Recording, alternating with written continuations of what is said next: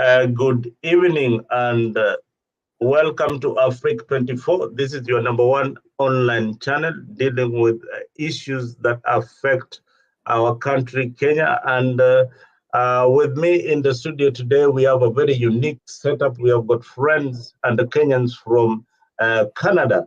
And they will introduce themselves and you'll get to know them for the first time on Africa channel. On the studio also, we have one of the panelists. He's a regular. He's called Jeff Mburu. And of course, our lawyer, who is a member of Africa and has been very, very supportive, Missy LM. Missy LM is in Canada. He will be joining with his friends who we want to know. And we thank you, Missy, for bringing this wonderful Kenyan family into the studio. So wherever you are watching us, welcome to Africa 24. This is your number one online channel that dwells with the issues of Kenya, things that affect us directly and things that we find very, very important to discuss.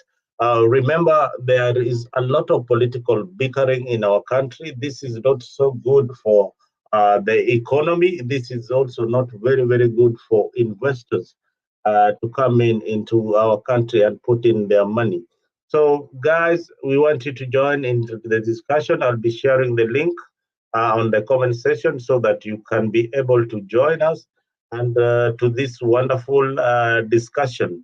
I have the link copied. If you're watching us from Tembei, please just click on the link and join us in the studio. I've already shared the link on our comment section. Please join kila mtu, ingieni kwa studio ili tuweze kuongea ama tuangazie mambo ya nchi yetu ya Kenya. So first things first, let me introduce the guest on the left. For those who don't know, the guy on the left, can you come on the screen and tell us who you are and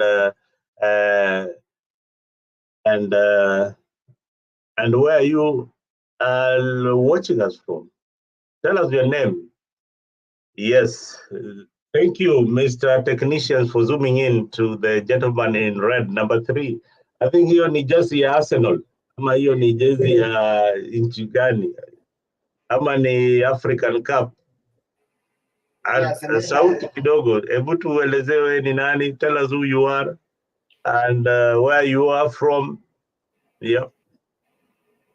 Yeah, thank you for the show. My name's EO from Kenya. Sorry? Just go on. Yeah, I'm currently in Canada. Thanks for joining us on this Africa 24. Well, thank you very much. And the other gentleman? Hello, my name is Engineer. Currently I reside in Australia. Just came to visit my friend here, Lise. And I'm so honored to be in the show. Karibu sana. And we have Miss LM. Good evening, viewers, and good morning from wherever you're watching us. It's always a pleasure to be here to have a meaningful debate to see how we can better the development of our country. Karibu sana to Africa 24. On my right, we have one gentleman, well-known and familiar face on Africa. And if you're watching him for the first time, maybe you can introduce yourself. Mr. Mburu. Mburu, your mic is off.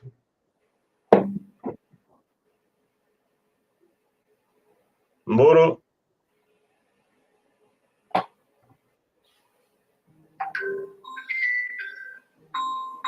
Mburu.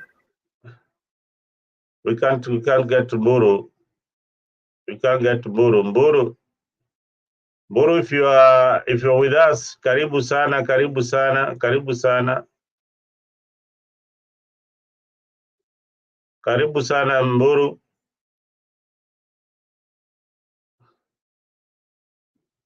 Mburu inakaa ako kazi, maybe atatujoin baadaye. But I see he has joined with another link. I don't know. Mburu, you have got 2 links on this channel. Oh, thank you. Mburu, you need to remove this from stage, and then I had this. Okay, Mburu, maybe you can introduce yourself. People want to know who you are. Mr. Mburu, once you're ready, please introduce yourself. Mburu inaonekana either atusikii ama ako mahali kuna kelele. So viewers, we are going to dive into the issue. Mise, karibu sana kwa Afrika. We are going to talk about this tragedy that happened in Kenya a few days ago. And I have some pictures here that I want us to share and see.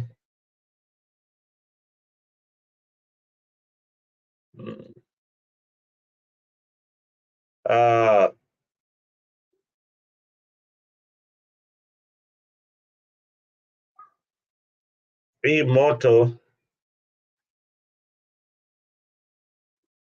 ya Embakasi. Guys, what do you think about this negligence, Mr. Mise, from your perspective of the number of people who have died so far? I think there are about 3 or 4 people are feared dead, not even feared dead, are dead. 22 people, 222 injured by the fire, 21 in Kenyatta Hospital, 160 at Mama Lucy referral, which is in a pathetic state, as I get it from many Kenyans out there. 19 in Bagathi, 14 in Komarok Modern Hospital, and 8 in Nairobi West Hospital. This is a statement from the government spokesperson, Honorable Isaac Mwaura. What do you make about this situation, Mise?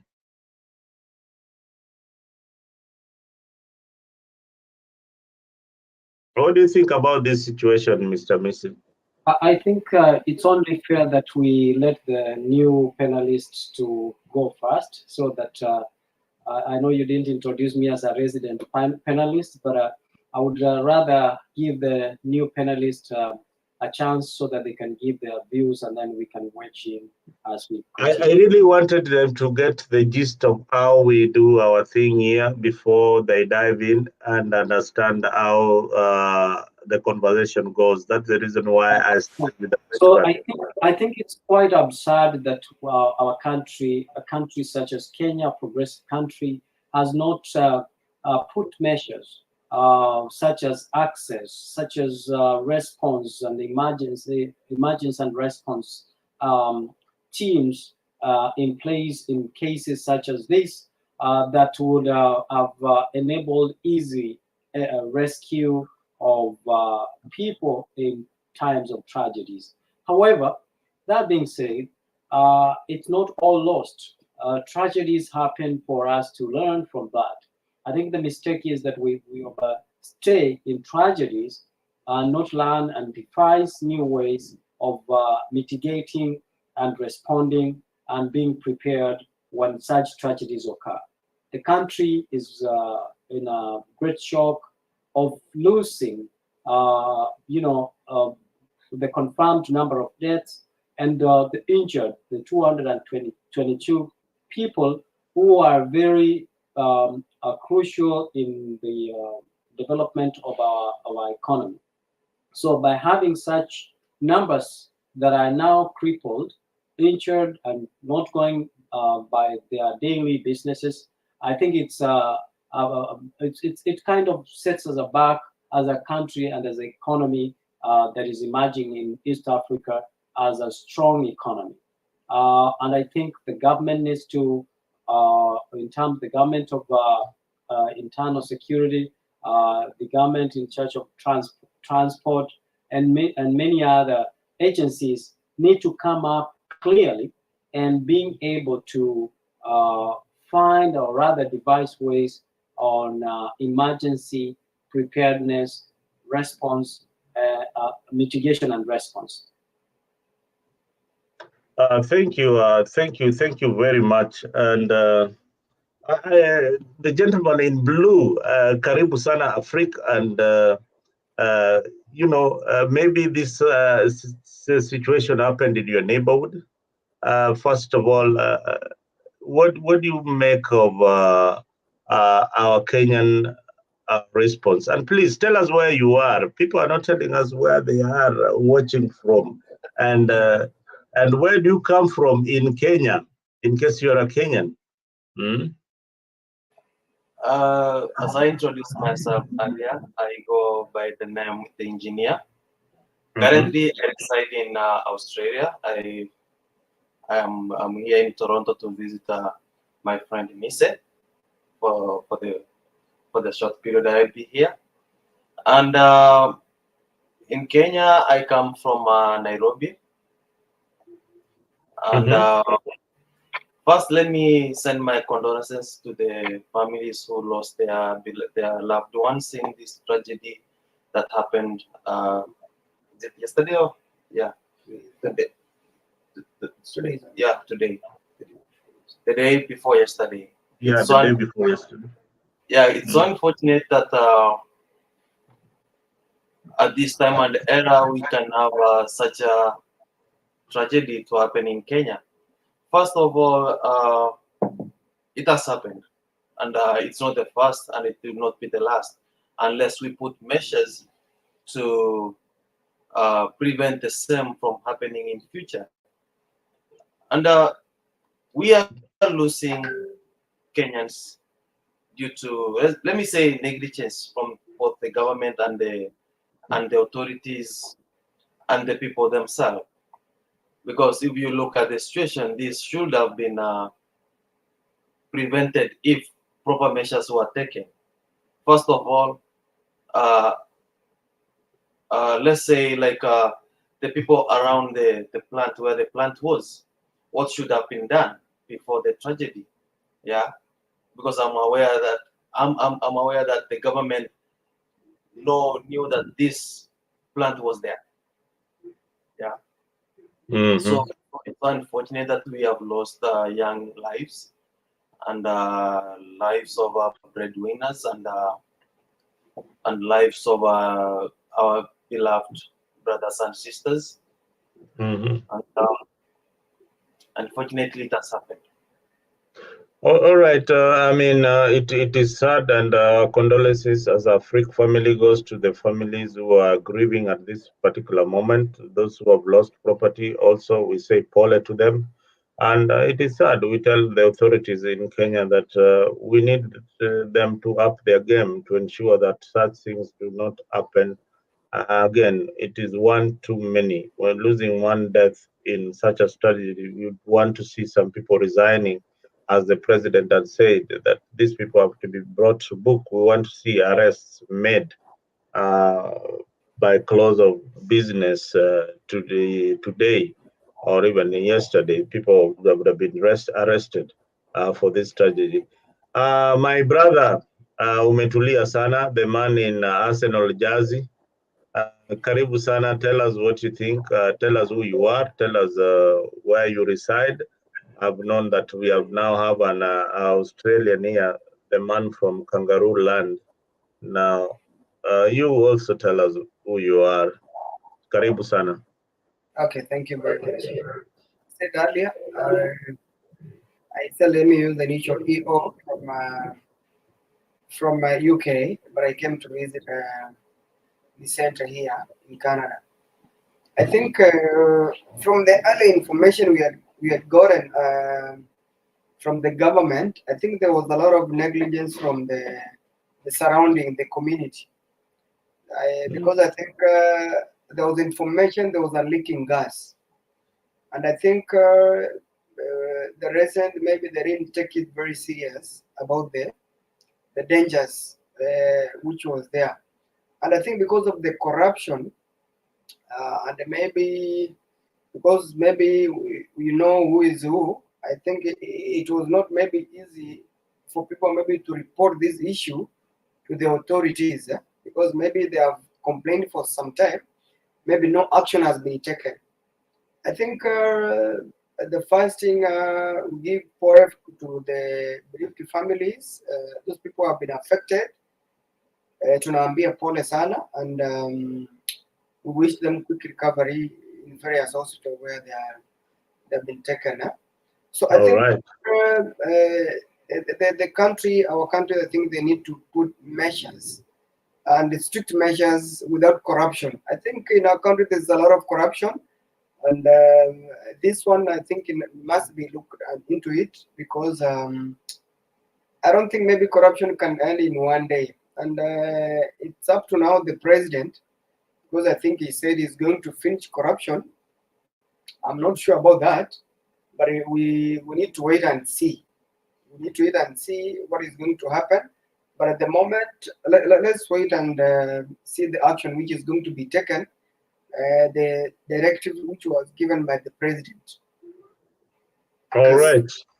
All right. You mentioned something that is very, very interesting, that you don't see how President William Ruto is going to end corruption. Maybe we can start from there and ask you, why do you feel that Ruto is not the right person to end corruption in Kenya? Even before I ask Mburu to comment on the fire strategy, what tragedy? Well, why do you think that Ruto is not the man, the right man for the job? I think the strategy is using. For now, I don't think. Okay, he might succeed, but not now. But I think it came too fast. Maybe to impose some taxes on Kenyans. Is Ruto running too fast for Kenyans? Yes, yes. Too fast. Is running? You are used to, yeah. Is running too fast for you? Yeah, that is not for me. For many Kenyans. Yes. You being one of the Kenyans. Yes. I think one thing I know, he could have put something on the pockets of Kenyans before maybe he start fighting corruption. Even the people surrounding him, even the advisors, actually need to start with his advisors. You need to choose the new advisors. I think from the previous regime, I think you can compare Uhuru Kenyatta and William Ruto. I think Kenyatta, he had 10 concretes on how to govern the country. But I think this one, I think Ruto, he has a lot of cartels in the government. I think if you're my friend, then I think I can reward you. You can work. I don't care. Maybe you deliver, you don't deliver. So okay. I think that is a serious allegation. It's not an allegation. It's true. No. Me say you will have your turn to speak. Yeah, You will have your turn. Because just look at maybe even the cabinet. They're incompetent, honestly. Look at the cabinet of Uhuru Kenyatta and William Ruto. You know, most people, even they're there, they don't know what they're doing. Even William Ruto himself, he even spoke on television. He said there's some people in the ministry, they don't know what's going there. Him himself, he knows what's going there because he has cartels who gives him information. But I think for our president, he need to take everything slow. Then it's the first year, he's too fast on Kenyans. And that is why even the Kenyans, they're frustrated a lot. I think he need to take some time. Then he need to calm down. He swallow his pride. Then he need to look for Uhuru Kenyatta. Then he can advise him on how to govern the country. Yes. You see, it's very difficult to keep quiet and listen to people from the Azimio lying and making an assumption that President William Ruto is a novice. First of all, let us demystify the fact that President William Ruto has been in the government for every government that has been there since Moi. So he's not a novice when it comes to matters of governance and how the governments are run. He has been a minister during the Moi's time. But he's coming out as a dictator. The Kibaki's time and Muigai's time. So first of all, let us demystify the fact that Ruto is inexperienced. Number two, the fact that Guru's mic is very disturbing. Yeah, so we need to help our Azimio brothers to understand the fact that they lost the last general election does not necessitate animosity. Our country comes first, be above and beyond everything. This country, when both of us go to the ballot box, we go to the ballot box to make a decision that will steer forward our country because we are patriots and because we love our country so much. The fact that my candidate did not win does not mean or does not necessitate the devising of strategies of sabotaging the current government. My Azimio friend here has mentioned that President Ruto has cartels. Those are just mere assumptions that cannot be substantiated. President Ruto is the president of the Republic of Kenya and gets and receives intelligence reports every day. So he's on point to say that he knows what happens in every ministry because he receives every day is brief of intelligence reports. Every president in the world is entitled to that privilege of receiving reports and what is happening in the country. So my friend here is misleading us. Does cabinet secretary receive those? My friend, they don't know what is happening in the ministry. Only president knows what is happening. You know, you have to protect me because I'm sandwiched by Azimio people here, and they really get itchy when you're touching them. And so what I was saying is that first of all, he misled us.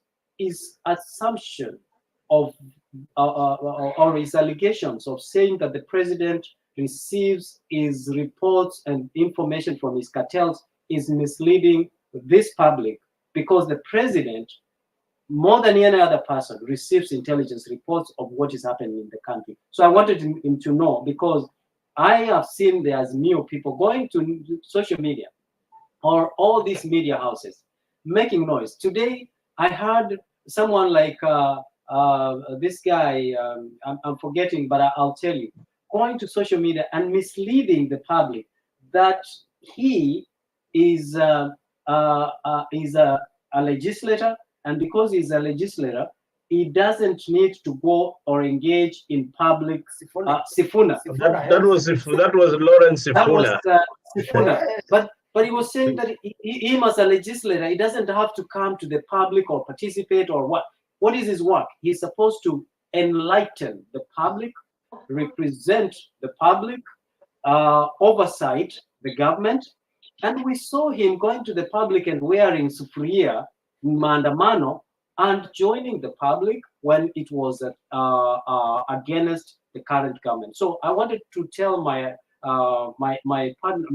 friends here that the truth is the tragedy has happened.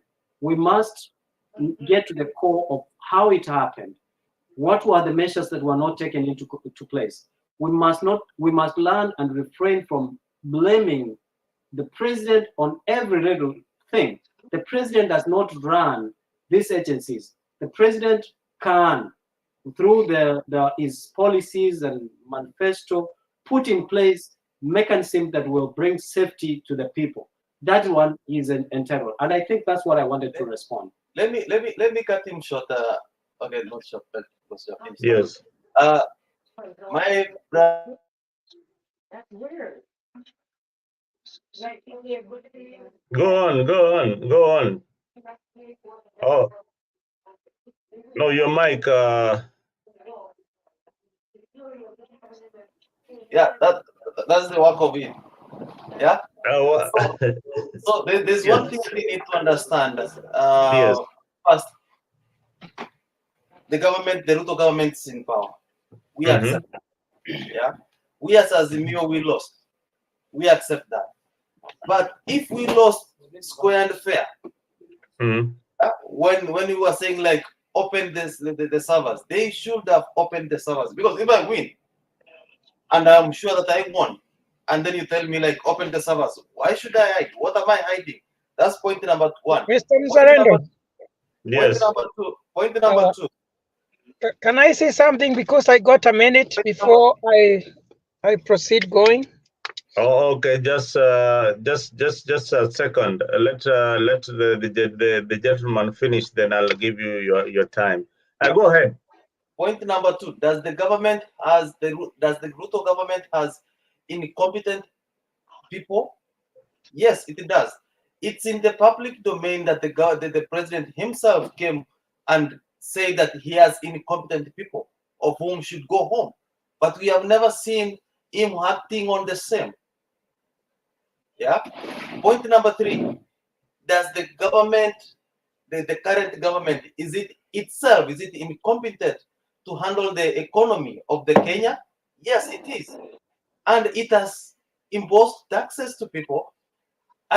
In economy, we say you expose people to taxes up to a point of no return. Like you are increasing the taxes, but there is no return. You are getting nothing. That's the current situation in Kenya. Yeah. Point number three. Point number three is: do we have authorities that are not working? Yes, we do. What has the government done? What has the legislature done? What has the judiciary done to address this? Nothing. We come to the people, we talk, we do nothing, we go back, continue life. The same tragedy happens, we go to the top roof, talk to people, this is what has happened, complain, we will arrest, we do this and this, that. There's nothing that will happen. It is the same cycle. All right, hold your thought. Let me bring in Mburu, who is on the road, to say something very, very fast before I bring Alex. Alex, who was telling Mise to stop the winning and losing talk. Let us get to yeah.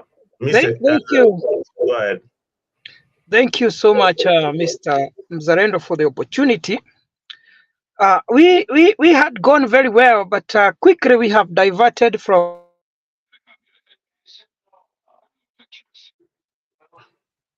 Buru, you are not audible. You're not audible. There's something wrong. You are the one muting my mic. I am not. Am I audible now? Yeah. So I was saying we had started very well with a very important topic about the fire. I wish we can exhaust that topic about the fire before now we enter into politics. Yeah, you can talk something about it. I mean, I have the clip out there. You can say something about it right now, because exactly, because that's what I wanted to touch about. First of all, I would like to say, when a tragedy or when an accident happens, sometimes as a nation, we lose an opportunity to ask ourselves questions. And the questions that we are supposed to be asking ourselves are, for example, what were we supposed to do that we did not do? How prepared were we supposed to be that we were not prepared? And what have we learned from the tragedy that has happened? Most of the time, we make popularist statements. We make defensive statements to show I am not the one, it is the other person. As the president, I should not be blamed. As the governor, I am not the one liable, it is the other person. And at the end of the day, we end up sacrificing the junior people instead of focusing on what should we do in order to prevent these things in the future. And that has been the drama from the time immemorial, from the time of Kenyatta until now. If you can take statistics and you see how many people we have lost through fire in Kenya, there are so many people. And I want to say that most people don't think about fire, and they don't see fire as a serious threat to their lives. That is why we don't even care when we are designing our houses. We don't care even when we are setting our businesses.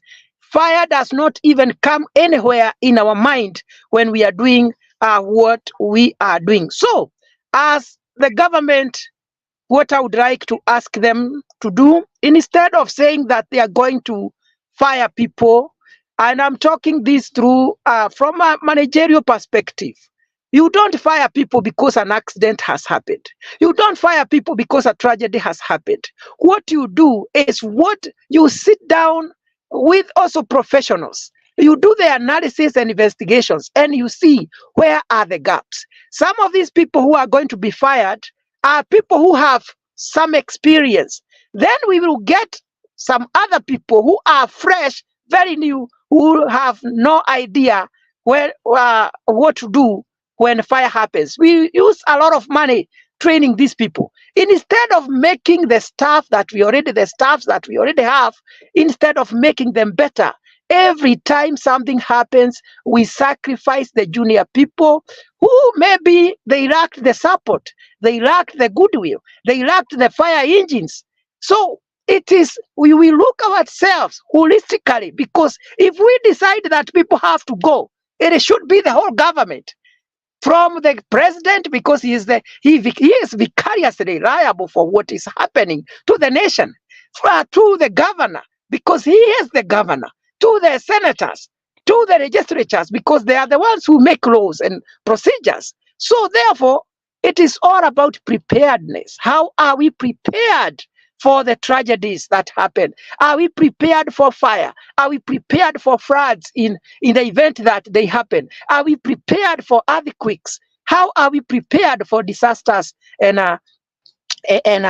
tragedies? We are, in most cases, we are caught unaware, which is very unfortunate. If we say we have a former government, and this one, I'm not just blaming this new government, I am blaming the government of the Republic of Kenya. That sometimes we have engines which are operating, but if we don't have path, we don't have, people have set businesses and these Juakali sectors where the fire engines are supposed to pass when they are going to fight fire. How do you expect them to go and fight fire when the roads are blocked by people? So it is all the people. We should always have that in mind. What should happen in the event that fire happens? When we are blocking those roads, when we are putting our mutumba and our small businesses on the roads, what will happen if fire happens? Because fire is a serious tragedy. Fire is a serious threat to people's lives. And sometimes I see those poverty forces people to do some things. Sometimes I see ourselves as people who don't care, people who are ignorant, that today, even after we had lost so many people through the tanker which had petroleum, even today, if a tanker have an accident, you see people going to fetch fuel there. Yet they can't even care to remember the past, the things we have gone through, the people we have lost. So it is out of greed, it is out of maybe the poverty that we are in, and also ignorance. And I want to tell the government, it is good that we also try to inform people, even at the school and primary level, about the seriousness of the fire threat, and let people be trained on firefighting skills, so that we may have many people knowing what and how they should react in case fire happens. So public awareness is very, very, very, very important. The designing of our infrastructures. Like now, I don't know whether in Kenya we have fire lines. I have never seen. Maybe we have, but here in America, These people are so much prepared for how to fight fire in case it happens. We have fire lines where you are not even supposed to park your car. We have those pipes with water that when the fire engines come, they just come with equipment and just fix and they open water. I mean, I know we are economically not at the same level, but we should be seen to be doing something because fire is a serious, very serious threat. So I want to discourage the president and anybody who says, oh, every time something happens, we should fire people, we should see head roll. No, it is the time for us to learn and to put down strategies and measures to ensure that tomorrow we don't have a repeat of the same. That is what I think. And yeah, that will be very, very, very important. On the same context, let us not always be politicizing everything that happens. Those in opposition, they have seen now the opportunity of saying, hey, the government has done this, has not done this. And some of them, they are already in political positions. What have they done? Even if they are not right now, yesterday they were. So if you had an opportunity to do it, to put measures, to help, to put strategies, and you did not do, then you do not have the moral authority to lecture the government when such kind of things happen. So we are all, if it is recklessness, we are all reckless. If it is ignorance, as the people of Kenya, we have to accept we have refused to do the right things as a country holistically without pointing fingers to anybody. Thank you so much. And sorry for talking like a preacher. You are a preacher, so we know you are a preacher and you can talk much. Now, let me allow one of our regular panelists, a very renowned and a very critic of Ruto's administration, and he criticizes positively sometimes, but is an Azimio supporter. Let me invite Honorable Alex to say something on this strategy that happened in our country. Alex, karibu sana. Thank you, Mzalendo. Thank you, Mburu. I don't even know if Misa is there, but also we have another friend of ours there. Thank you. And we have a couple of viewers and some in the comment section. Thank you for coming to the show, even though we started late. There was a technical hitch, so we appreciate that you have this station. On the issue of Embakasi, I will start by saying the owner of the LPG filling, I don't know how I can call it, filling gas plant. The owner was not approved to do the filling of the gas. He applied for a license to transport the gas cylinders, and therefore the license that he has is for gas cylinders. Now, secondly, a couple of years ago, he was found filling the gas cylinders.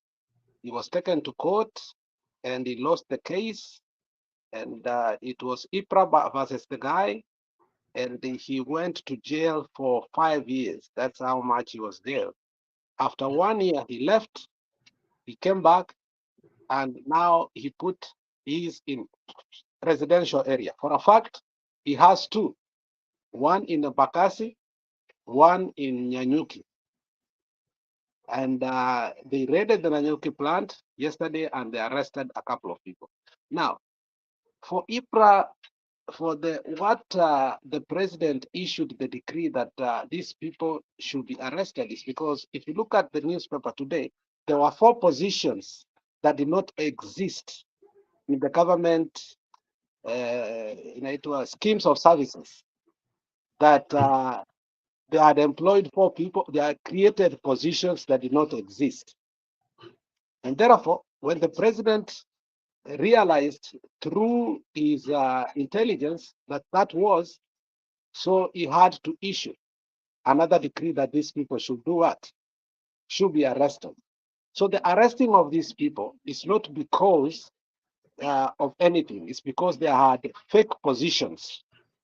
And they are the ones actually who gave licenses through proxies so that these people are able to get all over the country. We have such kind of plans. And these people to be arrested is to do a thorough investigation to tell the government which other places have they given licenses so that we can prevent such kind of things. Mburu, you should know that. I think you didn't read yourself very well when you came, and that's why you are in disagreement with me. What the president said is that these people must be caught because they were giving fake licenses, and therefore this kind of filling stations are all over in residential areas, and they wanted to know which areas they are to save our people before those tragedies happened.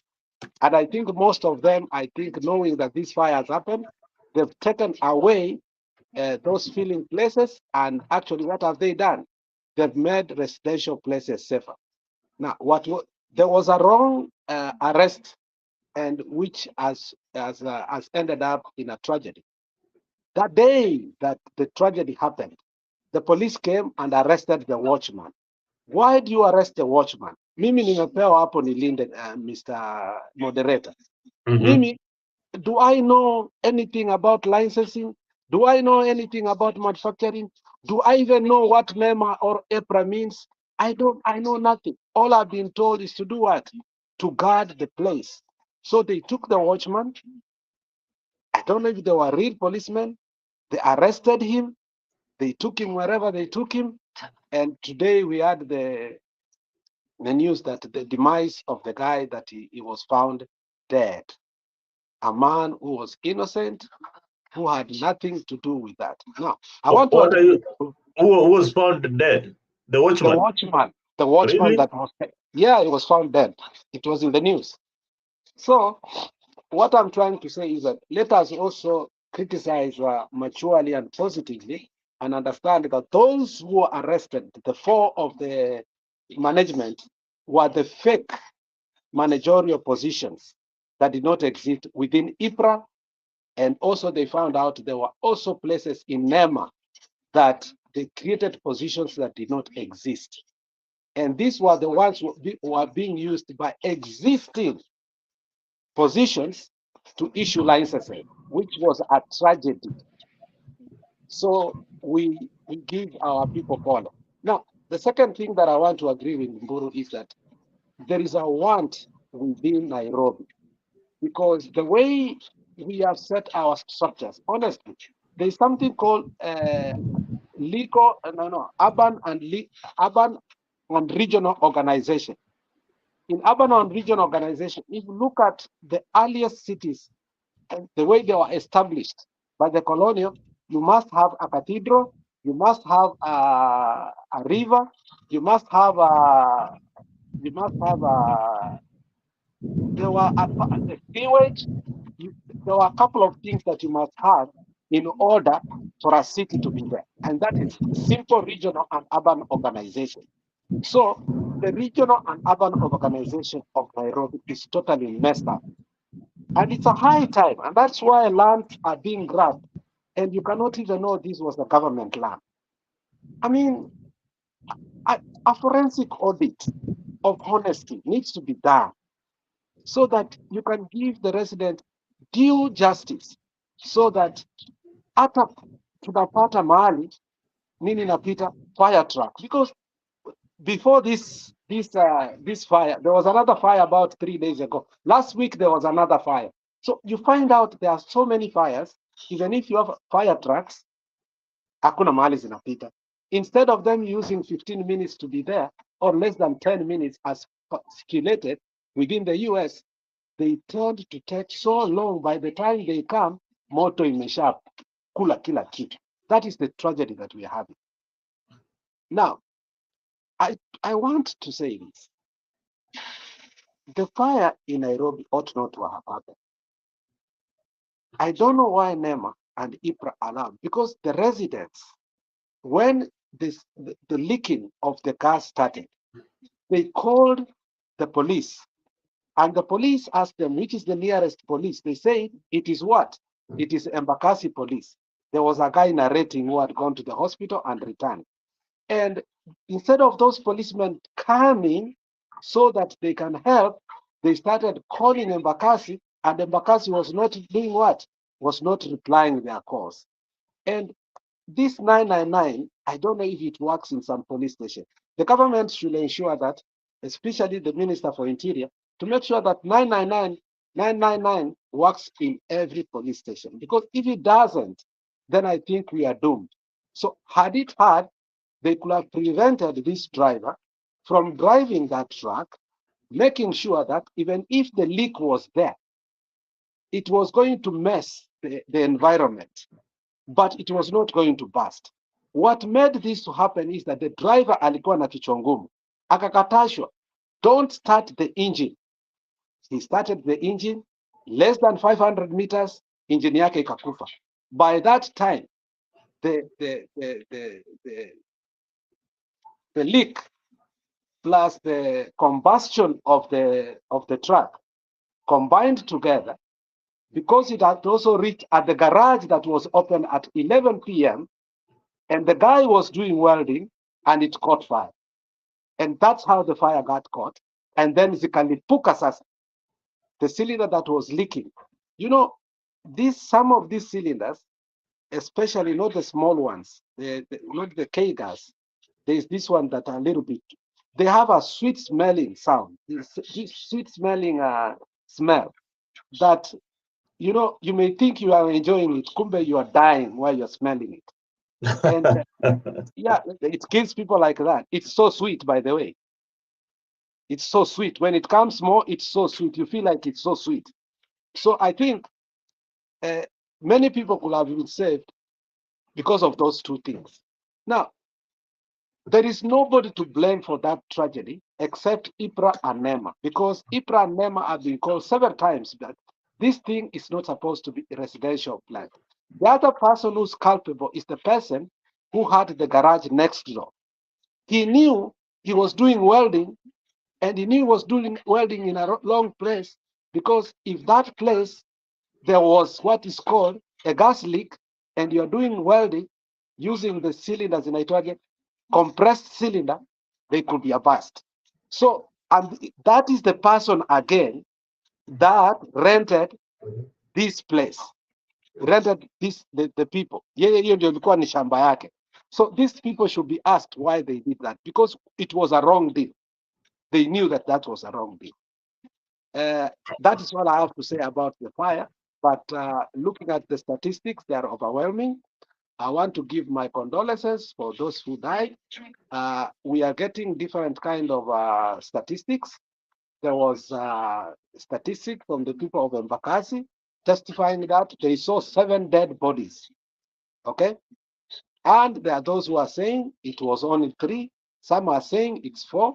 And that is where that we also need to come right with statistics. Let's not lie with statistics, how many people have died, because it is not right. If 10 people have died, let's say 10 people have died. But in terms of the people who are injured, I think the statistics have been given here. That was the government spokesman who had written here. If we find that is not right, he's culpable, and we know where we can get him. But I think that those are the correct statistics. Heko kwa mbunge wa Embakasi, Bobo Wino, he has gone to every hospital to see all these people. And at that sign that if our MPs are working, tunapewa ongera, that when your people are in a tragedy, you must go visit them all. So I'll leave it there so that if you want us to go to another topic, then I'll comment on that. Thank you. All right, thank you, Alex, for that comprehensive analysis of the situation in Kenya. Maybe just to add on what you have said, and this is something that people have not mentioned, and it is out there, and it is could be a solution or a remedy to the fire tragedy in our country. We have the private sector.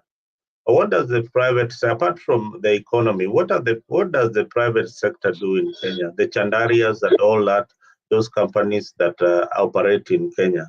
Some of these organizations, they need to partner with the county government to donate even fire trucks to mitigate certain situations. So we don't really have to rely on the government fully, but the private sector needs to step in, and we see what needs to be done. I'm yet to see an MP in a particular area donating a fire truck in his constituency, because they also get CDF. That money can be put into use by buying a fire truck that can help the residents of your constituency. So these are issues that we need to tell them out there, that they can, apart from just using the money for CDF and building schools, we need not to lose lives because the government has got no enough resources. They can chip in with that CDF and buy a fire truck that will help the people and the residents on those densely populated areas. And again, that comes to the issue of housing. We don't need so many slums in Kenya. We need roads, we need areas that are accessible, people to live in areas that can be accessed by these fire trucks. So that is what the government is also doing, which is not appreciated by the other quarter. And at this juncture, let me give my friend from Australia an opportunity to say something. If you have any other burning issue before we now dive into politics, because let me revisit what Mburu said regarding on the blames. Yeah, a tragedy cannot happen and then people just keep quiet and continue their lives like nothing happened. So when we say that the government failed, and that should be acknowledged, like the government failed. Point number two is how has the government failed? The government has failed by not putting policies that each and every employer should train, should have trained employees who should, in case of an emergency, know how to handle the emergency. If there was a leaking gas, what did the employees do? Is that the work of the government, or it's the work of the company? That's the work of the government, to come up with policies to enforce that each and every employer should train. For example, my brother, the moderator, you are working in the US. Before you start working, you should be taken through a training on how to handle materials, on how to handle in case of an emergency, what should you do? Another thing, us as the people, we also fail because we are like, that's not my company. Why should I report? Our people have that mentality. It doesn't concern me, so it doesn't touch me. But they forget that in such a tragedy, when there's an explosion, it doesn't matter where you are. It will affect you. It will affect your family. It will affect your friend. Yeah, that's another thing that we need to take the responsibilities as Kenyans and start acting. That anything that's around you will touch you in either way. Another thing, the authorities, as my brother said, when you come and you arrest the watchman, what does the watchman has to do with the running of the operations? Nothing. Yeah, people should be, for me, people should be fired instantly, because if you start to go the root cause, who gave out the licenses? Why are they not in jail? Why are they still working? Let us take the responsibilities. Let us take the responsibilities. If you give out a fake license for this farm to operate, you should be jailed. That's all I can say. Well, yeah, thank you. I see my brother up there, he wants to also say something. Karibu sana. Sema. I can add on top of, I can revisit back of what Muru said. I think on this case, there's some big fishes in all this scandal. I think most people, I think the way the president said they should be sacked, I think it's not the best option because there's some big fish. Maybe this big fish, these are the small fish who has been sacrificed. Because if the big fish said you sign for this, you issue this, you issue this register to this person, then they sign. But the big fish, the root cause, I think the process should be followed. Who signed? Who signed for this? Who authorized maybe their bosses to sign? Then I think everything also we should not blame the government. Let's be honest on this. We should not be blaming all the government. Everything happens, even a disaster happens. Then the president comes in. He said, "Now anybody maybe who was involved, you should be sacked." Let's deal first with the big fish in this case. Then once we finish the big fish, then I think we will come on ourselves, even the employees who employed, even the surrounding, the information they give to the community.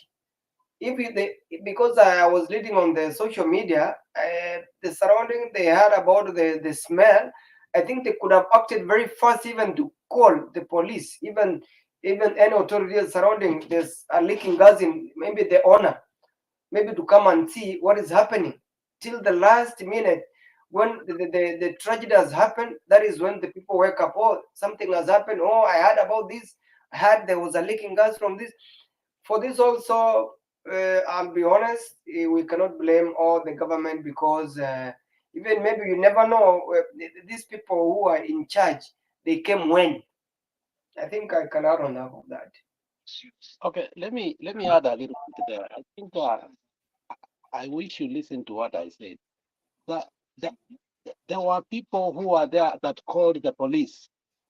You see, I think there should be an inquiry, a commission of inquiry, so that to see the chronology of how things happened. When the smell was heard, it was early afternoon, Oh. and the police were called. And the guy who was narrating, he said, the first time they called the police was about 7 p.m.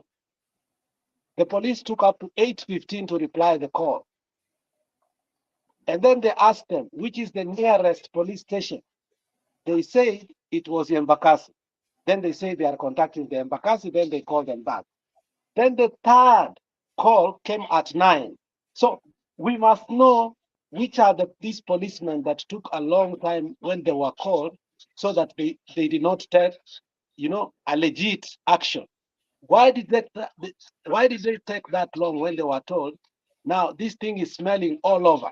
Okay, so for me, this is where I will start from. This guy was jailed before for 5 years, but he stayed only 1 year and came out. Now let's go back to jail, where he was jailed.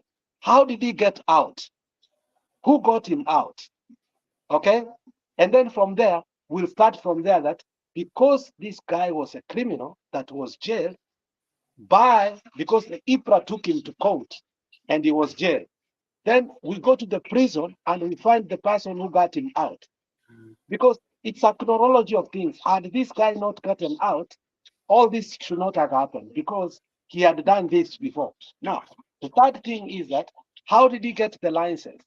Now, if he got the license, how did he get those cylinders in that land in an open near the road, and NEMA was not able to know? So now NEMA now should be called again. So it's a whole complex inquiry that simply nobody can do except the intelligence and the DCI, so that they can give us the right meaning. So then IPRA must be investigated, and NEMA, how many kinds of these stations are within residential areas?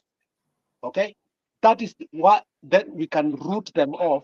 We prevent another fire before this happens. Because I heard somebody say that IPRA, NEMA has given, and IPRA about 5,000 small stations that are next to homes. These 1-2 pumps that are next to, which are also very, very dangerous. So we want also an inquiry that we make. we root out all these things so that we don't just look at the Embakasi, but be able to do what? To help now the whole nation. And that is why the four officers, by the way, they have been arrested. The moment the president issued a decree when he was in Kakamega, these people were arrested, by the way. So I thank Ruto for doing that. I'm not a Ruto supporter, but the prompt decision that he made, I think has helped many things. That's what I could tell you, that some decisions have been made and they have targeted these people, yet there are some that will have to be made the next day. I think we have really exhausted. Oh, you're my friend from Australia has got something to say. Yeah, one thing when we say like we blame the government doesn't mean like we blame the presidency. We blame the organs of the government. Yeah, and like the police, when they got the report, did they evacuate the people? They did not. Yeah, police is it is part of the government. So that's one thing that I wanted us to register in our minds. Like when we blame the government, we doesn't blame the presidency. We are blaming the organs of the government. I think your point is very, very, very, very, very strong, because most of the time, there are structures in government. When the police officers don't respond, who is to be blamed? The head of police. Those are the people who work under him. Heads must roll, not the presidency. So we need to always understand how these structures work. When there are criminals in the country, then we need to do a reshuffle either in that particular police station, or the head of police needs to go. So that's how things should work. But we have never understood that, when there is a fire tragedy like that, people are very, very fast to blame the president as if he was in charge of the fire. But there are people who have been given that opportunity to serve Kenyans on that capacity, but they have failed on their job. Anyway, now let me dive into matters politics. I'm so confused, and I want to hear what my friends from Australia will say about this and what you say. The fire sector has always failed. Isn't it time that we should privatize it? Because it has totally failed through the county government and it will never work. Isn't it time we should rethink to privatize it so that they are able to be accountable to Kenyans? Yeah, I agree with you. Like it's fire that we privatize it, because the county government. Fire in Kisi. Yeah. We had to go to Nyamira to get what? Yet the county government said in their books that we had fire trucks and fire stations. Yeah. We did And not. they are bought them with millions and millions, yet they are given as donations. The first time we had to borrow them from Migori. Mm-hmm. Now in the Nairobi, it has totally failed. Every county, including Mombasa, it has failed. But let us ask ourselves, why does it fail? Sabotaging. Because first, let's go by the facts. Let us assume that I'm the governor. I bring my brother, give him the truck, the fire truck, and he be the driver. Yeah. When this fire is not at the fire station, he's somewhere sleeping, or he has taken the fire truck to go see his girlfriend. Like it's because Kenyans, we are not serious. We don't see the magnitude of something until it happens. Until the day when we start electing people based on agendas, based on their merit, merit and record. Mm-hmm. That's when we'll make it. But until then, the rain will still beat us. I agree with you. I agree with you. I mean, privatization is a big thing we should look on. We can privatize it, But the question is, if we privatize it. Me as the governor, will I not come to you if you are the tender winner? Will I not come to you and tell you like, hey brother, Now you give my brother a job? It's a totally different entity. Yeah, I think privatization will do. I think we can It- try on it that will work. because for now, I you know, it's interesting. I'm seeing Azimio supporters saying now that they agree with privatization. no, but let us They are the No, I same mean, people when who it say comes to that. a country, when it comes to the country and deaths are there, no, some UDA members died, some ODM members died. All of us were burnt.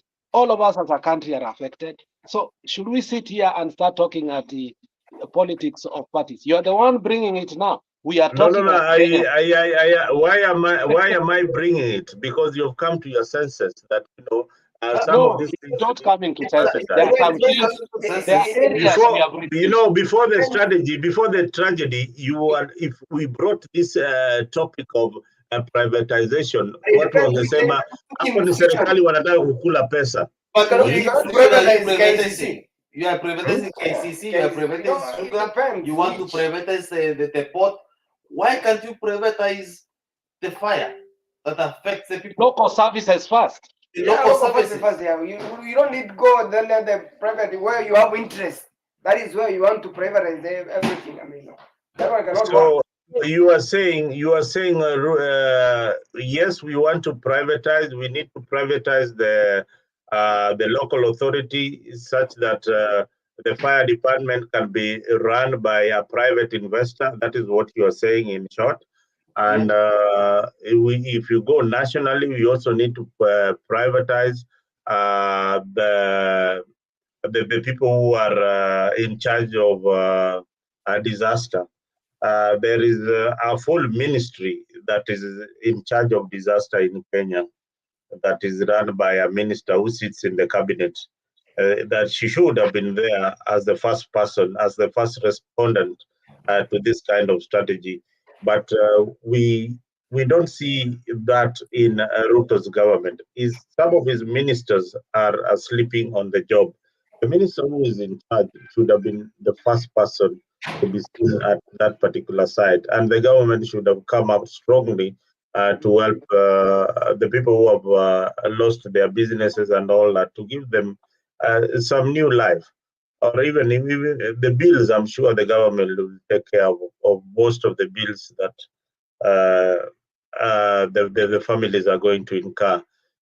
But now we are talking as Kenyans. Let us put politics aside and look at privatization of some of these services. What privatization brings? Privatization brings efficiency. Privatization brings service delivery. Because when Alex is running his business, he wants to do it in a proper way, in such that there will be competition, and that opens a whole market for investors to invest on that particular sector. So these are things that need not to be controlled by either the county government or the national government. It needs to be open out there for people to come out and invest. And I think there is no law in Kenya that says that, Alex, you should not buy a fire truck. Or my friend from Australia, you can just buy a fire truck and station it in your village in Nyamira, where Alex comes from. So you have that fire truck. When you station it there, it serves the purpose in saidia watu. But again, kukuwe na sheria such that when you help people, you send them a bill. Today, so many Kenyans don't know that ambulance ikikuja kuchukua ambulance ya serikali, kuna ada unalipa. Even the one for AA, if it comes to your doorstep, at the end of the day, you will pay for those services. Even the fire trucks here in the US or where, if they come to your doorstep, you will pay for those services. These services are paid for. They're not for free. They're not for free. Kenyans assume that things are for free. Things you have to pay through the taxes that we are fighting so hard to deny the government opportunity to collect. Otherwise, that is my opinion, and that is not the opinion of Afrique 24. It is my personal opinion that some of these issues we can tackle them ourselves, and we need not to wait for the government to come up with a solution. That is why we have the private sector. That is why we have business people. That is why we have NGO, non-governmental organization. What do they really do? It is high time we ask the right questions. What does these big NGOs do? What are these civil societies doing other than just politics? How are they involved in the community? They are getting a lot of funding, but they are not involved in the community. So these are some of the things that panelists need us to dive into and see that we have a good country at the end of the day, governed by the rule of law, where we all participate. As we can only give suggestions on this panel as a freak, and our able panelists like Alex can give suggestions on what they have seen happening in other countries. The man from Australia has given an experience. I believe before he came to Australia, he didn't see some of these things. You only see them by experience and how they work in countries that are abroad, countries abroad. So with that, I think we have exhausted the particular issue, although we can't really exhaust it, but we have given the suggestions what the government needs to do. Alex has given his point that this sector needs to be privatized. Let us not politicize the issue. My friend from Australia has also done the same, that we need people to come in and invest in this particular area. Now sasa ndio tunaingia kwa ile mambo moto, ile mambo watu wana Azimio, Raila Odinga na chama chake cha Azimio, kati ya William Ruto na wafuasi wake wa Kenya Kwanza. So the topic today is Raila, Rutos Nightmare, the battle within the halls of justice. That is the issue that we will be talking about today. Why Raila has taken the fight in the corridors of justice, or why the people of Kenya have decided to take William Ruto to court. I want Alex to give us an opinion on what he thinks about his party's move to stop each and every government activity that is intended to benefit the people of Kenya. Alex. See, the finance bill was very controversial. And it was so controversial to a point whereby Ruto was wise enough. I don't know if it was wise or cunning. It can depend which affiliation you have. For the Kenya Kwanza, they will say he was wise. For us, you can say he was cunning and baffling. Because when he sent the 6 memorandums to Parliament, he became cunning that the government, the national government, CDF, was inserted into those 6 memoranda. And he told the MPs that if you don't pass it as a package, you are not going to get the CDF. So it left the MPs in a quagmire. Why? Because if they refuse to vote for the finance bill, then they don't get the CDF.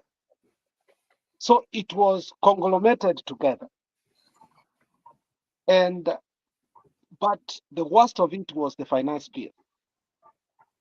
So for the sake of their CDF, because nowadays the member of parliament is supposed to be a legislator. As one of the bloggers I saw today saying, they have been given a role called CDF, which has really destroyed the role of legislation to a point that people like Sudi, people like Arama, I will tell you, tons of people who never talk in parliament, but they go back home, they use the CDF very well in roads, in bursaries, in so and so, but they can't speak anything in parliament because they cannot match some people like Kalume, some people like Otienda Molo, and I'll give you tons of people that Milia Diambo. So you find those people, they are pegged into CDF. CDF has destroyed the legislation of our people. Why? Because when that bill came, Osoro was caught saying in Mosocho, in Kisi, that he bribed the MPs to vote for that bill. Now, when we came to see now what the finance bill was all about, I mean, we were being overtaxed, including things we shouldn't be. Now, the housing levy was the worst one. Unapata mtu ako na nyumba, he's 55 years old, he's almost retiring, you want to take him housing levy from him. You find somebody bought a house during Kibaki's time, he has a home, he hasn't finished his mortgage, you want to do again, tax him again. You find somebody bought a mortgage during Uhuru's time, he has a house, he's still paying mortgage, you want again. And then the worst part of it, when the numbers came, I mean, it was no longer affordable housing, because when the numbers came, they came that you will pay a deposit of 350, and you will do what? You will buy the house at 3.5 million. Sasa hasla gani? Let's be said, Mama Mboga Mgani can do that. That's the question we are asking. So these were contagious issues that we saw that we cannot leave it as a silver platter to Ruto to enjoy. Again, we have had members of the Senate and members of Parliament within UDA who are saying that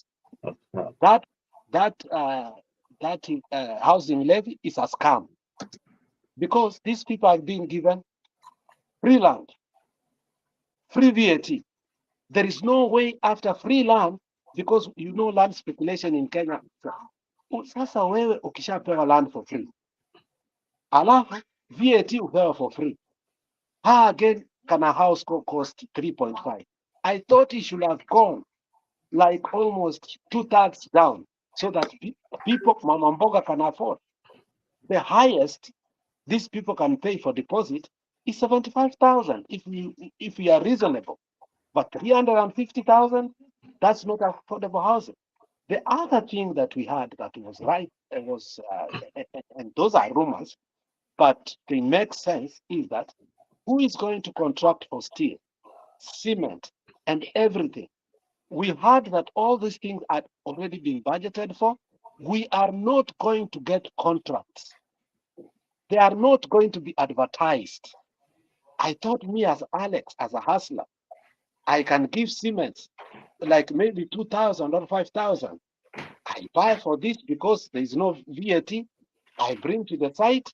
I make almost like 1 million or 2 million. But we found out that the contractors had already been contracted. So there was no bidding of contracts. So, I mean, then we started questioning this thing. So for us to go to court, it is the sequence and events it was taking that we started looking at it deeper. Then we realized that there is something fishy about this. Then we went to court in regard to the contracts. It has many faces on which we took it to the courts. And on that grounds, they were stopped temporarily.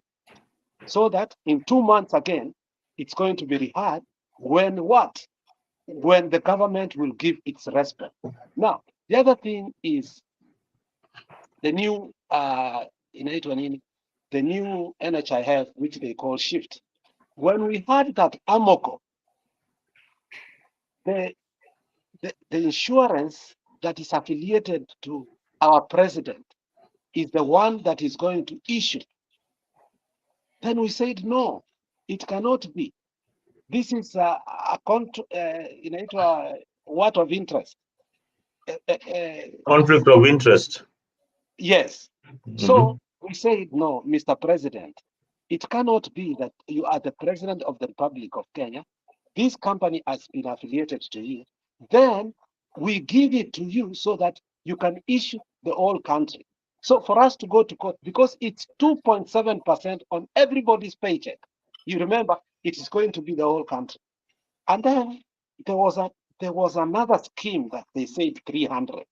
Then we questioned the 300 one because we said, honestly, how can 300 be able to pay your bed, your food, madawa, na daktari, na nurse? We found out that no, that one cannot be. 300 cannot pay for that, even if you want. The entire time you are in the, even if it's a pool, then we say that no, give us a comprehensive one that is honest. Because NHIF, as you remember, at one point was paying only for the bed. But when it was introduced by Kibaki as a reform, we thought it's going to cover pharmacy, it's going to cover the bed, it's going to cover the food, and it's going to cover what? The doctor and the nurses. Then we realized it was a scam too. So if we really wanted to reform the whole thing, it is not about just changing the names. No, we want an insurance whereby I'm paying for my grandmother. I know when I take her to the hospital, it is the copay alone I'm paying. Because honestly, our hospitals have become some of the biggest swindlers of money. You go there, they say they are not using this. And when they bill it to NHIF, there is a hospital, that's where I'm finishing. There is a hospital right here in Kibera. A small 35-bed ulisikia ilikuwa kwa gazeti. That ilikuwa inadai government 400, a 35-bed hospital ilikuwa inadai government 400 million for last year. And that's what it has been doing during what? The coalition government from 2000 and somewhere 9 there. So from Kibaki and Raila to William Samoei Ruto and Uhuru 10 years, now William Samoei Ruto 1 year, somebody has been swindling money. So that's why we are saying that if we have to reform our institution, we as the minority, when we complain, because in parliament we do not have an opportunity. Otienda Mole the other day said, when the finance bill was being debated, 3 were only given to debate it. The 4th one, after being given, it was voted for. That was something that was supposed to be debated comprehensively because it affects every constituency. So Wetangula has become a rogue speaker to a point that people are not debating in parliament. He just passes, like Baba said, 3 bills in a day, whereas the previous parliaments, you exhaust it for 3 days, 1 bill, so that every member of parliament representing constituents speaks their mind and then they vote. That is the measure. But today's legislature, the lower one, 4 bills are passed in a day. I mean, we are going rogue on that one. Everybody should be here. So we thought if you are not given an opportunity in parliament, then you are not listening to us. So we decided to go to court. Is that wrong, moderator? That was the only result, the only last resort. So I'll leave it there to my Australian brothers to dwell on, to dive on it, so I can hear their opinion about why we went to court in regard to all these things that you hear that the president is saying that we are manipulating, or the judges and the entire court is corrupt. First of all, let us understand what is the work of the courts. The work of the courts is just to define the constitution and come in as the middle body when there's a dispute. and solve the dispute unbiasedly. So let's go back to the 2022 general election Supreme Court battle. When the Supreme Court said like William Ruto won, the court were good. Now Azimio goes and say like, hey, here there are some distributed issues that we need to discuss in court and see the court opinion regarding that. And then the courts suspends these policies, and now the courts are bad. We cannot be double standard. Courts are independent. Let them be independent. Let us not attack them. So sometimes I like going by facts. The government said that let me do the mathematics. The government said that it's going to deduct 1.5%. Hey, what's up? Sorry about that. 1.5% of the salary. I don't know if I'm right or I'm wrong. I stand. The housing levy is 1.5. Yeah, that's 1.5. Let me get my calculator. So if you get 100,000 as your salary times 1.5, that's 1,500 over 100, yeah. Then you can over 100. That's like 1,500 a month. So this 1,500 times 12 months, that's 18,000. And then let's say you are newly employed at an age of let's say 18, and you're going to retire at 66.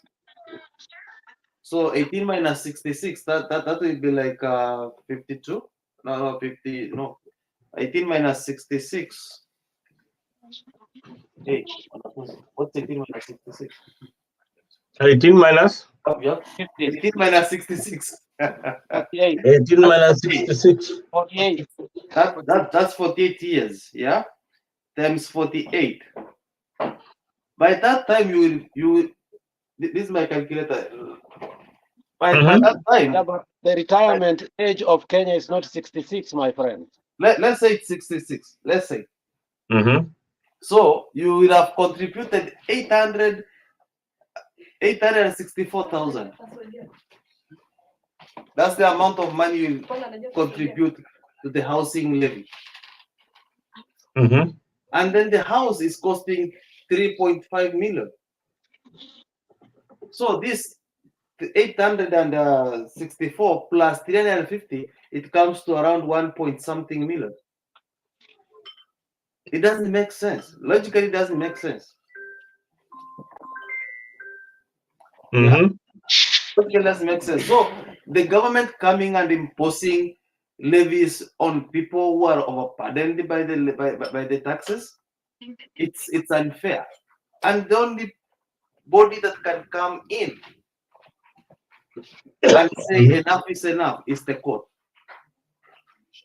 because the courts are biased. If you go to parliament, the current government seat, they took over the parliament. So there's no policies that they take to parliament and they lose. Even if as much as it makes sense, they will never lose. So going to court is the last resort.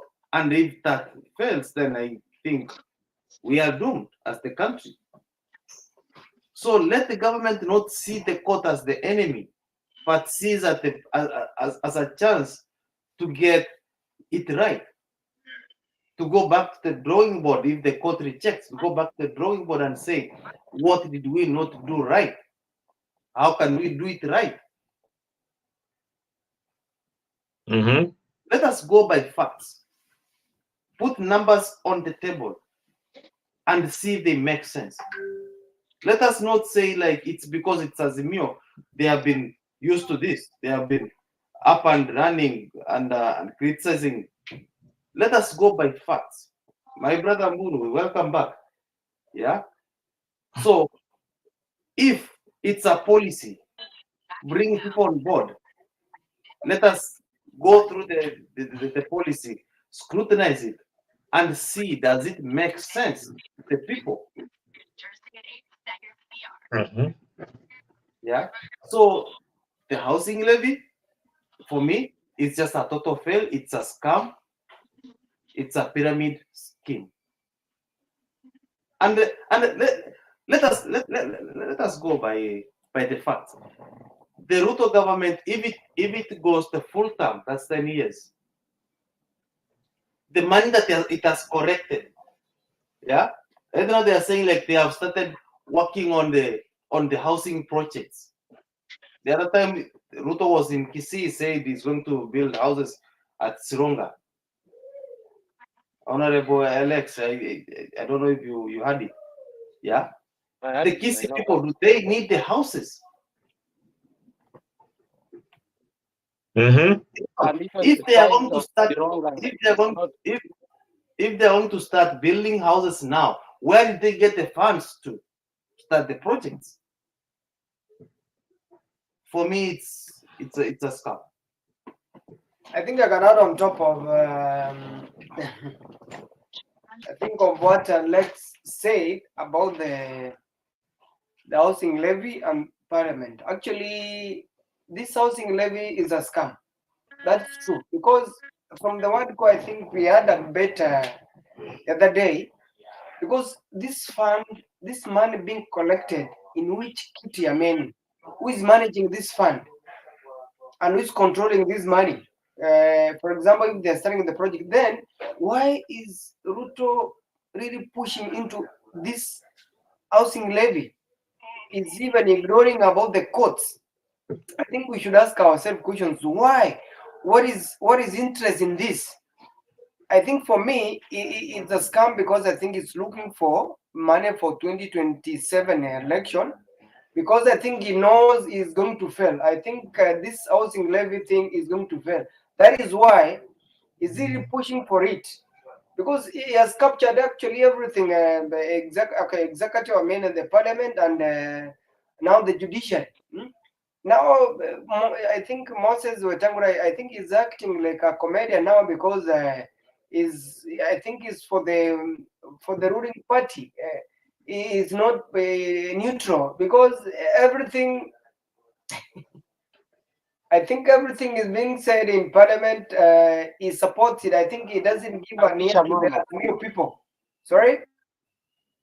Rudisha Mama. I think she doesn't want to be on. She's not ready.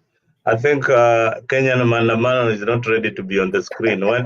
Just wave when you're ready, because we're adding her and then she's coming out. Oh, she was thrown out. When she comes, no, she's not ready. She's just saying, ready. Nice to see you, Mama. Your smile is, it makes us happy. Nice to see you, and that smile. Okay, nice to see go you. Ahead, go ahead. Go ahead. Mm-hmm. So then I was saying, like, we're wondering why is the president pushing things very fast? It's the first year, but it's things to be done in the first year. Oh, Mama, she wants to speak. No, just continue. Just continue. Don't worry. And I think we should. I think as a country we should be worried about the president and his agenda, what he really wants about things to be done on his way, the way he wants. And I think from the word go, I'd said it's even better. Maybe I think the president should look for the new advisors. I think we can advise him the correct way. I mean, how he's supposed to lead the country, because I think the next 2-3 years, I think we will not be having Kenya. We'll be having a different Kenya. Let these two go with this, and those two go with that. Mm-hmm. Thank you. Yeah. Mburu mute.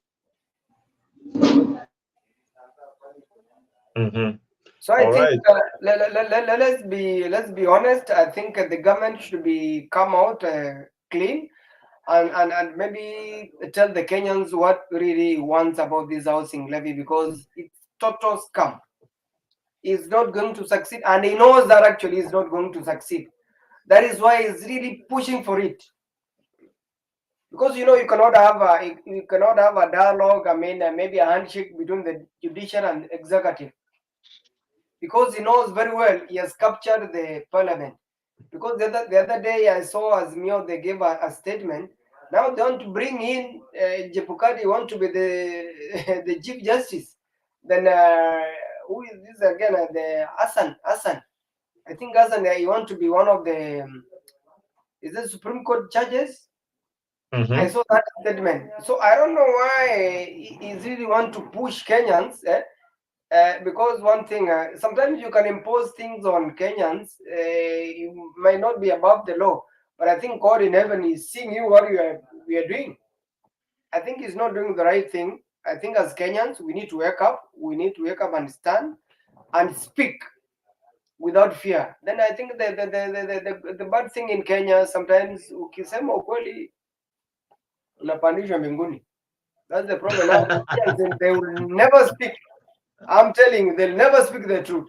The moment you say the truth, because, for example, I had I think, I don't know if it's Pamburi or I think this Safari, there's a cement company, I think they have closed down. I think the other one, I think it has moved to Tanzania. So all the investors, even that guy, the Muhindi, mwenye tishiwa utapandishwa mbinguni, he left. He closed all the companies. Do you know how many jobs were lost? As a president, unasimama unatishia Kenyans. It's not right. I think you need to lower his temper down, then akuwe sober. We know very well ya kunyongi pombe. I don't know now, maybe siku hizi ameanza kunywa pombe ndio so that maybe anaweza fikiria vizuri. But I think then we echo Uhuru Kenyatta, hata kama alikuwa na kunya kidogo, unajua alikuwa anaongea sense. Kunywa sana. I love this guy.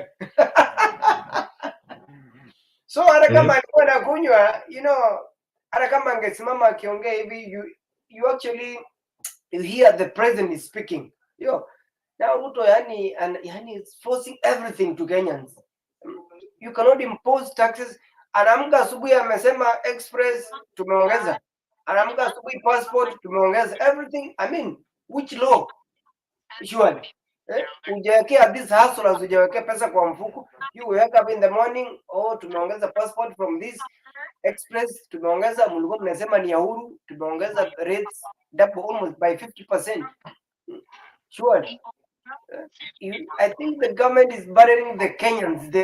The money, I think, for avoidance of doubt, and mark my words, Ruto is going to be one-term president. Mark my words. One. Everybody is going to gang up. Forget about even the Kikuyus. They have realized now everyone is begging. I mean, now they're going back to Uhuru.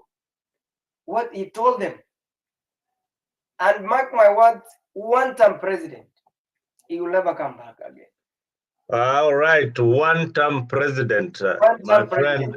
One-term president. My friend from Canada is saying that Ruto is a one-term president and is never going to come back. I think Alex is really echoing that. And Kenya Maandamano Kamili, this lady has been with us in politics for so many years. Loves our country, loves the people. I remember the days you'd go to all the 42 tribes and give herself a name of the 42 tribes. Unfortunately, Kenya is so tribal that the tribal giant in our lives surpasses your ambition.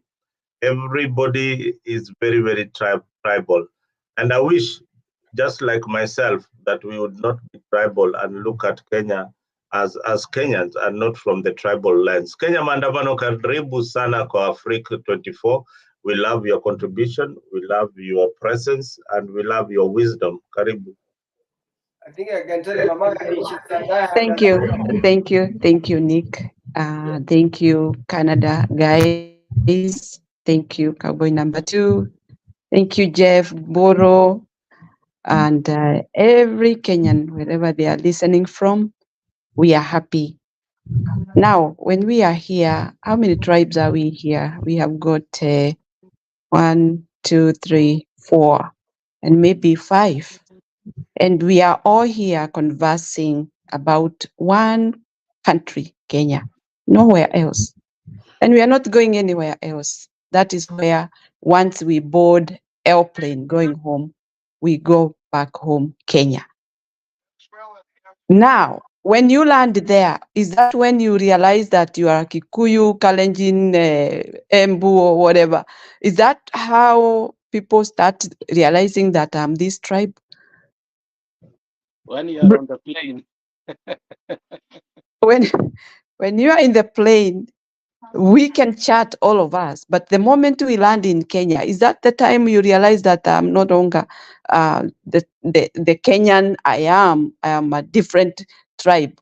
But why are you then landing in Kenya, where there are those many tribes? I love my country seriously in my heart. I love my Kenyan people because me, where I have lived all my life, I have lived in several corners of the country, and I have lived with different tribes. And it has been a pleasure to me to have those people close to me, and even exchanging idea and laughing at each other. The way you do things, I laugh. The way I do things, they laugh. So we keep that, flourishing, going on with our lives, feeling very strong and healthy because we are all connected of our own motherland, Kenya. But when we disperse, we go to our village, whereby we practice our own culture and whatever. But it does not make me different from the other human being. We are all attached to one another as Kenyans. That's where I don't understand. How can somebody, a leader, who calls him a leader, separate all these other tribes, not even feeling ashamed of what he is doing in front of people, trying to make them feel like these are more precious than the others? Kenyans are the ones now to shame that person, that leader who want to segregate tribes, separate people, make people realize that I'm not that tribe, I'm this tribe. It doesn't make any sense. Simply because tomorrow you'll be selling ugali, and if it is, let's say a Luo is selling samaki, and I'm a Kikuyu, I want samaki. Where will I go buy samaki? Hakuna Mkikuyu anauza samaki, ni Mjaluo. So if I want samaki, I go to Mjaluo. Does that make sense that I segregate myself from such people who are selling nutritious things to me, and then say that I'm Kikuyu, I'm not going to buy from them, then stay without eating fish? Those are minute things which have been created by these politicians. And if we Kenyans, we can hold ourselves hand in hand and say, no, I'm a Kenyan in name, in birth, in everything, I'm a Kenyan. And those other illiterate thinking, forget it. Let's have one union, Kenyan.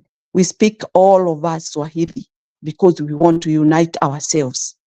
And remember, Uhuru made something very crucial before he ended his term. And it was coming to an end.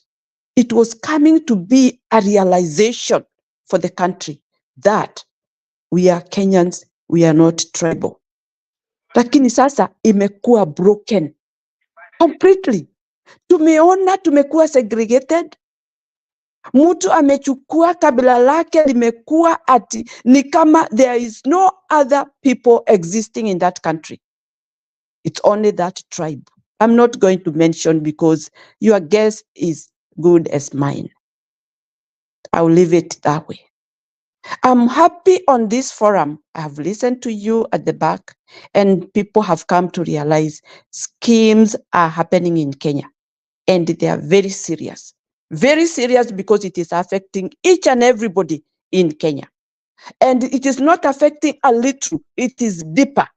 It's finishing them, making them weak all the time. Every day we are becoming weak. Where are we going? Where are we heading?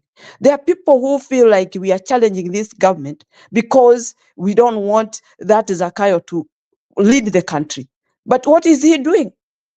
It's all miseries every day. Miseries every day. And I wonder, when does he work for us, for Kenya? When does he work? He never in the office. He is never around a table whereby he can talk something that can make sense to Kenyans. Only pushing things that are not working and senseless. What is a house compared to a child not going to school? There are children who are going to lose school for years.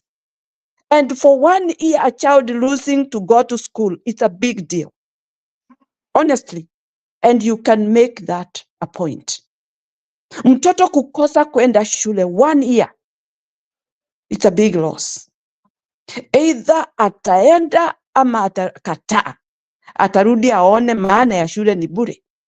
That's one target we have lost. One talent we have lost. One child have gotten to the world with nothing. And who is the cause? Is that leader who is singing songs, singing to people every day like we are Mazizi? We can hear and we can understand. Always on the top of the car. Surely, nani hawezi kuwa bored with all these shenanigans that are going on? And there is nothing that is bearing fruit. It's just a waste of time and making people listen to nonsense. Huyu mtu akae kwa ofisi, afanye kazi ile alienda kufanya. Apangie maminista wake kazi, waendelee na kazi zao. If they are not qualified, go home. Let's get people who are ready to work. These are all people we are looking with on their face. They are clueless. They know nothing. They cannot serve the country. And that is why we are going down, down, down every day. Ni nini tuna expect from this jambazi, from this government that is always talking about one thing, not even putting some things priority, things that really matters. Kwa sababu masomo ya mtoto ni very important in a country, and those are the things that promote economy of the country. Kwa sababu sisi tunazeeka, wale wako nyuma yetu lazima wasome, ndio tukiondoka nao wa take chance. How are they going to take chance? Is it only one tribe that is going to take chance of the whole country all the time? What benefits are we getting from having one tribe on the everywhere? What benefits are we getting? Everybody is complaining. Everybody feel humiliated, forgotten, discriminated for in the country where they belong. Ni wapi kwingine wataenda? Hawa watu wanaambiwa watapelekwa nje wakafanye kazi. Watoto wetu wanapelekwa nje wakafanye kazi gani? Huko ndio kazi inatakikana wafanye huko. Wafanyie watu wengine, economy yao iwe mzuri. Na Kenya itafanyiwa na nani? And you are failing youths who are the people who could be the energizing of everything in Kenya so that we can uplift our economy. I don't understand. I see everybody here now understands the problem that we are going through with this fake government, because I call it fake, and I'm sorry. Why I call it fake? What has they done since they got there? Nothing. They are doing always campaign. How do you expect a country to develop with campaign from the word go? You have been, you have taken the chair, and now you start campaign again. For when? Until when? When are you serious about the work you took over? You are never. And that is where we are failing. And we ought to call it out. Let this guy know that we are not interested with what he is doing right now. Nyumba zikuja nyuma. Mtoto asome. Ni wale wako na magonjwa wapate dawa.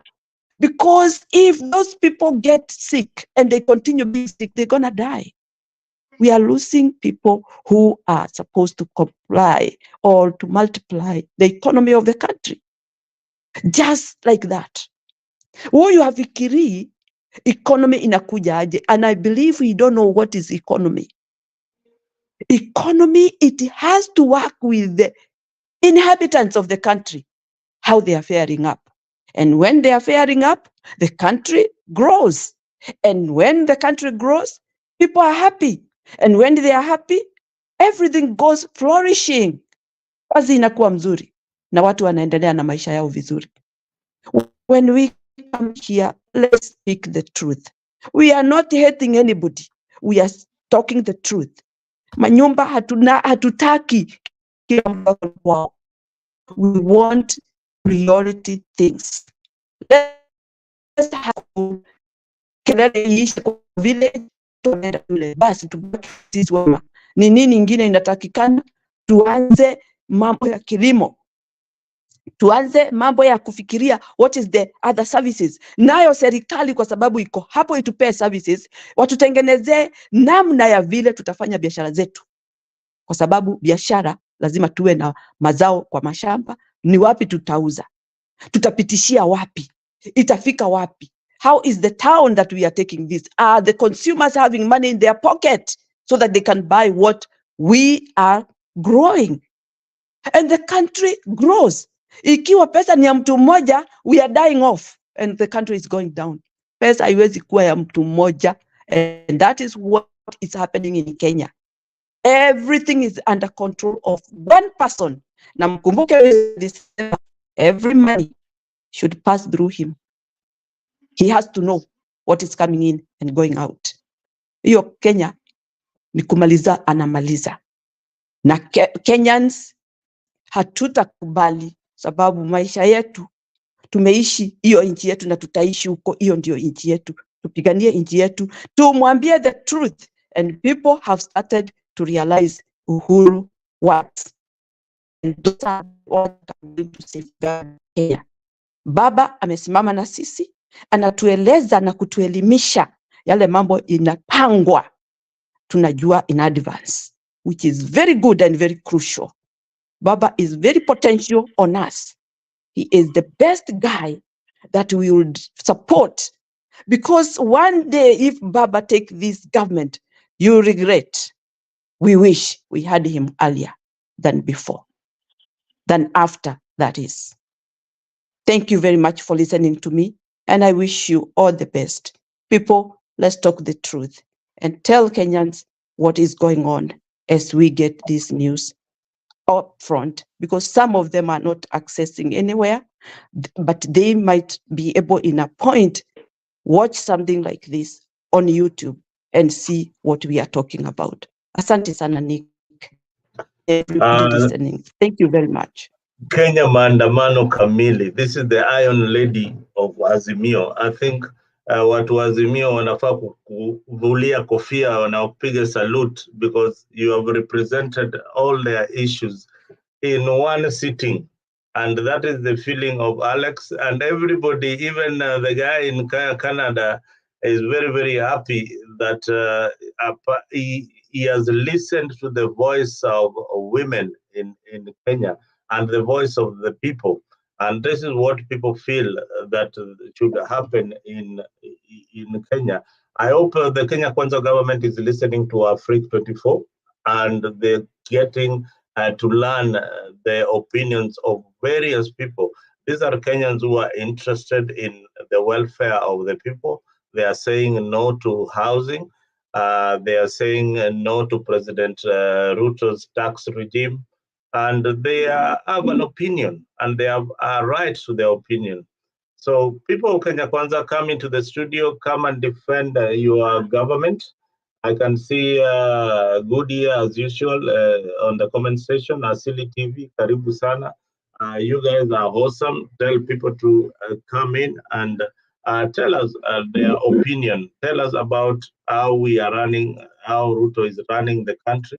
Are we moving to the right direction, or we have decided to rob the taxes of Kenyans? Benson, if you are ready, welcome to the studio once again, Brother Ben. And Brother Ben also runs a channel. If you're out there, you want to promote a brother, Brother Benson Media is on YouTube. Get there, subscribe to his channel, and make sure that we support one of our own. Karibu sana, Brother Ben. Habari zenyu. Nzuri. Alex, habari ya siku mingi. Brother Benson, how are you? I'm doing good. Glad to see you, bwana. I'm okay. Nasikia venye watu wanazungumza hapa kukosoa serikali na vitu ambazo serikali hazifanyi sawa. Hiyo ni mzuri kwa sababu ni haki ya kila Mkenya kuzungumza yale anayofikiria, kwa sababu sisi wote kitu lazima tujue ni kila mtu anapenda hii nchi yetu ya Kenya. So ina depend unaipenda aje na unaitetea kivipi.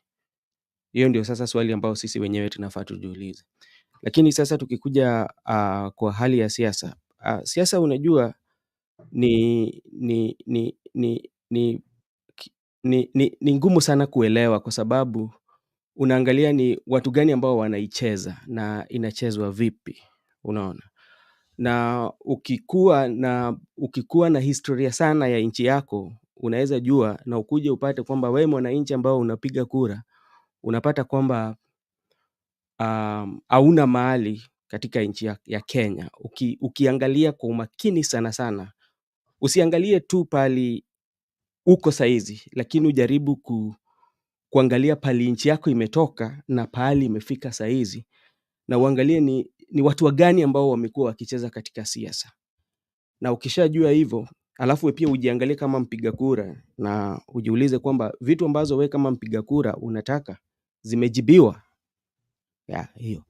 Lakini mimi nikitaka kuzungumza katika mambo ya house levy, kuna swala ambazo mimi nimekuwa nikiuliza, kwa sababu ukikuja katika mambo ya house levy, it is usually the government should always provide housing.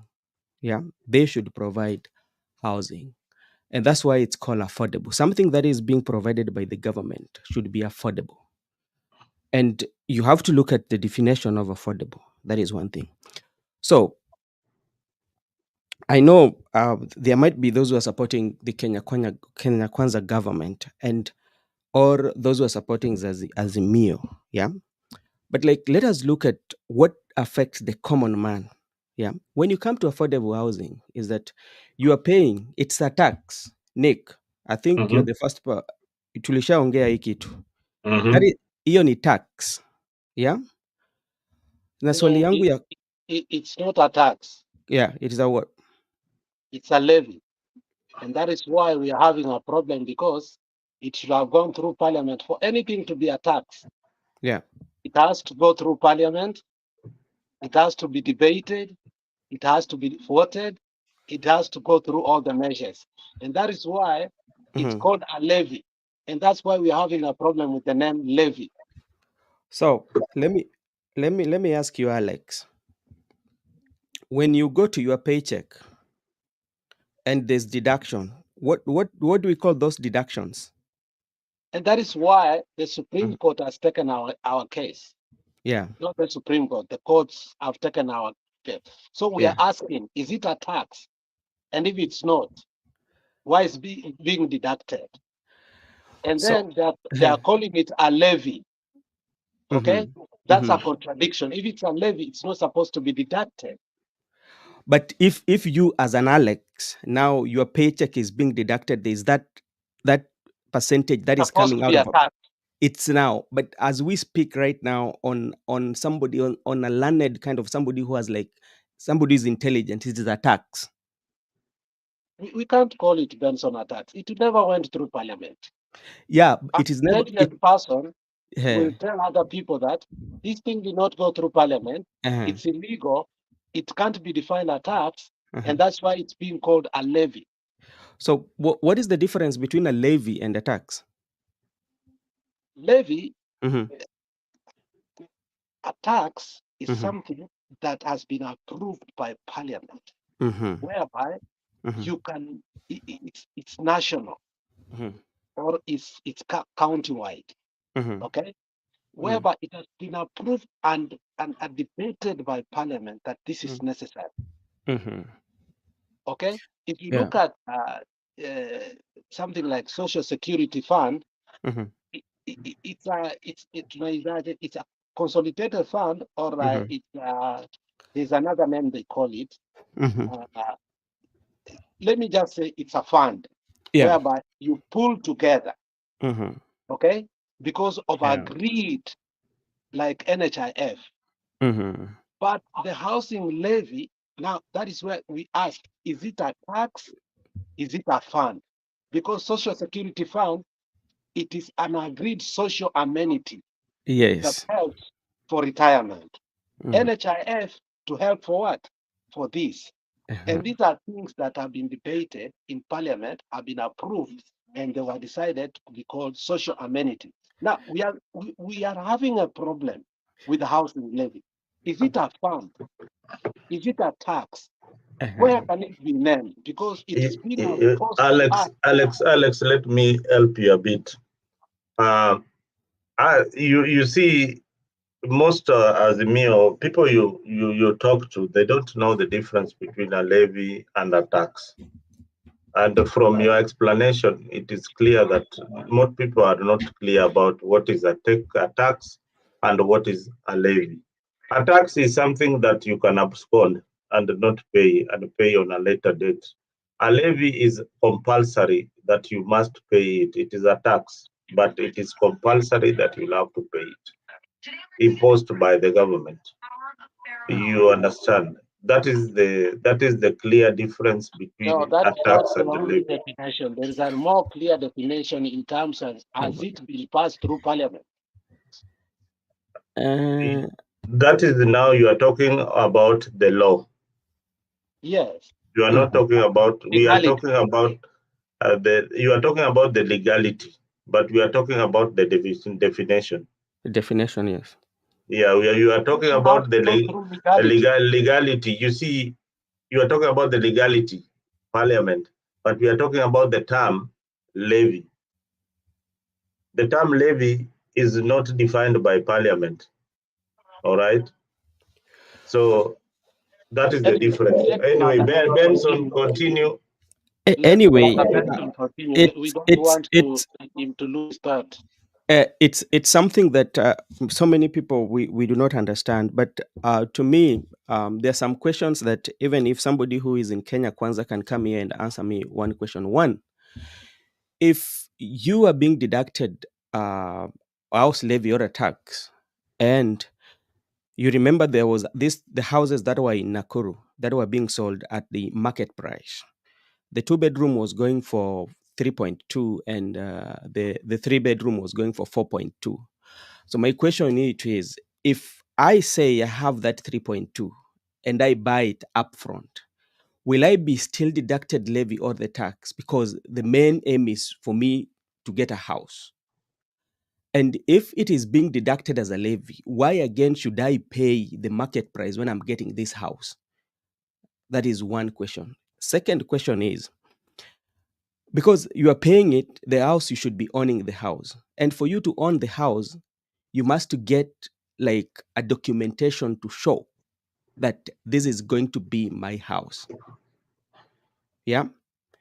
How will I own that documentation so that even one day, if I want to go to the bank to loan money, I can use my title deed to to to get money as a security? Yeah. So those are the things that need to be explained. And what is the criteria that we are going to use to give these houses? You know. So if those things are answered, then we are headed in the right direction. But if they're not answered, then it tells you. Then another thing that also you have to, how they are acquiring the property, like the land that is these houses are being built on. How do they acquire them? Yeah, and who is the owner of those lands? You know, so there's so many things that it needs to be red flags, so many of them. Then if you look at the way even the president, he's so adamant about the tax levy and creating about employment. If you look at the Kenyan population, how many people are graduating yearly?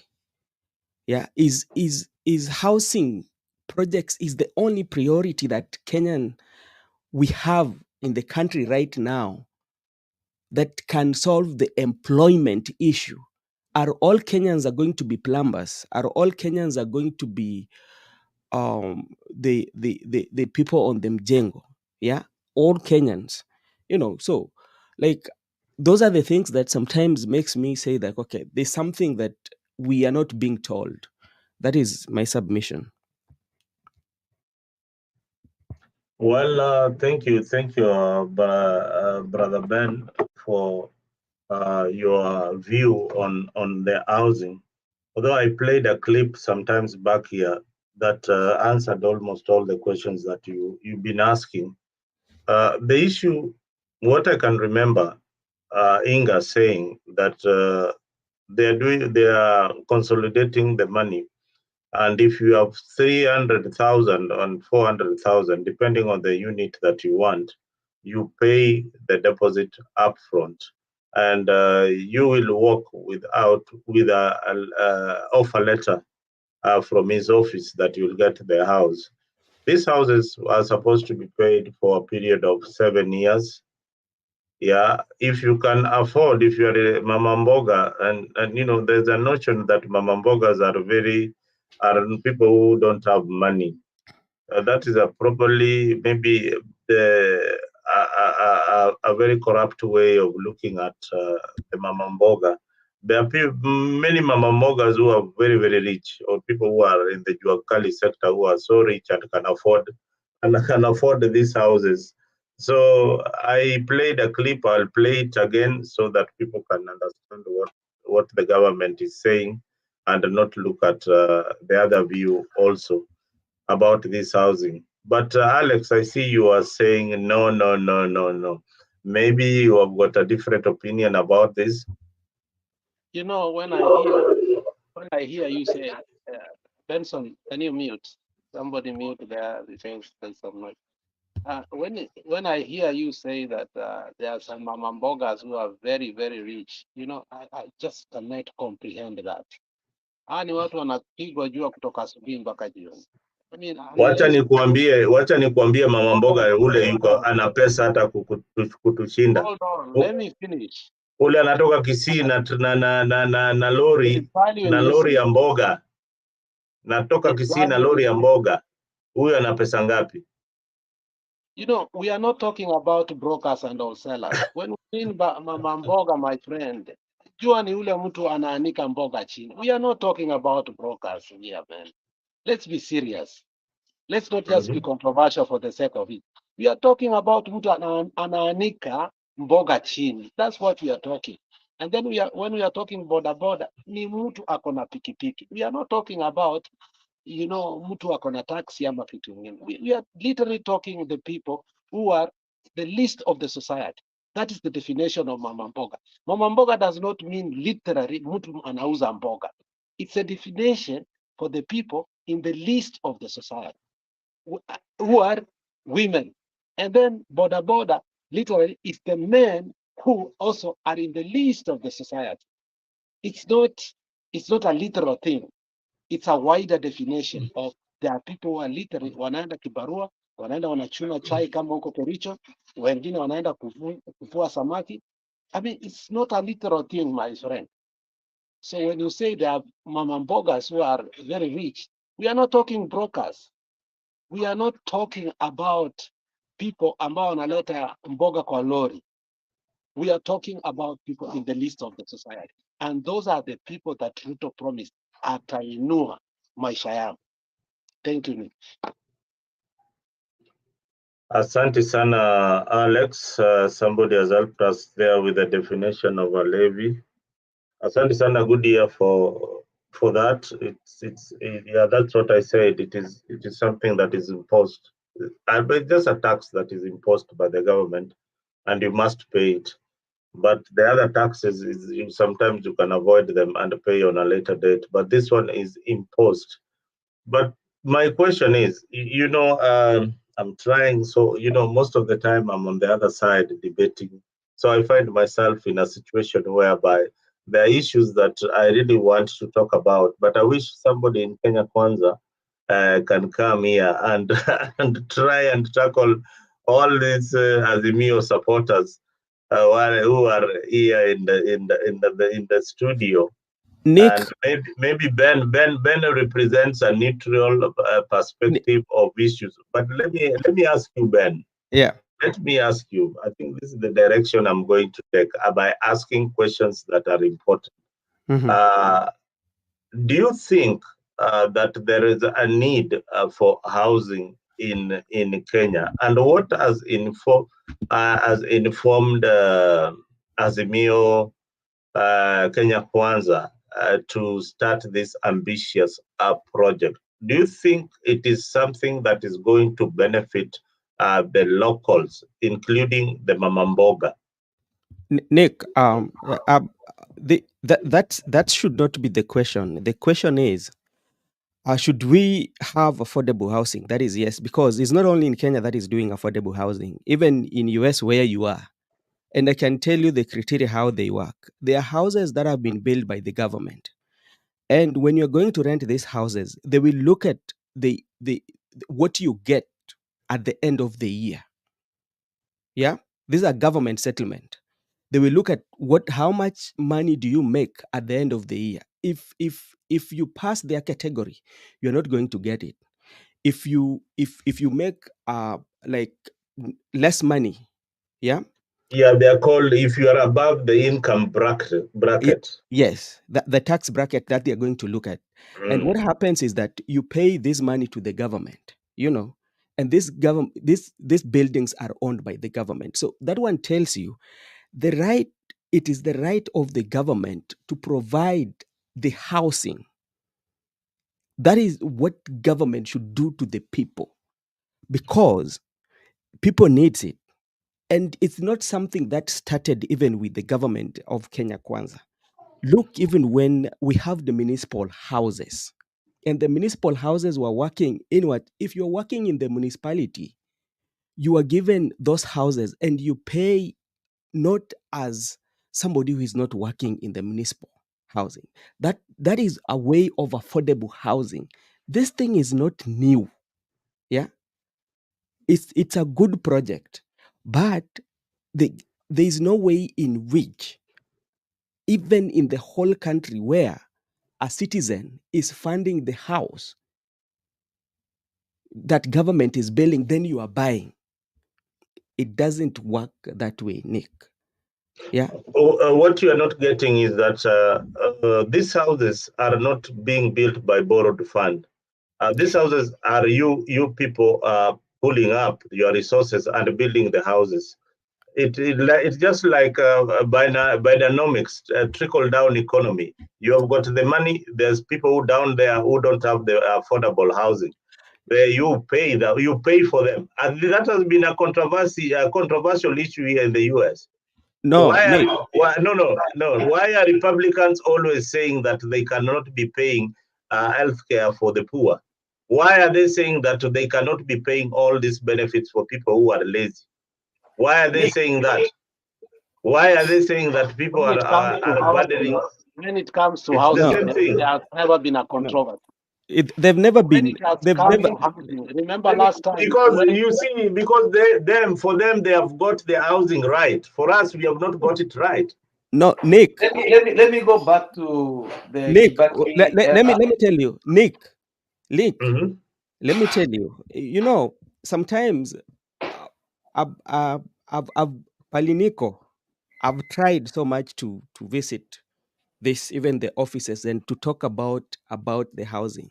And I've even visited those houses with few guys whom I know who are working in that sector. Yeah. The only thing that we are doing wrong is we like to copy paste without us knowing exactly what we want. Let us agree. Let us take out party politics out of this. It is not making sense, Nick. And if this thing was making sense, everybody, the reason why even that this housing, we will come to regret one time. It's a business that is there that we don't want to agree, because like even in the initial stages, it was not very easy for the government to explain for us about this. They fumbled so much with the housing from the beginning up to date. The courts, I don't think our courts are so bad that anything that is going to benefit a Kenyan citizen, the court can stop. Let us just agree and find a way that we can do it well so that Kenyan could benefit, rather than doing it in a way that it's like a business. Okay. Yes, Alex. Yes. Before I invite the gentleman from Australia, Alex, just clear kidogo for 1 minute. I'll be back. Oh, Yeah. okay. Go ahead. Let me say quickly something, and then my Australian brother go. The word here is affordable. When you hear us being told that we are going to pay a deposit of 350 and the houses are going to be 3.5, does that really define the word affordable? No. I mean, for me, I feel like the affordable now bracket has gone off. So that disturbs me, because you gave a classical example of municipal houses. There was a time we lived in municipal houses. In fact, it was arena estate. We used, when other people are paying 3 bedrooms in other areas, something like 1,000 in those times, we used to pay like 189 per month. Those were affordable. Okay. Now, what Ruto is calling affordable, it's a business. Now, let's go to our Australian brother. Plaza, come in. Let me go back to the Kibaki era, the slum upgrade project. Did the Kibaki government impose any levy to finance the project? No, it did not. So these houses that Ruto went to officiate at Langata, that they are affordable housing from the project, where did he get money to build those houses? The project has been there, it has been running. But now he came in because he needs more money to do what he wants to do. He came in and said, like, you know what, guys, you need to step in and give me funds. What about those people who don't need those houses? Why should they be subjected to the levy and yet they don't need the houses? They have their own houses. And as per the calculation that I did, if you start working at 18 years and your salary is 100,000 now, and you pay 1.5, assuming like there's no increment, it's just a constant salary, you will pay by the end of your retirement age, of which I assume that it's 66, you will have contributed 1 point something million, which is not even half of a 3-bedroom house. Another question is, these houses that they are building, how many bedrooms are they? That's another thing that they don't tell the people. Unless and otherwise the government comes out and they put this project, this levy thing on the table and tell people, guys, we are going to build a 1-bedroom, or we are going to build a 2-bedroom, or we are going to build a 3-bedroom on this land. How did they acquire the land? That's another question. Because if there are people that need to be replaced, taken out of the land and given another land, there must be funds allocated to the same. Is this 1.5 part of allocation, used to allocate like take the people out and buy them another land somewhere else? So the government with this project, again, it's a pyramid scheme, and you will never hold them responsible after 10 years if in case they go a full time. Or if they don't, after that 5 years, you never hold them accountable, like, hey, where do you take the money to? So this housing thing, it's it's misplaced, the timing is wrong, of which there will be no good timing. But again, the government should come to parliament, pass a housing bill, and say, we as the government, we are going to allocate this amount of money for this project. Like the United States, it said like, we are going to allocate this amount of money for infrastructure, and they pass the bill. But now in Kenya, you cannot come and say, hey, you know, guys, we are going to pass a 1.5 levy from your salaries. It's madness. That's all I can say. Alex, Yeah, go ahead. Go ahead. and like if even if you look at the lands that the land that the national government is acquiring from some of those lands are not national government. These are lands that belong to municipality before, and that's why there's, I think that's the main reason why there's tussle between them and the Kiambu County and the national government. Yeah, because this land belonged to the municipality of Kiambu, maybe. I don't know whether, but now it's coming. But you don't tell people the criteria of taking that land and what are we getting in return if you're getting that land, you know, what are we getting in return? So I think the government should do something. Even like if you look at the affordable is something that um, the Kenyans, anybody can afford. Remember when there was Obamacare? Obamacare was affordable, yeah, but not everybody got it. The only people who got the affordable were the people who who could not buy other insurance, you know, that are expensive, yeah. So when government tells you it's affordable, is that the government, if it's giving you those services, it's giving you those services at a very cheaper price as that you can afford, and is usually optional. It's not a mandatory. Affordable that is provided by the government is optional in every government. There's no mandatory. When somebody, once you hear something, the affordable healthcare, affordable housing, affordable meal, affordable what, affordable, that is something that the government is giving those who cannot um get let's say the most expensive, you know, they cannot afford like the most expensive thing, or they're not working and they're earning like peanuts. Yeah, Nick is talking about that. Like the other day I went to a place whereby they do those affordable housing, and I just went as a person, and I wanted to rent. They look at what I'm earning, they told me you cannot stay here, you know, because what I'm earning can take me somewhere that is a good place. Yeah. So it's good to have that party affiliation and support your party, but sometimes let us have conscience. We still have a country, we still have family. You know, it's not, this government will come and go, and a new government will come in place, but our country will always be there. So that is something that also we need to think. I should be conscious about it. Now, there's an interesting something here, and I tend to find it quite true because it was being discussed on Citizen TV that affordable housing is different from affordable ownership. The government owns all the affordable housing units because Mm, it also owns the land. yes. The land is under their title. Remember, these units are not just units on one land like 2,000 on a private land whereby you can fence it.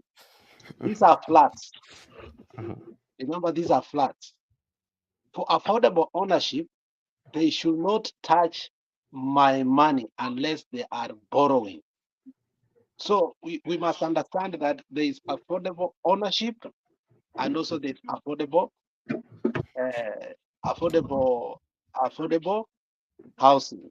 So if it's a affordable housing, you don't own the land, the VAT was free, and many other things. So basically, this is not your house. Like when you go to rent the municipality house, you may say at it, wangekuacha uishi hata 100 years.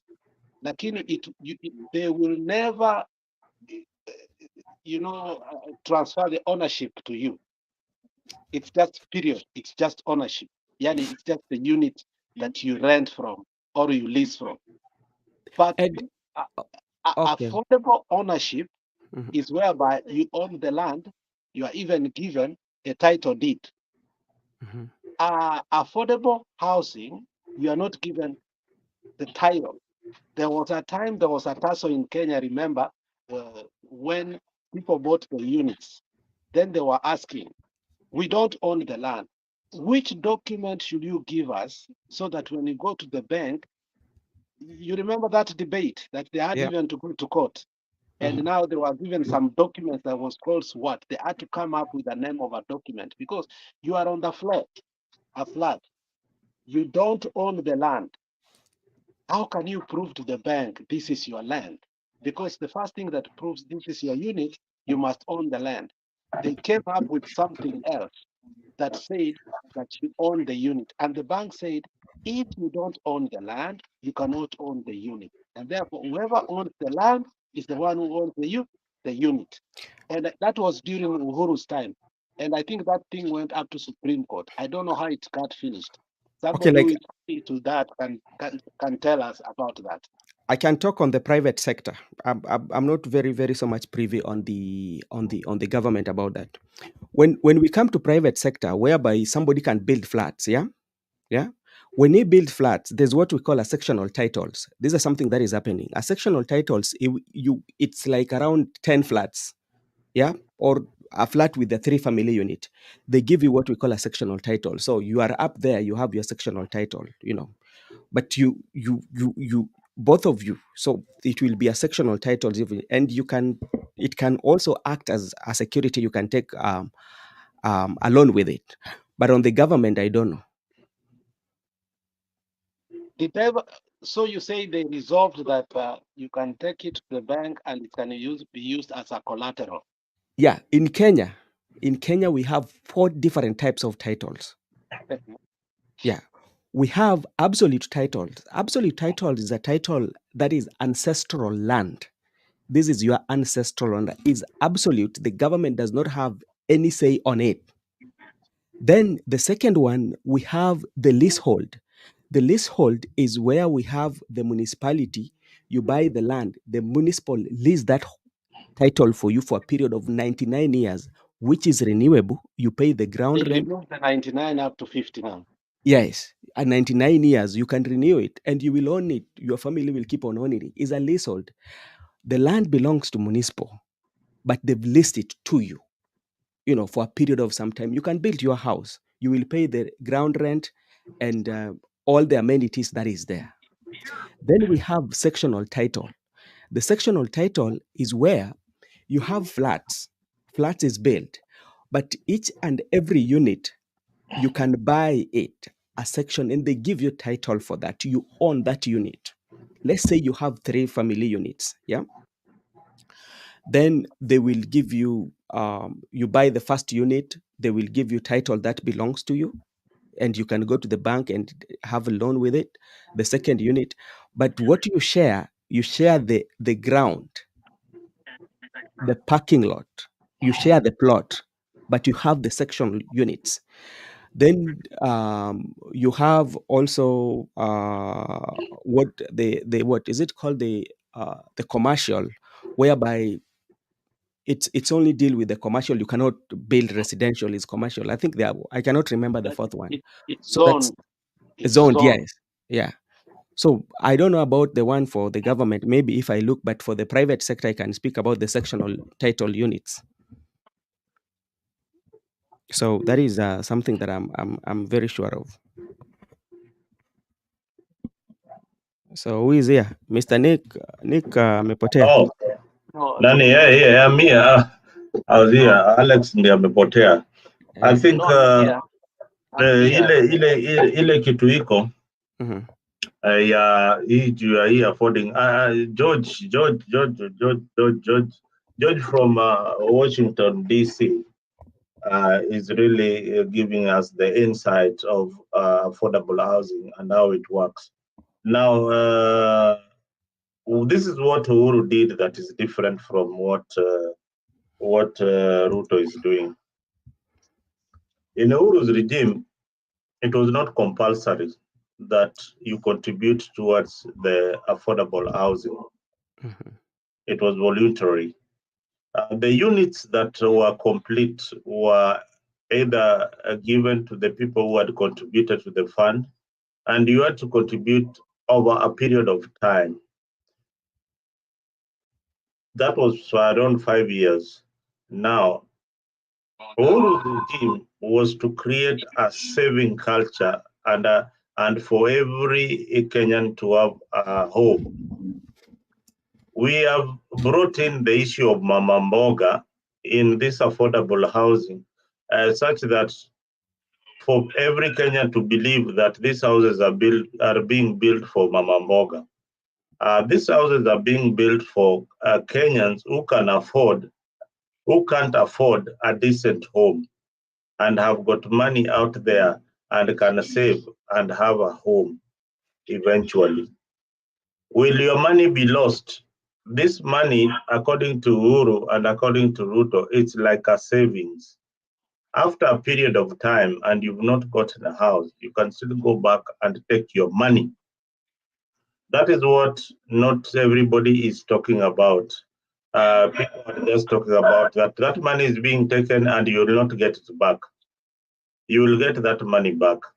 With interest? Yeah, Ben. You know, now Brother, you're contradicting Ben, yourself. You're contradicting yourself. How, that's correct. if this was a levy, something that was imposed to you, and it was imposed on you, how would you then go back and say that I want you to give me back my money, and it was posted on you by force? Because that's the term the government is using That to is the trick term the people. government, it's a That tax. thing is good. That's the term Yeah. it is being It used at the doesn't tell you moment. like you never get the money back. Now, So Uhuru's, let me actually, go after back 7 to, years, according to Ruto, after 7 years, you can take your money back. after But 7 years, you how can can still you take take a it. levy back? You can never take a levy back. It's taken from you to finance a project. So this project is financed with your money. You A can't levy do is the project and withdraw the money. a levy is just a formal tax, but it is imposed on you. Yeah, It's not but that you can't get it. Ruto is lying to the Kenyans that you can go and take the money back, but you will never take the money back. Or if you Now, have, it will be so bureaucratic. okay, now I want us to now look at, we don't have houses in Kenya and the government is not doing something. Alex, you want to buy a property in Kenya. Can you, and you are a civil servant, can you tell me how you're going to afford it? I mean, if the land speculation was to be stopped, look, the problem we have with Kenya is the land speculation. I tell you, some Exactly. places, let me finish. There are some places that land is more expensive than the house you are going to build, which is so ridiculous. It's always like, yeah. In some places, you are right. In rural areas, the land could be, in some places, in some rural areas, it could be different. Yeah, But we are in saying in most, rural areas, but now where we are seeing, for example, they went and demolished some houses in Mombasa. That area that they demolished is not a place you can call a rural area. That's an urban area. You see, and some of these places, there's no rural areas. One, it's only in Sironga, which I heard where they are going to build, and I wonder why they should build a house in Sironga. And then, it's just so ridiculous. From Sironga to Nyamira County, it's a little bit far, unless they are planning to get the town from Nyamira County to Sironga. So that is the only rural one that I've had. But so far, all these places that Nini has been demolished, houses have been, there are a lot of houses that have been demolished in the recent past. they're not, are they being demolished for a reason or they're being demolished for nothing? But at the end of the day, it's for nothing. For nothing. No, are Because they being demolished because there was a violation, or are they being demolished because the government wants to expand, or the owner needs the land? some of these lands had leases, still there were leases. For instance, in Mombasa, you can't have a title. You know that. I don't know why, because the Sultan was there during the independence. I don't know, because Mombasa they don't get titles. But the other places that you get ancestral title, our friend has told us that we have 4 titles, which I think he called absolute title. So, but some areas they have leases. So, like in Mombasa, I saw them demolish houses, and the person who had the lease showed that his lease had still a couple of years, because he just renewed it 5 years ago, and fortunately was given a lot of time to pay for it. For instance, now they want to take the land for War Memorial Hospital, because the other side of behind State House, there's an airstrip. That land is 25 acres. If you take it all the way to the hospital, they left the annex on the other side. That's a lot of land, and they just took it from the hospital. So, I mean, they are taking land forcefully from people and demolishing it. And now they start having tussles about leases and lands. You know, so I don't know why it's being done now. People and hospitals now are being targeted. For me, I say that it's a wrong way to get land. If you don't have land in a certain county, don't force it.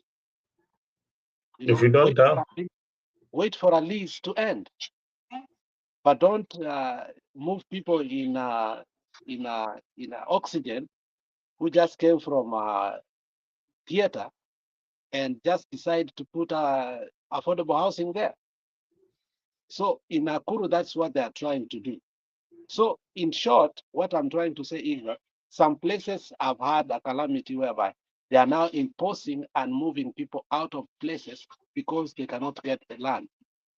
But in some places, the government has had land there because they want to say that they must build every 47 county 2,000 houses. That's what they have said. But the houses being demolished, some of them is illegal, moderator. yeah, I think I wouldn't say that the houses like the ones that we have seen on TV, that like the one for Kirima and all that, that is people coming back for their property. No, that one, I'm not talking about the Kirima one. The one for Portland Cement, the Portland Cement, that was illegal allocation. That was an ancestral land that was given to the company, and they need to deal it, you know, like ancestrally. Which one? The Portland land. The Portland Cement, the Portland land is owned by the Portland Cement factory. It's not owned by any ancestor. That's why I need you guys each and every. Okay, let me ask a question. Let me ask a question about the Portland land. Yeah, these people, they have been on that land for a couple of years. They were doing development. The Portland company, it's not like it just came to Kenya on that particular time. Yeah, and then they demolish houses, and then all of a sudden they are like, you know what, guys, this land is up for sale. Yeah. The question that should be asked is, when this development were done, because somebody cannot come to your land, put the materials down, start construction without you asking like, hey, how are you constructing on my land? It is on the same land that the company is built on. So I think there was something that wasn't clear.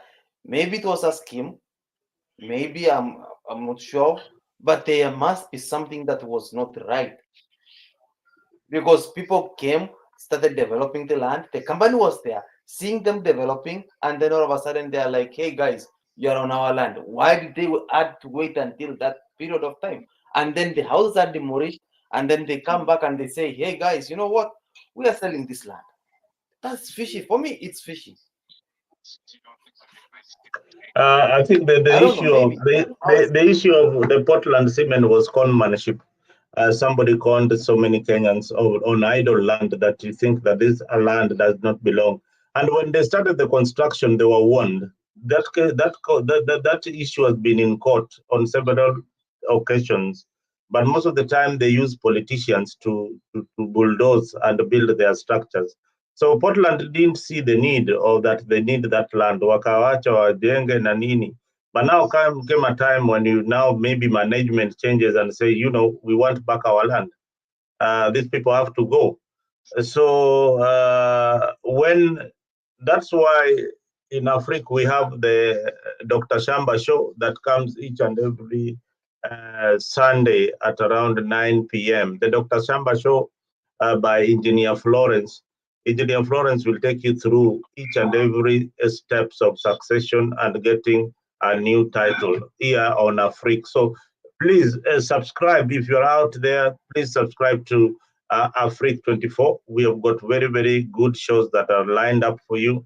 On the issue of Shambas, you'll always get the information here on how to get a clean title. You will be educated on the Green Book, what the Green Book is saying. You'll be educated on leasehold. You'll be also taught on how to buy property and land in Kenya. Just here on Africa, tomorrow we'll run the show. It will be live. You can ask your questions here on Africa.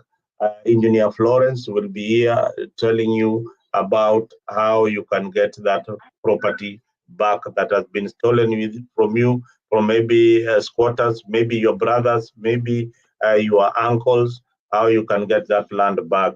So we are back to the issue of land. Land is such a serious issue. We will be unlocking the land dilemma in Kenya. So please stay tuned to Afrique. Here is where we unlock and we tell you the truth about the issues that are affecting our land. And Ben is out. I think he got a phone call. We were talking about this affordable housing, and I was asking the man from Australia. Remind me your name, sir. The man from Australia, mgeni. Engineer. Engineer, kesho kutakuwa na engineer mwenzako hapa. Engineer, and please subscribe to Afrique. I am sure, don't forget to subscribe to Afrique 24 on YouTube. You'll see this logo on YouTube. I want to see your subscription on Afrique.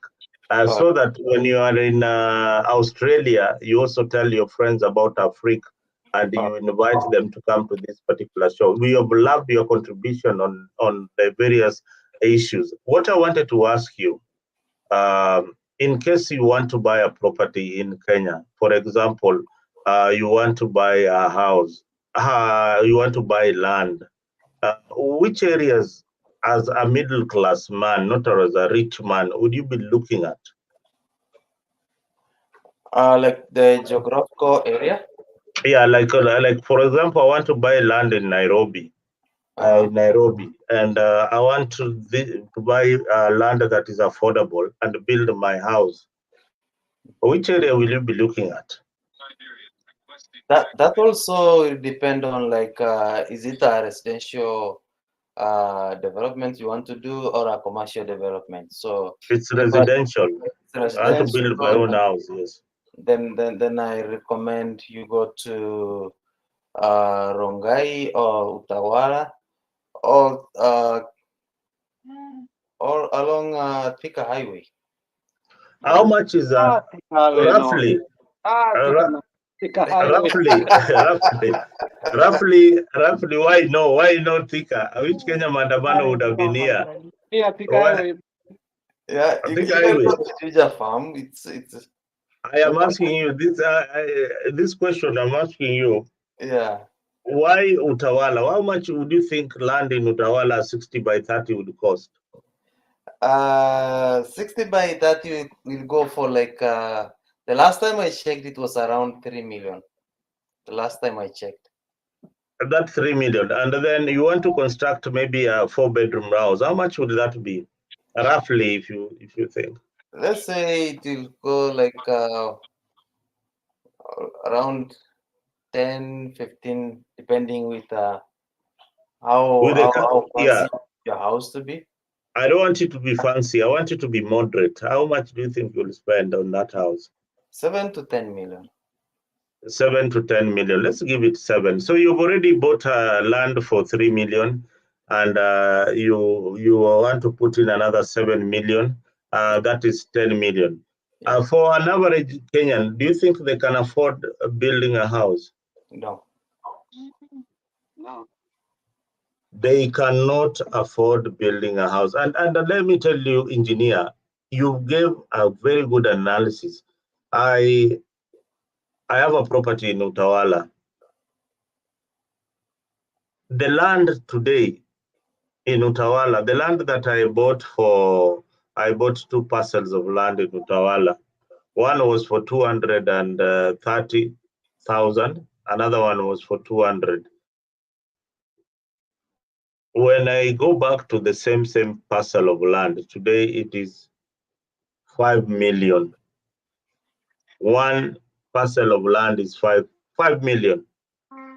5 million. Land that I bought 12, 14 years ago. Today it's 5 million. For you to put property in that particular land, a house, it will cost exactly what engineer said. Now, this government ambitious project, you're being told you will be deducted 15,000 when you get the property. You put a deposit of 300,000 and you're put in the list to get your house. And if you're lucky, you can move in the same day that you're put in that deposit. When the houses are ready, you can move in. And you pay 15,000 for 7 years. Now, who are you? Who is this now telling you that this is not? You know, there's a difference. For me, my problem. No, my problem is not I have you have given my me. problem. Go ahead. My problem is if the Ruto government goes for 10 years, this is how much you will have contributed. If you get 100,000 per month, you will have contributed 180,000 plus 350. Hello, can you hear me? Yes, we can. Yes, my problem is not contribution. My problem is the mathematics behind the contribution. If you get 100,000 per month, and then you contribute for 10 years, by the end of the Ruto government term, you will have contributed 180,000. For the 180,000 plus 350,000, that's 530,000. It doesn't make sense. It doesn't make sense. Unless you enlighten me, like my mathematics is it's wrong. But again, tell me, like, how will this 530,000 construct a 3, or let's say construct a 1-bedroom house in Nairobi? Just I can't hear you. Are you saying that 500,000 cannot construct a 3-bedroom house or a 2-bedroom house or a 1-bedroom house? In Nairobi. Now this is where you get everything wrong. Now let me tell you. Now listen to me. Now wait. Let me try to explain. He asked a question, and I want to explain to you that these houses are not looked at like that. That your contribution, whatever your contribution, is what will afford. People are pulling their resources. I agree with to build for you that house. If I pull my resources, you pull yours, Alex pull his. We need our houses. So like your 530, my 530, and Alex 530. It will not. Yes, you will get your house. Who says that you are not getting your house? But the the mathematics behind it. And mind you that this is after 10 years calculation. Who tells you that after 10 years is when you get your house? Okay, then with the facts, explain to me how a 1,500 monthly contribution when you are getting a salary of 100,000, of which it's not everybody who is getting 100,000. There are those who are getting 20,000. So you can imagine 1.5 of 20,000 is how much? Doesn't make sense, man. Doesn't make sense. Unless you do the calculation, like same as I did my calculation, you do your calculation and tell me, engineer, these are the calculations. They make sense. But until then, this whole thing doesn't make sense. I don't know why we have a technical hinge on the audio. No, I think No, the audio is okay. The audio is okay. Sometimes we go on mute. I think mine was muted.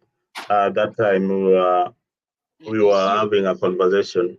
Yes, And please. Alex, Do the mathematics I'm and show looking. me, like, I want to. yeah, I want to play for you a clip by the guy, the let us PS, stop who that is. because that clip is going to redirect me from what I wanted to say.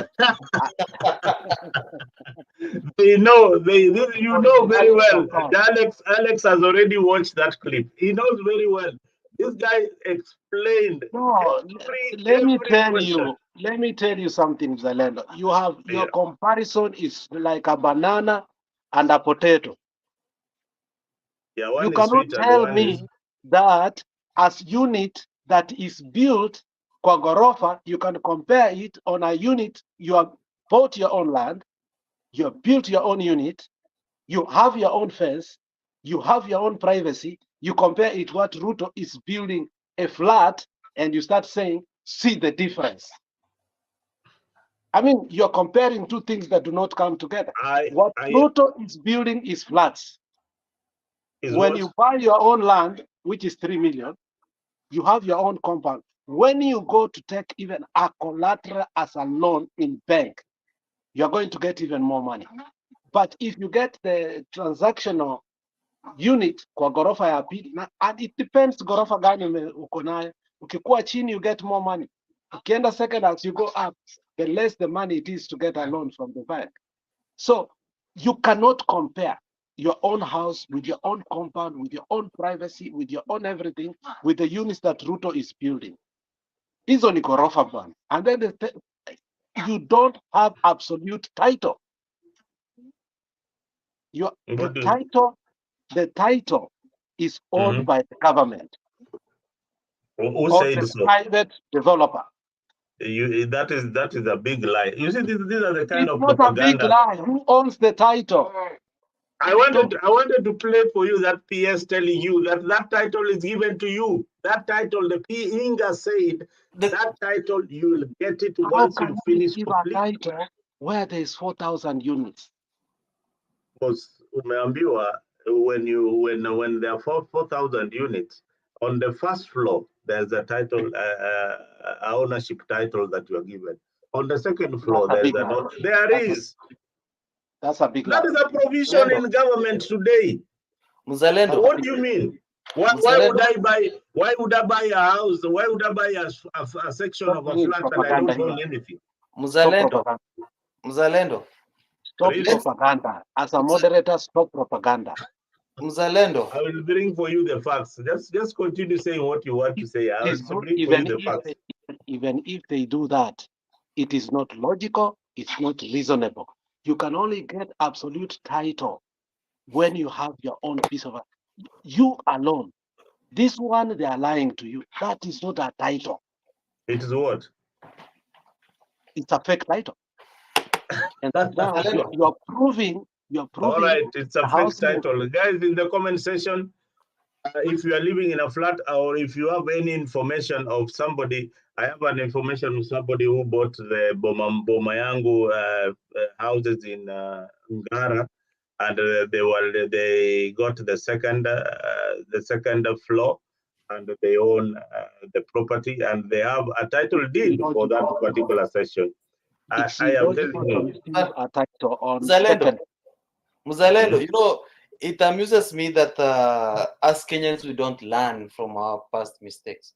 If you remember very well, during, I think it was the first term of Uhuru, there was this circle. I don't want to mention name because I don't want to be taken to court. There was this circle that came and told people like, hey, you know, guys, we have this project. You contribute like less than 10,000, and then we will we will build a houses for you. Yeah, we'll build houses for you, and then people went in because they know that Kenyans, we love cheap things. If I tell you like Mzalendo, you can come up with a 2 shilling, and then by the end of the year, I'll give you a car. Of course, that's what people want to hear. So people came in, contributed money, and then the guy declared himself bankruptcy. What will you do? People cried. People lost. So this housing thing, I took the 100,000 at the upper limit. Let us go with the average Kenyan person. How much does he get as a salary? It's like 20 to 25,000. So 1.5 of 25,000, that's like 250 shillings. 250 shillings times 12. You can imagine how much that is. It's less than, I think it might be less than 1,000, or slightly above 1,000 times 10 years.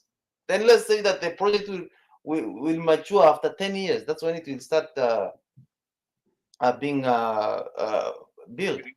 Which 10 years? You're supposed to pay that house within 7 years.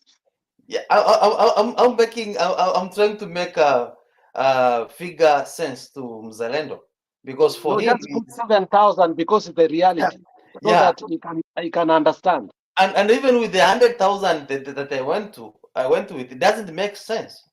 So Mzalendo, unless you come with figures that displays opposite of what I'm saying, then I accept that this housing project, it's a valid thing. But until then, for me, it's a scam. That's all I can call it. Well, you say it's a scam. People in Kenya Kwanza say that that was part of President Ruto's agenda and a continuation of what Uhuru or him and Uhuru wanted to do in their term. So he has continued with the agenda. I saw him giving out the houses in Buxton in Mombasa. Completion, it is near complete. It is completed. The houses in Buxton, Mombasa are already completed, and people are moving in. And I saw a lady being given some keys to the house. It did not. It did not. Let me ask you a question. Those houses were built on which money? Those houses. This is what happened between. They were voluntary. Those houses that you are seeing that that Uhuru was building. I think the one for Buxton was some of the Uhuru's projects that they were doing with William Ruto. It was a contribution between. Don't give it as an example. We are talking as Ruto manifesto. You are giving a wrong example, and that's the No, I'm not propaganda. giving. Ruto manifesto is a continuation of what they did with It is not. Uhuru. We What were do you not mean? paying a house. We were not paying a house. Evidence. Housing was part of the agenda. Mzalendo, We if were not paying housing levy. Stop propaganda. You are contributing. No, You are. no. Stop that propaganda. Now you are going out of the. If people voluntarily contributed and Yes, houses and it built houses, why are you imposing levies on people? I am telling you, the project for Uhuru Kenyatta and William Ruto. Just let me complete. Just don't say it's propaganda because you don't have the facts. The facts are that You don't the have the project, fact. no, You don't have the UN fact. Habitat contributed money for that project. I don't know, you don't even know that. Yeah, UN Habitat contributed that money you for this ambitious what project. what UN Habitat built, don't put it as part Not of that, what we want. Houses that Ruto has built from bootstraps. That is the example we want to know. yes, I am giving you an Example. example. Those No, Ruto has the been, example is oh invalid. God. Ruto has been in office for how long, Mr. Alex? The man has denied he has never been part of Uhuru's government. He keeps on saying the last government, Uhuru left the coffers. You know what I like Uhuru with this alone. debate is that You sometimes keep on saying the handshake government. That's which you people keep on saying the handshake government. which people? Kenya Kwanza. Oh, Kenya Kwanza keep on saying it's the handshake government. The handshake government between Raila Odinga and, so these houses were built by Raila Odinga and Uhuru Kenyatta. You change because of your convenience or inconvenience. You're like chameleons.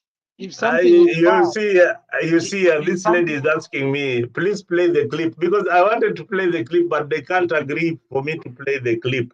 They can't agree because the clip has got facts. You can't agree. Go ahead. Go ahead. Allow me to introduce the PS for housing, telling you how these houses are acquired, how you will get them, and how the project started. So when we want to play for you the facts, you're saying hapana, iko hivi. Even me, I didn't know about this housing. I didn't know so much about it until I heard from the PS that this is how it is done. So yeah, let me look for the clip and play it for you. Just a second. Alex, continue as I look for the clips.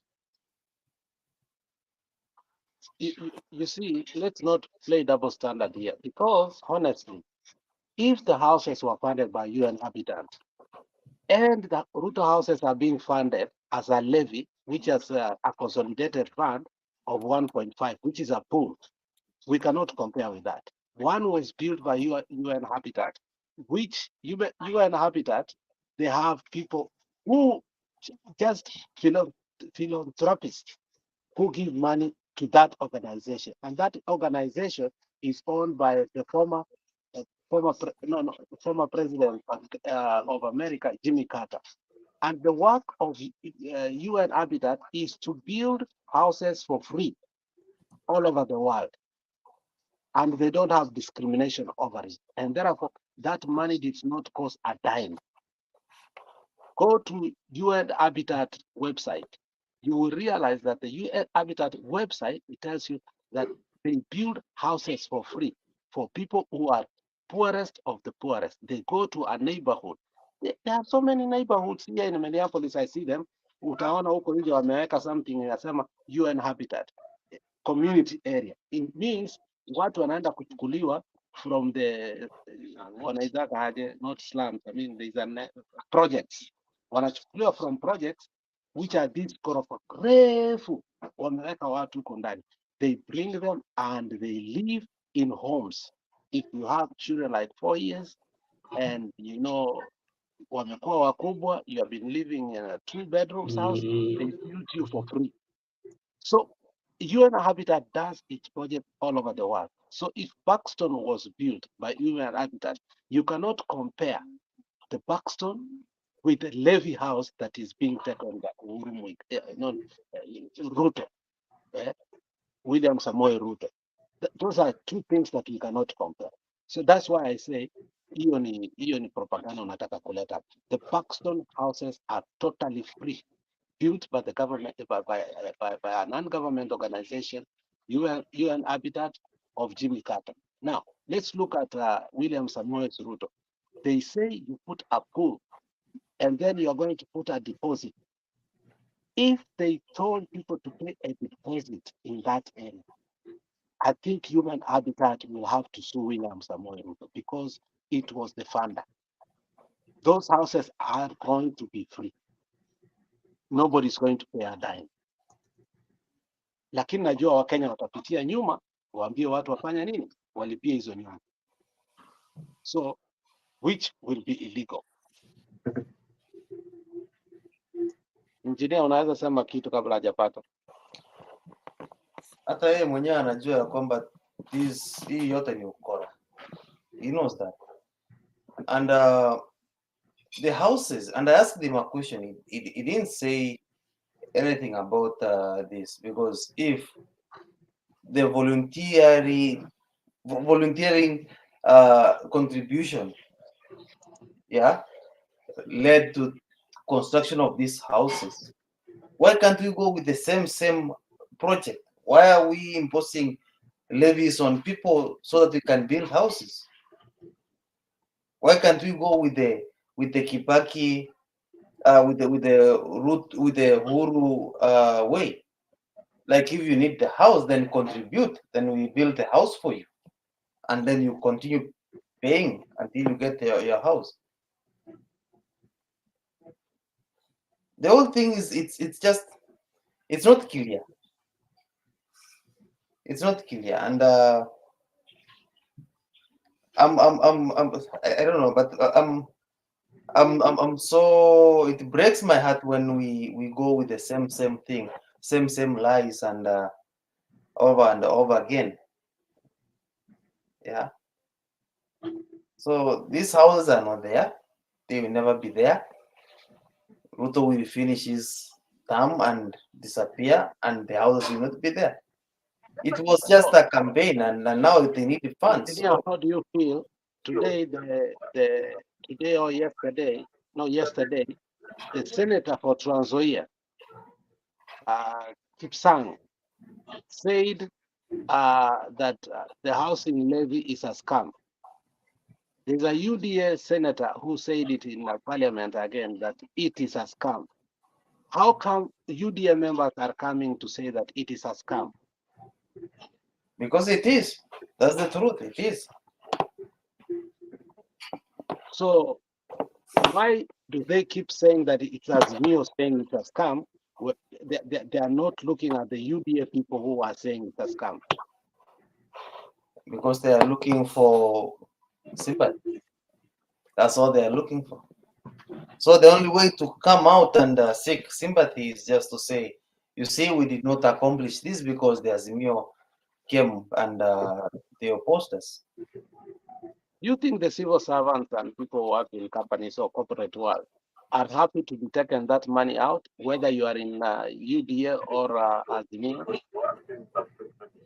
No. And that's why you are seeing a lot of companies, they are just packing and leaving Kenya. Because the taxes are too much. And also remember, also there's energy regulation right now. There are blackouts all the time. You never know when the blackouts are coming. And you know, if you have worked in an industry, then you know that the warming up costs, it's a lot. Warming up costs, it's a lot. And with the current energy costs, it will be so difficult to run a factory in Kenya. Yeah, because for you to run that factory, that means you have to warm up your machines before you start production. That's a cost that's lost in between, and that cost has to be transferred to the final consumer.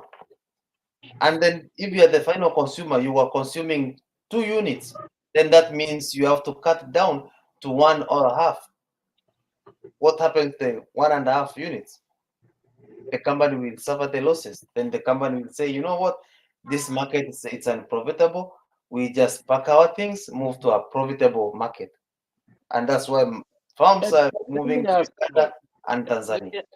Let me ask you this. The energy ratio in Africa, it looks like Africa has Kenya has the largest unit watts, kilowatts. I think Kenya is the largest, followed by, I think, Mozambique. Why is Kenya having the highest electricity? Let me tell you why. The private power producers, they charge almost 3 times or 3 to 5 times more than what KenGen charges KPLC. For KenGen, let's say that if KenGen charges 5 shillings per kilowatt from KPLC, the private power producers will charge 25 shillings. And So that the debate was separate debated. regu- That the debate was separate debated regulatory in body. Parliament some time back, and they were like, "Then why are we buying any power from these private distributors? Because it doesn't make sense." So we don't have a regulatory body, or it's just weak. It's there. It's just a showcase. That's what they call it. Just a showcase. Another thing is the corporate tax. Kenya has the highest corporate tax, which has made companies move out. Why Yeah. should we have the highest corporate tax in the world? Actually, in the world? Alex, let me ask you a question. If you want to rule people, what will you do? You make them poor. Yeah. And that's the same thing that they are doing. You make them poor. After you make them poor, now you can rule over them. If you remember, when Ruto was campaigning, he said, like, nobody will sleep with an empty stomach. That's what he said. Nobody will sleep with an empty stomach. No child will be sent out, will stay home because of school fees. No mother will die because of poor health care. No hustler will close his business because of high cost of doing business. And when he came to power, what did he do? The second day, he increased fuel prices. After you touch fuel, you touch everything in the economy. That's what he did. And then now, he said, like, if I come to power, I will reduce the cost of hunger to 70 shillings. Nikiweka Biblia chini. Yeah. And it was possible.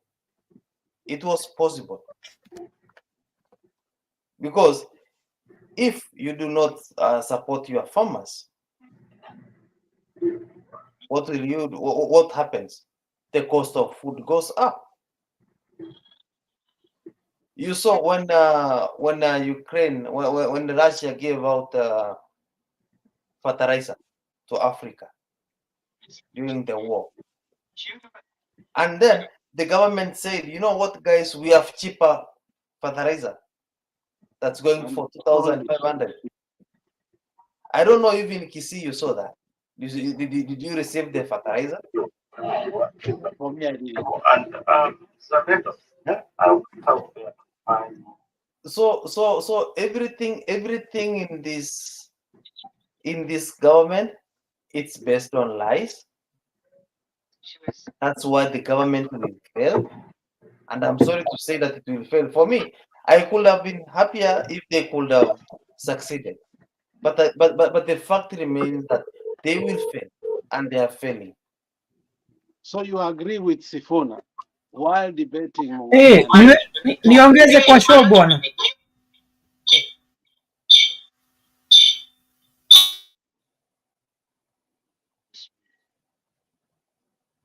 Karibu. Yeah. So when the government fails, it fails. And that's the truth. That's the fact. Yeah.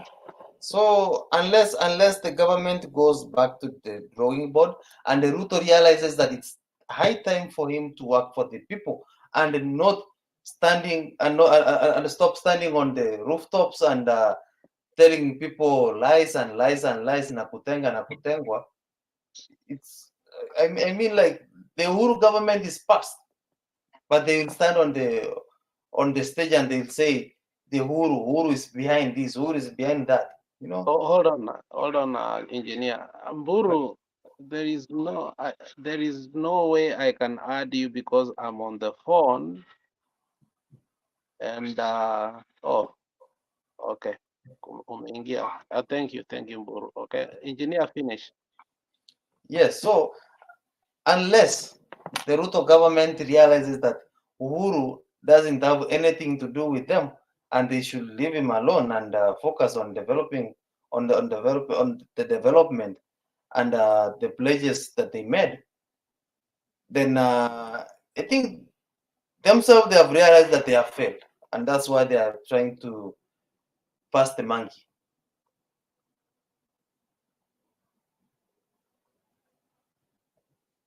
Before I give my friend Mburu, welcome. Take a breather. Let me ask him one more question. Now, the other question I wanted to ask you, in regard to NHIF and the shifting to SHIF, and speculation saying that Amoco is one that is going to be the underwriter. What do you make of it? And these are speculation. I mean, I haven't seen anywhere that it is written, but I've seen it. I've seen it's being floated. Do you think it would be a good idea for the president to be the underwriter in the new healthcare? No. For the healthcare insurance system, I think they need to go back to the drawing board. For me, it's a conflict of interest, and if we go by the say, then it doesn't picture a good image of him. And remember, that's just speculation because let's not cast a stone on things that haven't been done. So yeah, because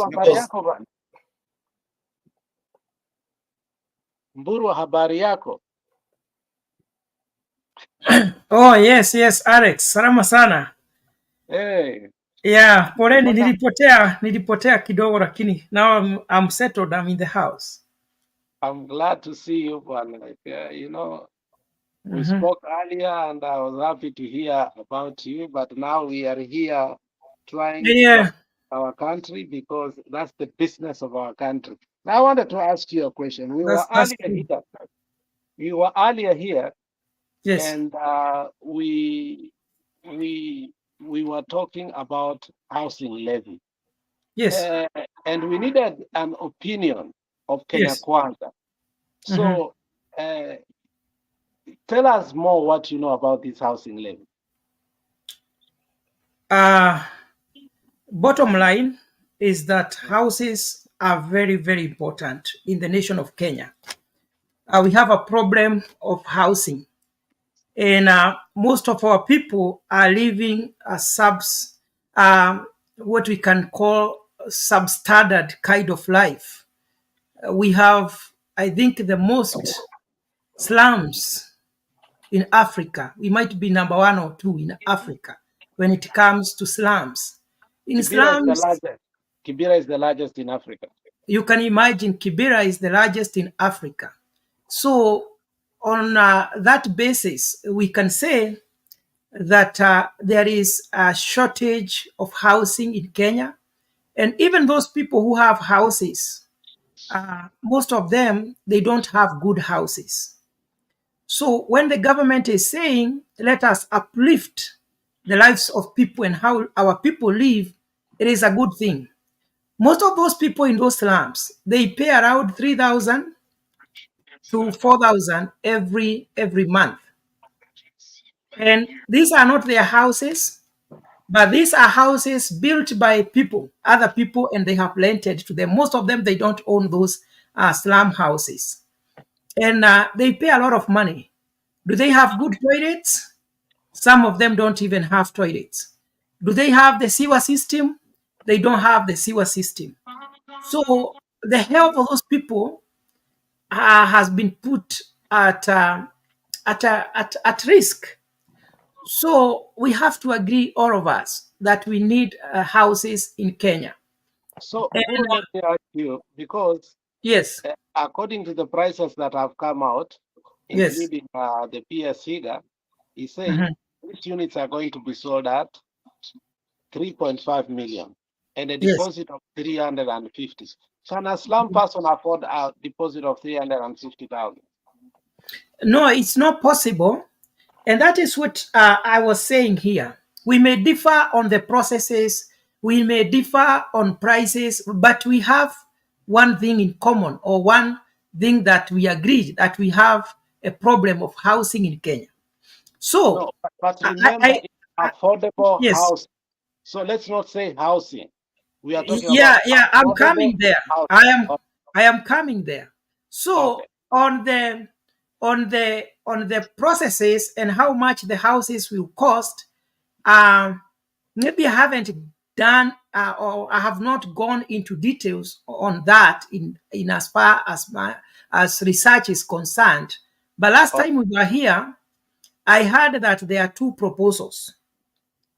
The proposal one is whereby someone can be paying between 2,500 every month for a period of time up to when you're gonna get like 125,000. Then you can be in a position to occupy that house. Then you pay for a number of years before that house can become legally your house. And then there is those who are able to deposit the bunch of money together, like 300,000 together. They are able to get the key immediately to occupy the house. Okay, I don't know. I am not privy to the processes and all that. And as we continue with the debate, I'll do my research here, because nowadays everything is there, and I'll be able to. We will be in a As position to far as go I into know, details. Yes, as far as I know, the proposal that now is popular is yes. 350. The house Mhm. will be 3.5. The house will be paid in a span of 7 years. And that is what we are worried about. Is this affordable? And That's not affordable. one of our panelists here said that affordable housing is meant for people of upper middle class, not people from the slum, because the amount of deposit that is required is a little bit high. So just do the research, because it's good to Yeah, give us that's what I'm the doing right. right now. Okay. So can you mute Yeah, then, Peter? So that's Madam what. Julia, how are you? Fine, Alex. Good to see all of you. I'm glad to see you at Afrique 24, a place we also come to rest and also try to argue with our Kenya Kwanza brothers to convince them that housing levy is a scam, and also the SHIF is a scam. But they are a little bit tough, but we are also a little bit tough. We have taken them to court, and it has been stopped for a while. And instead of them going back to court, they are threatening us that they will move without it. What do you make of the threats that they are going to move by force? Okay. Of course, the threats. Ruto is doing so many things that are against the law. So I'll not be surprised if the projects go ahead, because I don't think he cares. I mean, he has taken captive of the judiciary, the law enforcers. So I think he'll go ahead and do that, Alex. I will not be surprised. So, will there be any repercussion in regard to that, or you think everything will be as normal and it will continue? Okay, the repercussions are, I'm not in a situation where the law enforcers will go and stop the construction. I'm honestly in a situation of a continued conflict between the judiciary, part of the judiciary, not everyone in the judiciary, part of the judiciary, and the executive concerning the houses. So I think the judiciary will continue making court orders and maybe trying to stop that. But Ruto has said even the police that were stopped from going to Haiti, he has said that he'll send them whether the judiciary likes it or not. So how far, maybe we should ask ourselves, how far can the judiciary go to stop what? Because we need, okay, the judiciary makes decisions, but then we have the law enforcers. Who are the law enforcers? I think that is Commerce area. Or what do you think, Alex? Comment the No, police boss. courts, the Comment, courts, not comment the courts. CJ, comment the police boss. Mhm. Oh yeah, that's the comment, the police boss. Yeah. That is their area. And Mhm. also Kindiki. Kindiki is the overall person because he's the interior minister of security. So I think the buck stops at Kindiki, not even Kome. Kome is just the police units alone. We have PSU, we have many other players within the interior ministry. So okay. Let me ask you another thing. There was and then we go to Zalendo. Play your clip, but let me ask you. Yeah.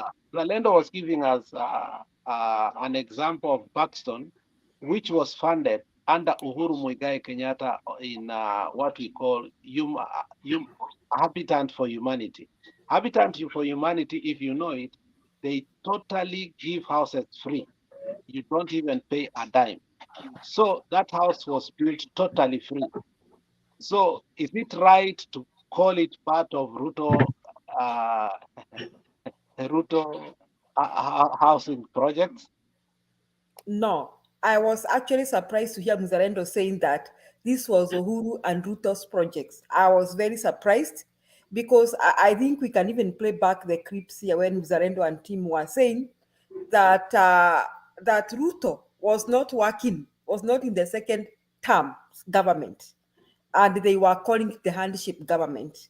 So I'm very surprised. Maybe we could go back and replay the clips where Mzalendo and Tim said that Ruto was not in that government and that Uhuru was working everything. It was Uhuru and Baba, which I also always disagree because I never ever had Baba being appointed as cabinet minister, cabinet secretary to anything in that government. Yet Ruto was still the deputy president. So if now they are attributing the gains of Uhuru's government in the second term to Ruto, I'm very surprised. But now my question is, Uhuru did not ask anyone to contribute to the house levy. We are even just getting surprised that Uhuru was doing some projects of housing because it didn't affect the Kenyans. We were not conscious because he wasn't asking more money from Kenyans. So we are just kind of getting impressed. Oh, Uhuru was doing some housing, some houses here and there, and now it pains us that Kenyans have to pay for Ruto's project. So I think Mzalendo should withdraw that statement. Buxton, those houses that are ready are not Ruto's projects. That is But Ohuru's don't you project. think? But don't you think, to be honest, Ruto was part of that government? Because Yes, Ruto, yes, to be honest, he was part of that government, but they keep saying he was not. So maybe they should tell us today where to place him. Whether it was handshake, or maybe the Buxton House are handshake projects or Ruto's projects. I think they are confusing us now. They should tell us where to place Mr. William Samoei Ruto. That is what. let's say that was a strategic campaign way so that he can win. But he was still the don't you think Zalendo might be right when he say it is a continuation because he was part of the government? Yes, legally he is right because it is a continuation, and therefore we should attribute every gain and every good and bad thing that happened in that government we should attribute to Ruto too. If he speaks about the loans, we should also ask him what they did with the loans. If he said that they found an empty coffer, we should ask him, Mr. William Ruto, what did you do with our money when you were deputy president? Okay, why did you and your boss borrow so many loans? Why did you accumulate so much loan? So if now I like the way we are going. So from now henceforth, if Buzarendo and team KKA continue to say that this is Uhuru Ruto continuation projects, that is a good thing. So now we'll be asking them to tell us what they did with the loans they borrowed. Why they borrowed so much, right? We should be asking them why they borrowed so much. Now, because the continuation is a continuation of the projects, of the things the duo are doing together, including the housing project.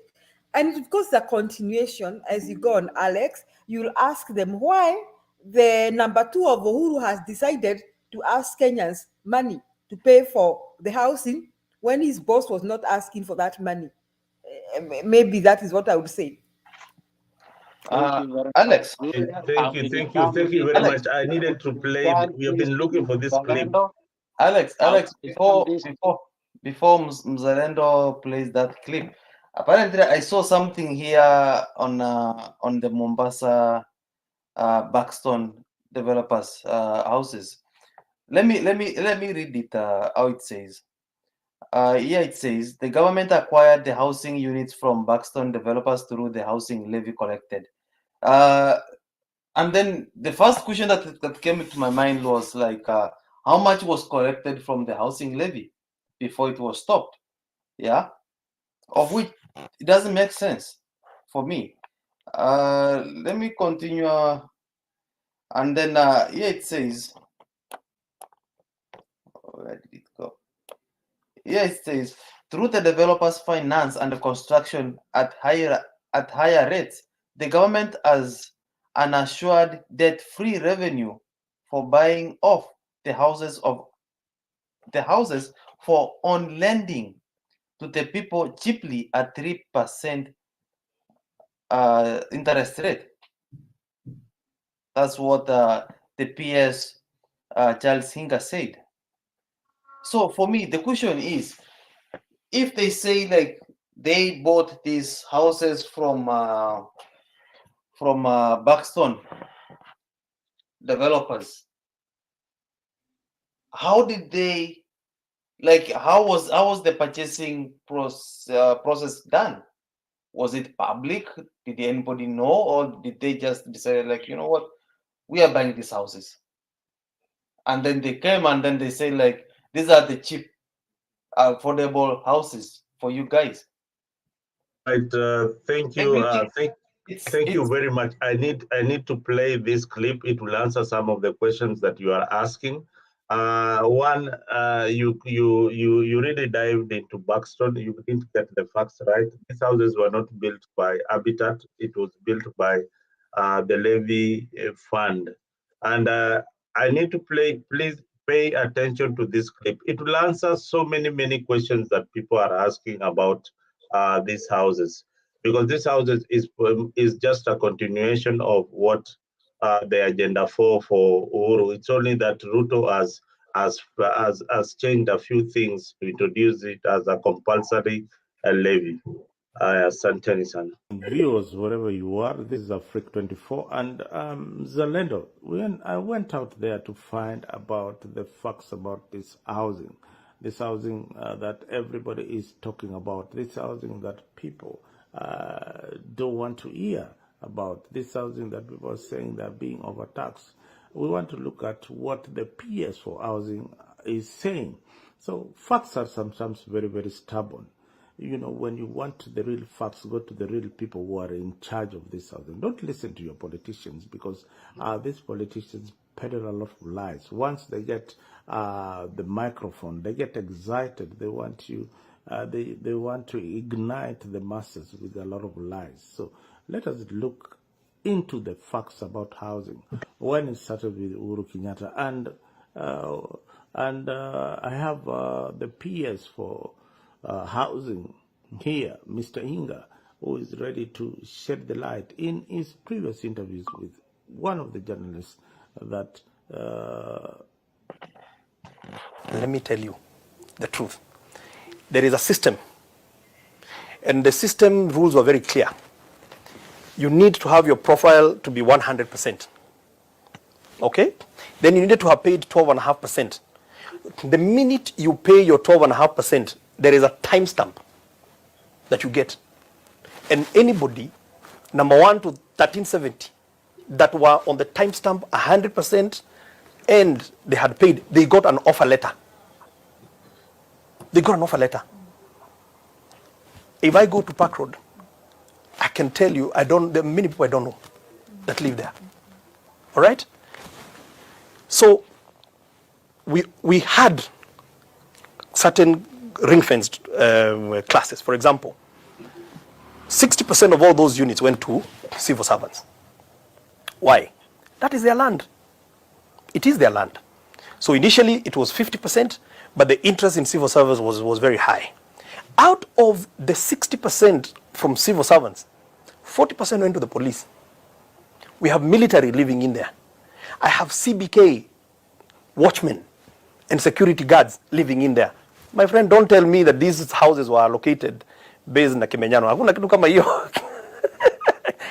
And you know why that was important is because when you think about why was there a lot of resistance initially, one of the reasons why there is a resistance is trust. And I understand why. You know, you come in here, oh, you hear this, money has been lost. Oh, there was this, whatever, money got lost. Oh, there was this, whatever that was supposed to be built, money got lost. Everything, every day, you just hear his money getting lost. We made a deliberate decision that we're going to disempower ourselves. Okay? There was no law that says, Hinga, you cannot allocate. No. I disempowered myself. My own mother was saying, hey, now, son of my mother of a PS. I said, Mama, what are the rules? Do your profile. Okay, here is your SSD. Pay your deposit. Ukitaka kuja kwangu, nenda kusaidia ulipe deposit. And she didn't even get a home. Okay, she paid some money, but she was not one of the 1,370. Why? Because we disempowered ourselves. Why? Because we wanted to bring trust. Trust with you as a member of the public. Now, there's another layer of trust that we created, and maybe we don't even talk about it. Your money, how are we going to protect it? Because we hear about all these funds, you hear, oh, pension funds, NHIF, you hear there's so many scandals. Well, some real, I don't know whether some, so I am not here to say they are real. But you just hear many stories. So what did we do? We determined that money we were not even going to keep it here. We're not going to keep it here. So who did we appoint? We appointed 3 service providers. Who are they? An administrator, independent, Zamara. That is an actuarial firm. What do?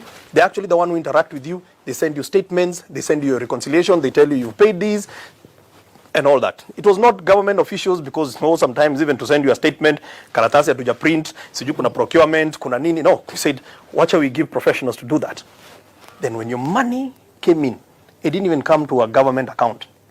It went into a custodial bank, which was KCB. Now, KCB I cannot even tell them what to do with that money, because they are guided by custodial rules. Because that money, it is custodial for you, not for me. So the houses are built, they are completed. The administrator then will issue a notice, pay developer so and so. They are 5 billion. We pay developer so and so 5 billion. We start allocating based on a fair, transparent process on a first come, first serve basis. All right? And then, because this is a lot of money, 9 billion, and I'm not paying certificates every month and so on and so forth, we needed to invest it. Because now if I take your money, because I'm telling you, in 7 years, if you don't get it, come and withdraw it, plus a return. So how do I guarantee you a return? We hired Britam through a competitive process to be our fund managers. So that money they were going to invest, whether it bonds and invest in whatever, but it was going to be invested. It's not just sitting in an account. So it was going to be earning more money. That's how I was going to guarantee you that in 7 years, your 1,000 cumulatively, I'll pay you back, plus a return. So there's a lot of stuff that is about misinformation and so on and so forth. Now, if you ask me, I don't want to call it a regret. It's just one of those things that are very difficult to control. Was the people that bought those houses. Okay? Because there's a form there you fill. First, we prioritize first-time homeowners. Yes. Okay, that was one of the rules. First-time homeowners, we prioritize people living with disability. In fact, all the ground floor units, we had said, let's check how many people are living with disability. We're going to prioritize them. Yep, I think that's it. You heard from the PS himself. You heard that money, how they were giving us figures, how they arrived, how would the government afford to pay your house, and you are contributing very little. That money they invested, and they will guarantee you that after the 7 years, you will still get your money. That was the PS himself, and he's still the PS for housing. Yep. Muzalendo, it's so unfortunate that we still get misleading information at this time and age. Yeah, these are levy. Tell me, when will the government give back a levy that it has taken from you? When will that be? Let us say black as black and white as white.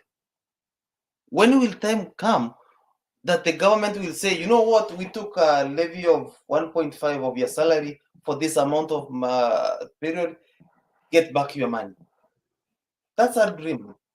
You're asking the right question at the wrong time. So, because this, we have not reached that point where people are missing their money. But that's what he said. If I got him right, like it will come to that 7 years, and then if you want your money, we can still give you. That's what he said. Yes, but okay, There's another fact. Yeah, the Kenya Kwanza got how many units are this?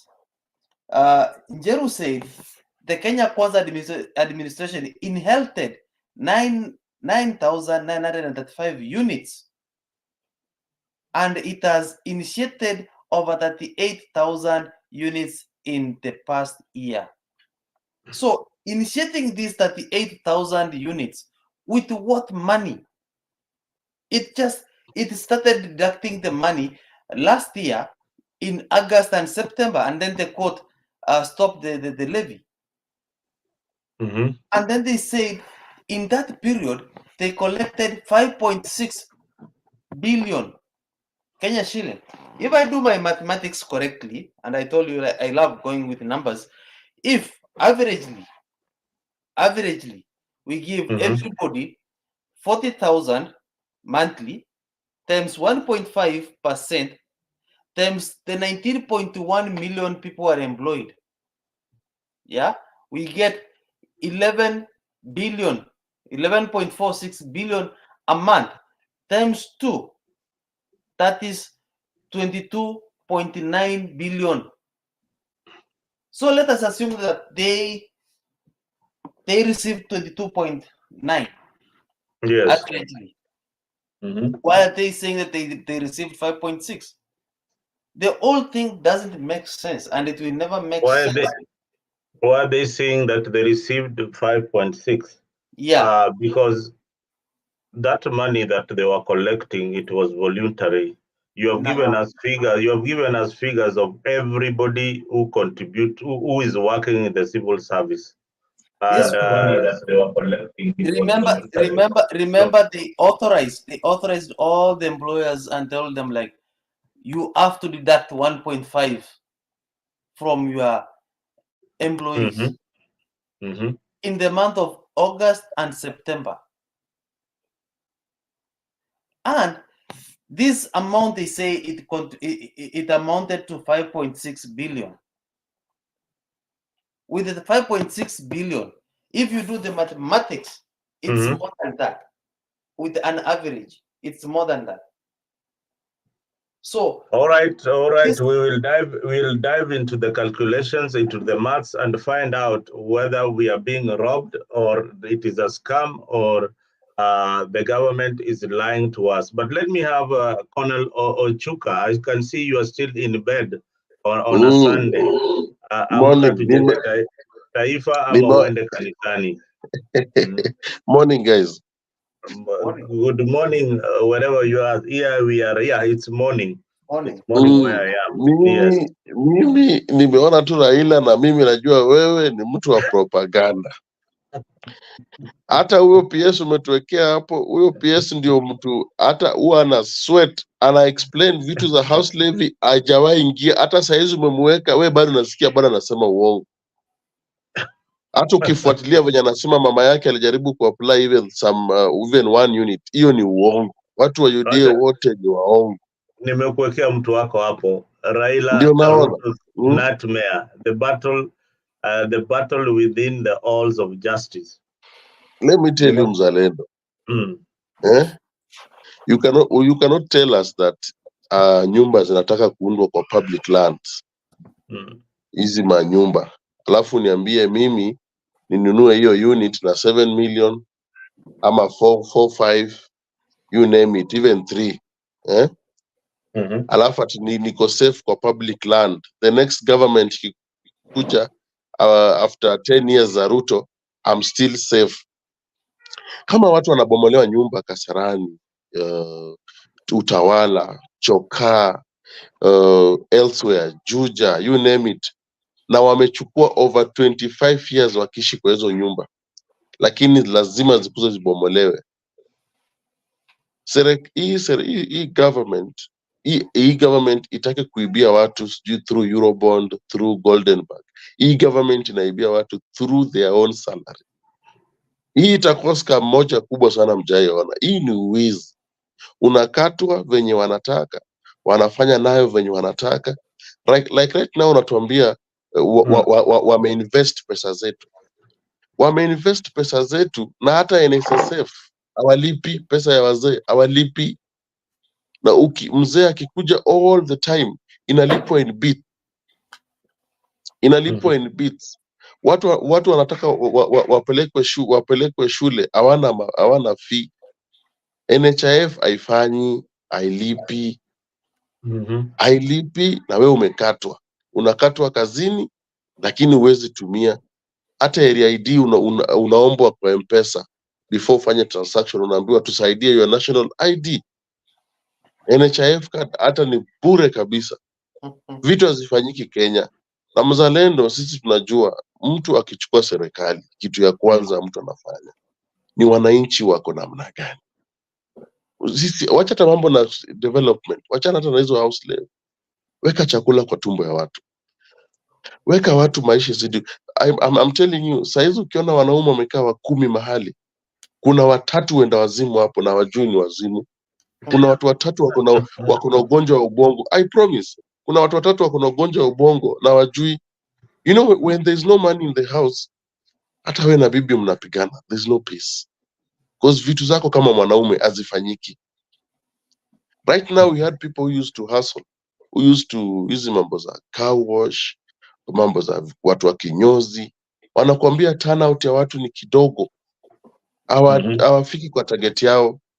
Because ule mtu wa gari pia aleti gari, anaona tu yeye nioshe kwa mlango. Mtu wa kinyozi anasema hapana, wacha ningoje. Na hizi shida zote zimeletwa na serikali na uongo. Even the president himself ana quote the wrong thing mbele ya watu na anashika microphone. He is a father, he is a grandfather, he is a husband, he is a man. Hata sasa unashangaa ni nini hizo zinafanyika Kenya. Aibu ndogo ndogo, aibu ndogo ndogo. Na mimi nasema hapa kila siku, mwanaume mwenye aski advice kwa marafiki, kwa bibi, huo si mwanaume. You cannot go to people wa Bungoma, unawathreaten huko Bungoma. Umekuja kama rais wape solution. Wewe huko unaambia hapana, nyinyi huwa hata mnipe kura lakini mnataka niwasaidie. Na watu wanalipa tax. So mzalendo saa zingine ukiongea about hii serikali yenu, ongea tu ukweli. Huyu PS ni mtu mbaya sana. Hebu angalia hizo maneno. Haya, Konolo Chuka, umesema yako yote. Umesema serikali ya Kenya Kwanza ni waongo. but kitu ile umekosa kusema ni solution gani mko nayo kama Azimio. On this, let me Sasa invite... sisi hatutafuta solution because we don't want to think for you people. Think on your own. Msiwache sisi tuwafikirie. Napenda siku hizi mwenye Sifuna anawaambia. Wacha ni invite Mburu, mtu wa Kenya Kwanza, awaelezee vizuri. Today sitaki kuingia sana kwa siasa, nataka kujaribu kuwa neutral kwa hii maneno. But Mburu, tafadhali. Yes, sir. Yeah. Thank you so much, Mr. Mzalendo. You know, myself, I try to desist from talking things that cannot be verified, especially when, like my friend here, Ochuka, has said that the government is not paying NSSF. I don't know how we can verify such kind of information or where he got that information from. But having said that, I want to go back to what Honorable Alex had asked me to do on affordable housing. I have heard so many contradictory statements here made, different figures. And that is why I said it is good we try to gather more information. And the information I got here, which I think might help many of us, unless you may be having different information from another more credible source from than this, you will be in a position to give us. But this one is from the Buy Rent Kenya. This is a credible real estate in Kenya, which connects people with properties in Kenya. And they did their own research as part of marketing their company. And I'm not marketing for them because I'm not part of them. And this is what they have. They are saying the pricing of the affordable houses by the government of Kenya. There are 3 types or housing options offered by the government of Kenya.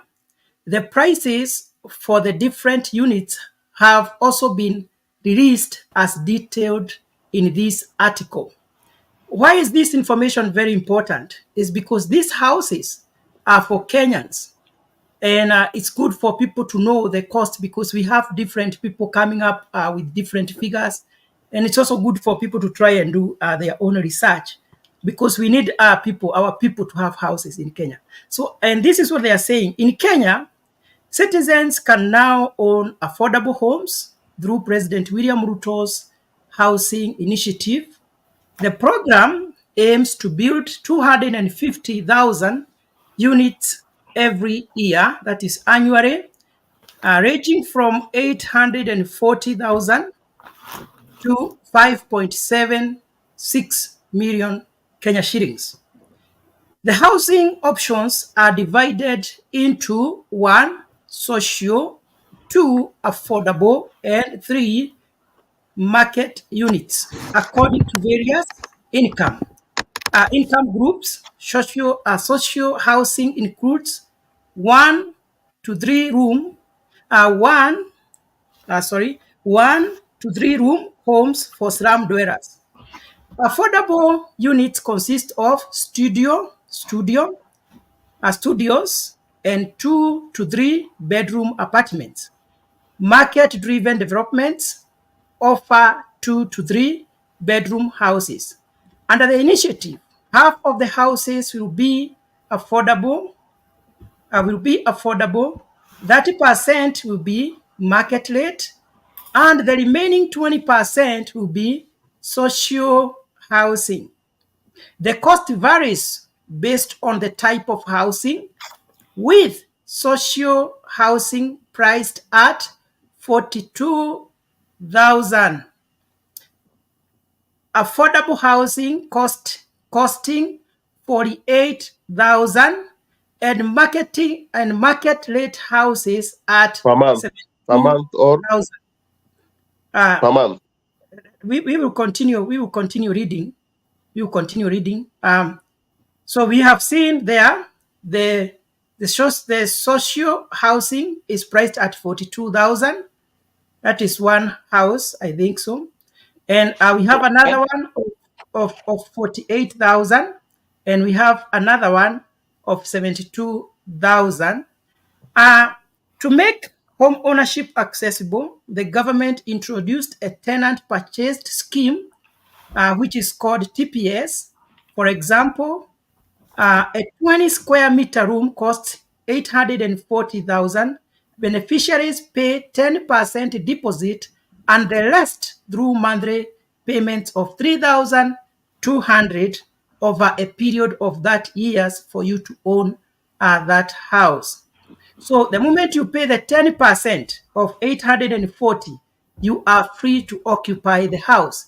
From there, you continue paying 3,200 every month. Despite, so anyway, I don't want to read the whole article, but you go to that article, Buy Rent Kenya, you see they have described everything.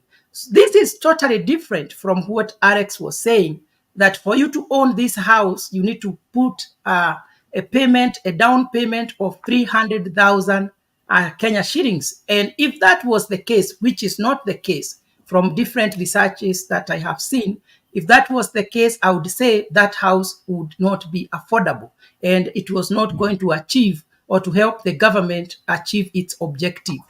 So having said that, where I had stopped is that we have to agree, as much as there will be so many controversies and feelings and discussions about why the government is correcting the levy, we may differ on the processes, but we have to agree as Kenyans that the housing project is a brilliant idea, because Kenya, we have the largest slums in the whole world.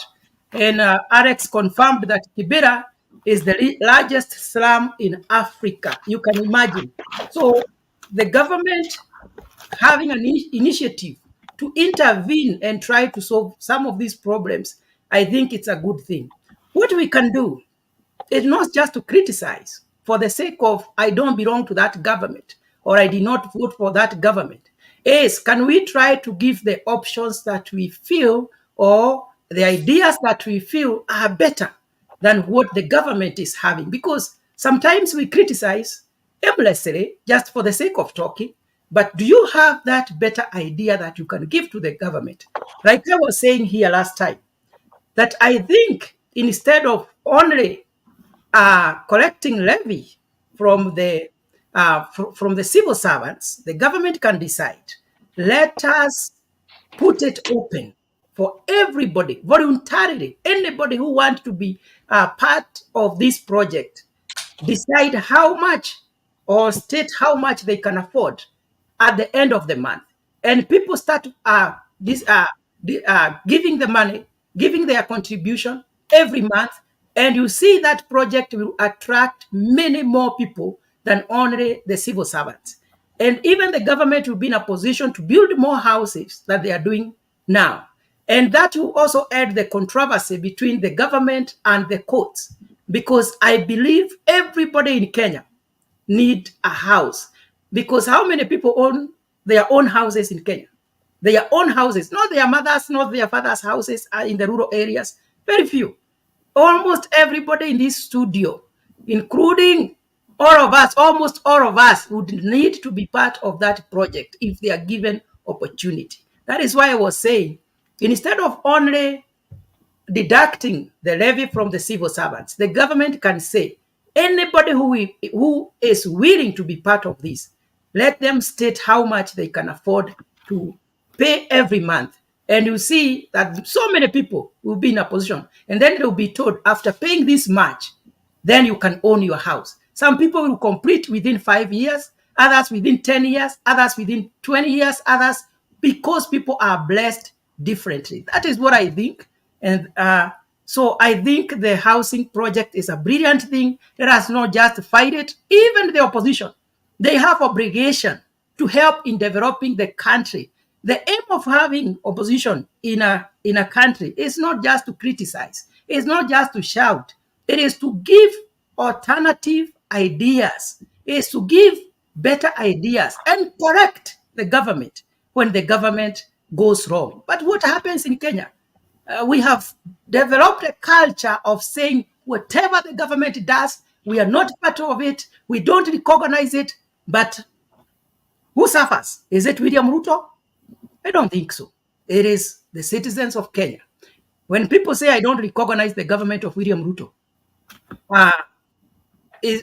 what is the consequences? Does he stop from being the president of Kenya? If you say you don't recognize the government, does it stop from being the government of Kenya? The best thing we can do is to say we have a government already in place. Just like Raila Odinga, if he becomes the president today, he would not like all the other leaders who never supported him to be fighting him day and night. He would like people, if it is to criticize, they criticize objectively. Here you have done right, we support it. Here you have done wrong, we don't support it. This is what we think is best for our country. So if we are patriotic, we would change how we criticize and give those better ideas that we think we have. Alex, Mburu, no, not Alex. Mburu. Yes, please. You said about numbers. There are some numbers that you gave. Yes. Were they per month or yearly or the whole thing? The 14%. What were they representing? The numbers I gave? Yeah. The numbers I gave there, sorry, my one of my gadget here went off. Let me charge it. But the numbers I gave there, what I can remember is that there are houses of 42,000. When you are able to finish that, I don't know exactly what. I'll get the gadget. Maybe. Mburu, get your. Then here is my question. Like, you are paying this 42,000. The first question that came to my mind is this 42,000 per month? Is it 42,000 per year? Is it 42,000 for the whole project? That's one question that I need enlightenment. The second question is what is the total amount of money that you are supposed to pay? That's the second question.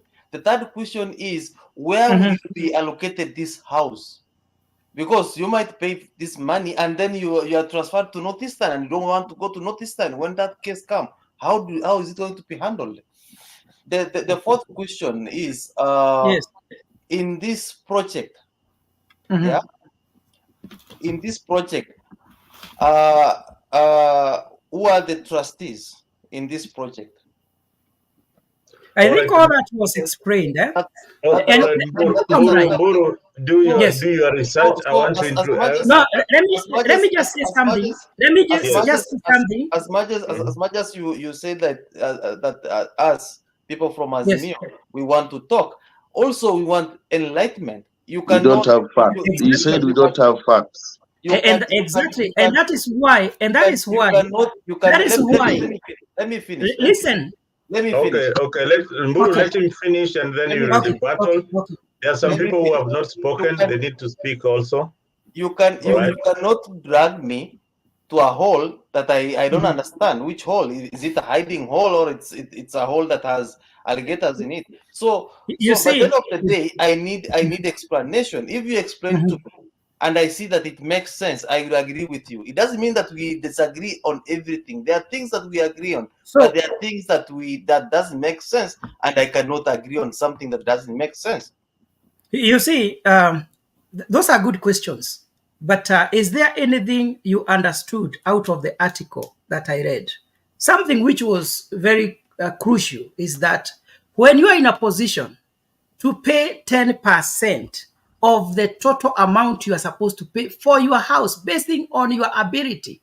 There are those who will be in a position to pay for the studio, others will be in a position to pay for those that are of two bedrooms, or two houses, and others who will be in a position to pay the one for the three houses. If you are able, out of that article, if you are able to pay 10% of the total amount you are supposed to pay, then you'll be in a position to occupy your house. From there, what that article has said, from there you can be paying from 3,200 per month. That is what is supposed to be paid per month. So I stopped at a certain point because I didn't want to take more time reading the whole article. But I want to refer you to the same article, read for yourself, get those clarifications, because remember, I don't work for the government. I'm just doing the research, just like you can also go and try to read more, so that when you argue out of the point of information. What I try to desist is just to imagine things, then I discuss those things as I know about them in the media. And I tell people for sure the government, what they are doing is a pyramid. I saw that statement as outrageous. When you say it's a pyramid, you compare a whole project, and already you have read there that the government has already initiated 30,000. You yourself have said that. Is that a pyramid? Those houses, they are not in Uganda. They will not be occupied by Ugandans or outsiders. They are in Kenya. At the end of the day, the beneficiaries will be Kenyans. When those buildings are looking good there, they are beautifying our country. When those buildings are being occupied by the people of Kenya, it is our nation which is growing. So let us not just say things for the sake of it. And even when we are reading these things, if we are unwilling to pick some of this, and it's good, Mr. Muzaredo, we can proceed. Then you give me time, maybe to read the whole article for me to answer all the questions that he wants. I think Yes. you need to pick the questions that he asked and Yes. then research on them, and let us give the general public the correct position of the issue of housing. We don't want to dwell on propaganda. We don't want to dwell on what politicians are saying. But here you get the facts. The facts, what the PS is saying, the facts are what is in the law. That is what you will get here on Africa.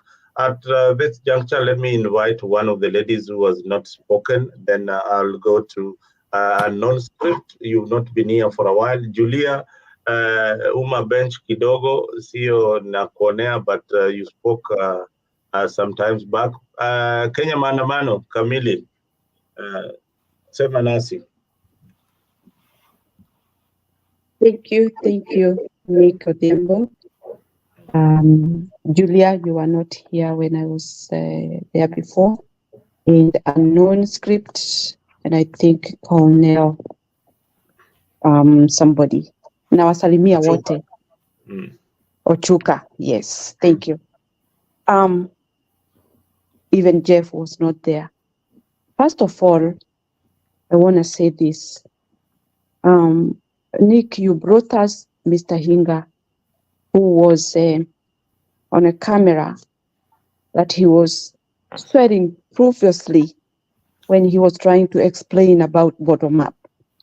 And he never reached to the point of us understanding it.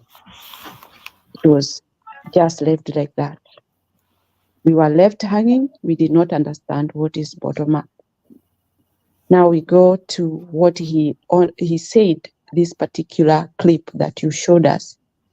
And he said that those houses, there will be military, CB Bank, I think I got it correct, and Hinga's mother, because mother went to Hinga, and Hinga gave her some money, maybe for deposit. And then he said, first come, first served. There's one big question I ask myself, because when Ruto is talking, he's using Mama Mboga, Boda Boda. They are the beneficiaries. Now, Mr. Hinga has talked about his mother, military, and everybody. What I'm seeing, first come, first served, is a problem. Because these houses, once they are built, they are complete. It's a very good idea. I don't totally disagree. It's a very good idea. But here comes my question. First come, first served. Zalendo, you'll go there. You have money. You buy 5 of them. Jeff will go there. He has money. Buy 10. Pinga will go there and buy 20. Those houses are taken by the people who are able. Where is Mama Mboga? Where is Boda Boda? When they are being used for this particular business that is being done. The problem we have here is transparency. It has to be transparent so that we can understand where we are heading. At this very time of economy of the country going down, it's not the right time to ask people for money for houses.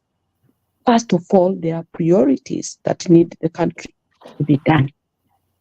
So I don't see why this is at the edge, at the edge of having these houses so quickly done, as if people are outside and it is raining, they need a shelter. And even if it was raining, needing shelter, it cannot be built within a fortnight. It takes some time before it is finished. Why can't the government, if it's ready to help those Mama Mboga, where are they located and where are they that I can help them where they are? Tumeongea habari ya the biggest slum. Kwa nini serikali, for now that they feel they want to help the poor, the people who are not able, go to those slums, know their location, their size of their plot. I don't know whether I'm correct. I stand to be corrected. Go to that slum area. Those are the needy people, really ready for shelter, who wants help from the government that really sympathizes with those poor people, Mama Mboga, Boda Boda. They have their small locations, imegawanywa, kila mtu ako na plot yake. Take your initiatives and go and construct houses for those people there, if you want them to live better. But the government has taken another way, that they want to build them in a particular location. Hawa watu wako slum, they are not going to move out of there to go and live in those houses. They are comfortable where they are because that is where they can afford. These are not affordable houses. These are expensive houses for military people, watu working in a bank, and Akina Jeff and Akina Nick, who have money, they are the ones who are going to occupy there. And also Mr. Hinga will occupy there, and his family and other relatives. So let's not use Mama Mboga, Boda Boda for the sake of people going to earn or get their business going. It's bad.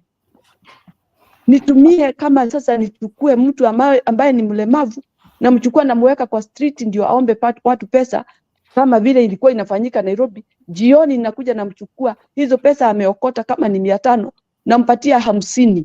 450 is mine because I transported him there to go and do that work for me. That is exactly what it is. Why do you want to use poor people for your gain? If you are a proper government that really sympathizes with your poor people and you want to develop the country with the people who lives there poorly, that's the initiative you should take. Developing where those people are. If not, leave them alone. Let them live in their shanties where they are comfortable and they can afford. These houses are not for those Mama Mboga and Boda Boda. I completely disagree. And that point will never get out of me until I see. I support you fully. Fully. Thank you. I feel we are lost completely, the whole country. If that is the only way we are being driven to, when people have no idea how their children are going to school, why are we forgetting priorities?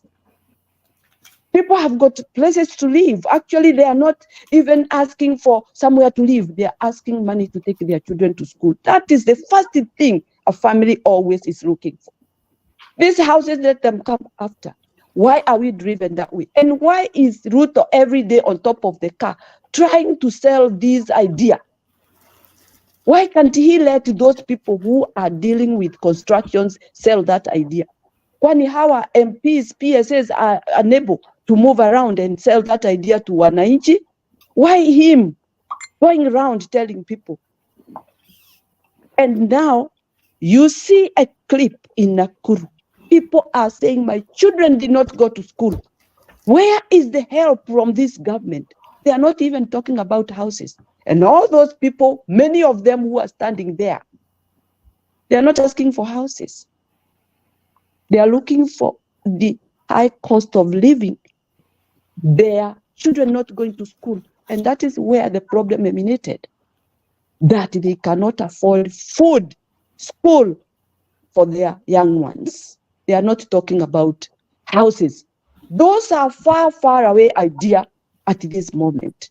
The country is dying, it's going down, economy is finished, and I don't know what about houses right now.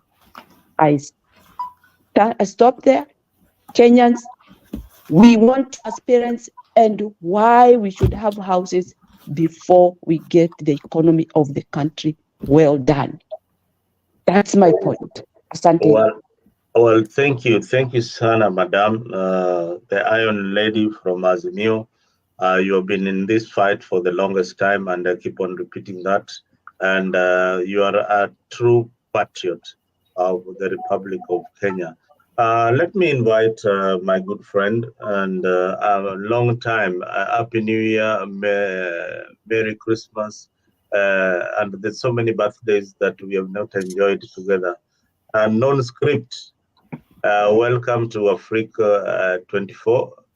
Na karibu, tutakupatia kikombe cha chai, ujumuike nasi, and tell us your point and what you think about this issue of housing, even before we go into the new strategy in quotes by Azimio to block Ruto from implementing the projects. Karibu sana, non-script.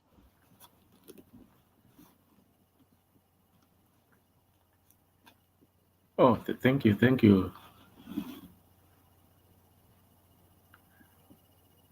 Is it Mzalendo? You are Nick. Eh? Nick Mzalendo. Yes. This is Mzalendo. Thanks God, that Mzalendo name has been misleading. I like confusing them. You don't walk the talk. You don't walk the talk. So I think Nick is okay. Mzalendo, call me Mzalendo. Engineer Jeff, Julia is here, and Kenyan Mandamano Kamili. Mandamano is being changed now. It's been changed to what? I think it has been changed. I'll find out what it is, because here, if you look at your title here, it implies that there's some new strategies. There is some new strategy. Maybe Mandamano is still there. Maybe Mandamano in a different way on the housing levy. Now, thanks to hear from all of you. There have been praises on this housing levy and the idea. The idea is noble and is good to everybody. But I think, as somebody said, it's a question of, sometimes a question of priorities, especially when you have a short time to deliver certain things. The question of is priority. So housing, as by the saying goes, is good. But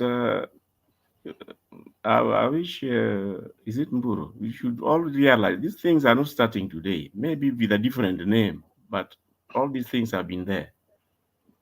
It started, I think, during the Kibaki times. There was this thing called about, is it Mburu was lamenting here about the biggest slum in Africa and blah, blah. Now, this thing, for those who care to remember, something called slum upgrading has been in the offing for I don't know how long. And also, I think it was the Simburu was talking about the Uhuru and Ruto doing something about housing. And then, of course, you are trying to say that That project was Uhuru's. I remember even the Uhuru issue was in court for quite a while. Eventually, it was left it became voluntary. And to some extent, between 20 to 30% of those projects, those initiatives actually saw the light of day. Something in the range of 20 to 30%. Now you can call them slum upgrading or whatever it is, but all of it was about housing. But then when you put a levy, more or less like a tax, you are now approaching the entire national Kenya as a people. Now, the issue of priority should be looked at. Housing is a responsibility of a government. The answer is yes. But then different people require different houses. And then even you have been quoting a number of other countries where some of these things have taken place. What you have forgotten is that those houses have always remained public property. What they do is to make it affordable for those who are low-income fellows to be able to access the housing, not to own them. Because remember, these are public assets.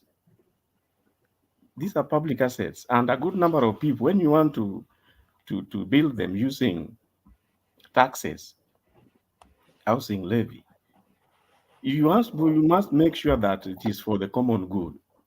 This idea of selling houses to some people, whether you are Mama Mboga or you are a boda mama, does not make sense for the reason that you are now making these things private. You are making private. Public property should remain public all the way. You enjoy it, you leave it there for the next public when you die. What happens when these people have owned the houses and they are dead? A public good like a road should be for infinity, indefinite. It is wrong to say that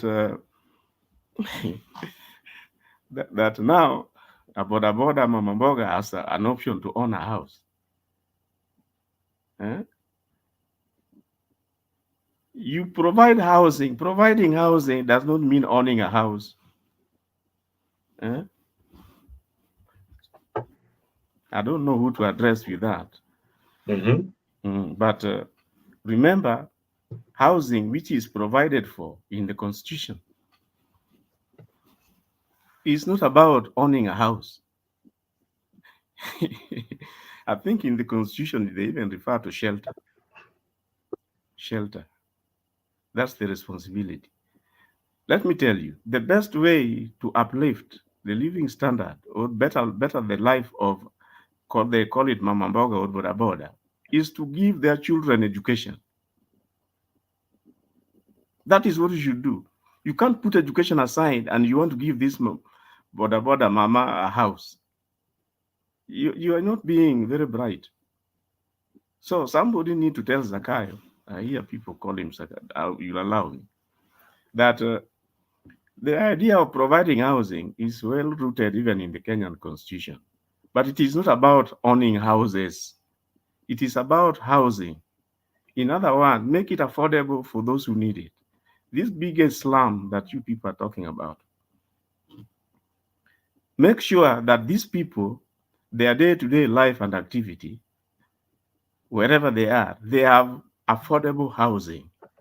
When they have used it, their time is up, they leave it for the next. Because you cannot remove slums. For example, let's talk about the Kibera. There is no way you can remove slum out of Nairobi. It can't happen. It will continue to be there because it is that class of category of people in society. It will continue to be there. So what do? Make sure that those who are living that low, they have affordable access to housing, not to own a house. Because remember, the cheapest house, imagine trying to buy a bedsitter, because that's what it is. This so-called, I think it's Mburu who was talking about studios. trying to buy a bedsitter, call it in some of these houses which are being put up. Well, the last time I checked, the so-called slum upgrading, they managed to do some in some of parts of Nairobi, for example. After some time, remember this one was done in such a way that the people who were moved out of the area were the ones who were being given the built-up houses. But then, after the houses were given, what happened? They all vacated the houses, tried to rent them, and continued to do their mabati houses. I don't know whether somebody here would be able to explain that. Can you explain? We have a live situation where slum upgrading took place. Some of those, I think those ones were the Mudura side. Because it was because they could not afford paying monthly payment. It was expensive for them because they're used to 500, 1,000. Well, actually, yes, hold on. I think, thank you, God. I think you have brought in a very good point. Now, those so-called slum upgrading, you find that somebody here, I think it again, Mburu was trying to say that these people are spending 3,000 shillings per month on those houses. And that going by that, it means they can enter into a TPS. Is it tenant purchase arrangement? And should be able to pay the 3,000 to own the house. That is not true. I think that is a total lie. For the reason, the people who are on those mabati houses in the slums, from day to day, the ones we are talking about, the so-called mamambogas who pick the chapatis alongside the road to earn a living and to take people to school, they pay between 500 to 1,000 in the makeshifts where they live. The last time I checked, that is as far as sometime around October. That's what they paid. So the 3,000, I don't know where Mburu got it from. Let me just point it out. The 3,000 is something that has been floated by the government, that they will be paying 3,000 on TPS. Yeah, agreed. What I'm trying to say is that 3,000 is not telling us the truth. It is not affordable. For the reason, for the people they are calling mamamboga, these fellows who sell, call them the hawkers. These people you see running around all manner of streets in Nairobi, trying to sell fruits here and mboga here to make a living. They do not pay 3,000 in where they live. No, they don't. So what am I trying to say? I'm trying to say that even the 3,000, these people can't afford. What is going to happen is that you are going to have the NICs and the engineers, the Murus. You are the ones I know who are going to buy these things. Maybe 5 years, like somebody said, first come, first serve, isn't it? They are the ones who are going to buy these things to not the very, very bottom fellows, people who really need housing to that extent, whereby we are saying that let those who cannot call it affordable. 3,000 by all means is not affordable. It's not affordable for the people being targeted. It is not. It is not affordable. Anyway, more details will come because I think Nguru has introduced. All right. Thank you. Let me invite Julia before I wanted to comment about this housing levy and the order. Okay. Then I give her a chance. All right. The other thing is to do with these housing levies, and then you see the issues of the Constitution. The interpretation of the Constitution is the domain of the High Court of Kenya, not even the Court of Appeal. Now, if the Court of Appeal, through their Court of High Court, through their benches, have declared something unconstitutional, you have to deal with that unconstitutionality. You cannot say that you have put a stay for the levy to they continue deducting. If it is unconstitutional, it is unconstitutional. Now, I do not know whether that is what you refer to as whatever of the law, the lacuna in law, but you can't put a stay on something which is unconstitutional, and then you allow it to continue. Then I think Mburu was indicating that who is the implementer or the enforcer of some of these court orders? Okay, you may talk about Kome, but Kome is basically part of the executive. No. And then when Zakayo says that he's not going to follow that law, you know, when something is criminal, it does not end. There is nothing to stop even way after Zakayo has gone off office to challenge it, and the whole thing will come down crumbling. It remains illegal until otherwise ruled. So Zakayo may say that he's proceeding with his development plans, project, or whatever they are. He can continue, but it remains illegal. It remains illegal unless he hopes to be the president for life. Sooner or later, when he's not there, he will still face the law about it if he continues to disobey the court orders, and he can actually be charged, taken to court for contempt, and he'll pay for it. Thank you. Thank you very much, Anon Script. Julia, I know you're burning with some issue there. Karibu. Asante. Not much, but Anon Script, you have answered the question that Alice asked me earlier, that what would happen to Zakayo. Si tunamwitanga Zakayo, hata kama watu wa Kenya Kwanza wanakasirika. If he continues to disobey the court order, you have answered, because he's not going to be president for life, so these things will follow him. And he may even have just to refund the money he has collected from people, because that is also illegal. So I wanted, Mburu, you tried very much kutetea Zakayo. I don't know whether to understand you or to continue getting surprised. In fact, when Uhuru was doing this project, nobody cared. We weren't even conscious that he was doing house projects, because he was not asking people for money. Unaona hakuwa anafinya watu, so nobody gave a damn where the houses were. We are just coming to realize that, oh, kumbe Uhuru alikuwa anajenga nyumba, because he didn't ask people to pay for them. They were voluntary. Yes, so the bone of contention here is why he's taking money from people's paycheck, both private and public. It's like a tax. That's where the bone of contention is. Otherwise, the president can plan his projects, just like Uhuru was doing, whether borrowing or not borrowing. Na tuone nyumba zimeinuka hapo, watu wamehamishwa Korogosho, wamepelekwa huko. Nobody would care. Nobody would even give a damn to know how he built those houses. But now we are more conscious why he's taking money from people's paycheck. That is now why we are even more conscious who is building these houses. Now, I want to say this. This is what is going to happen to this government.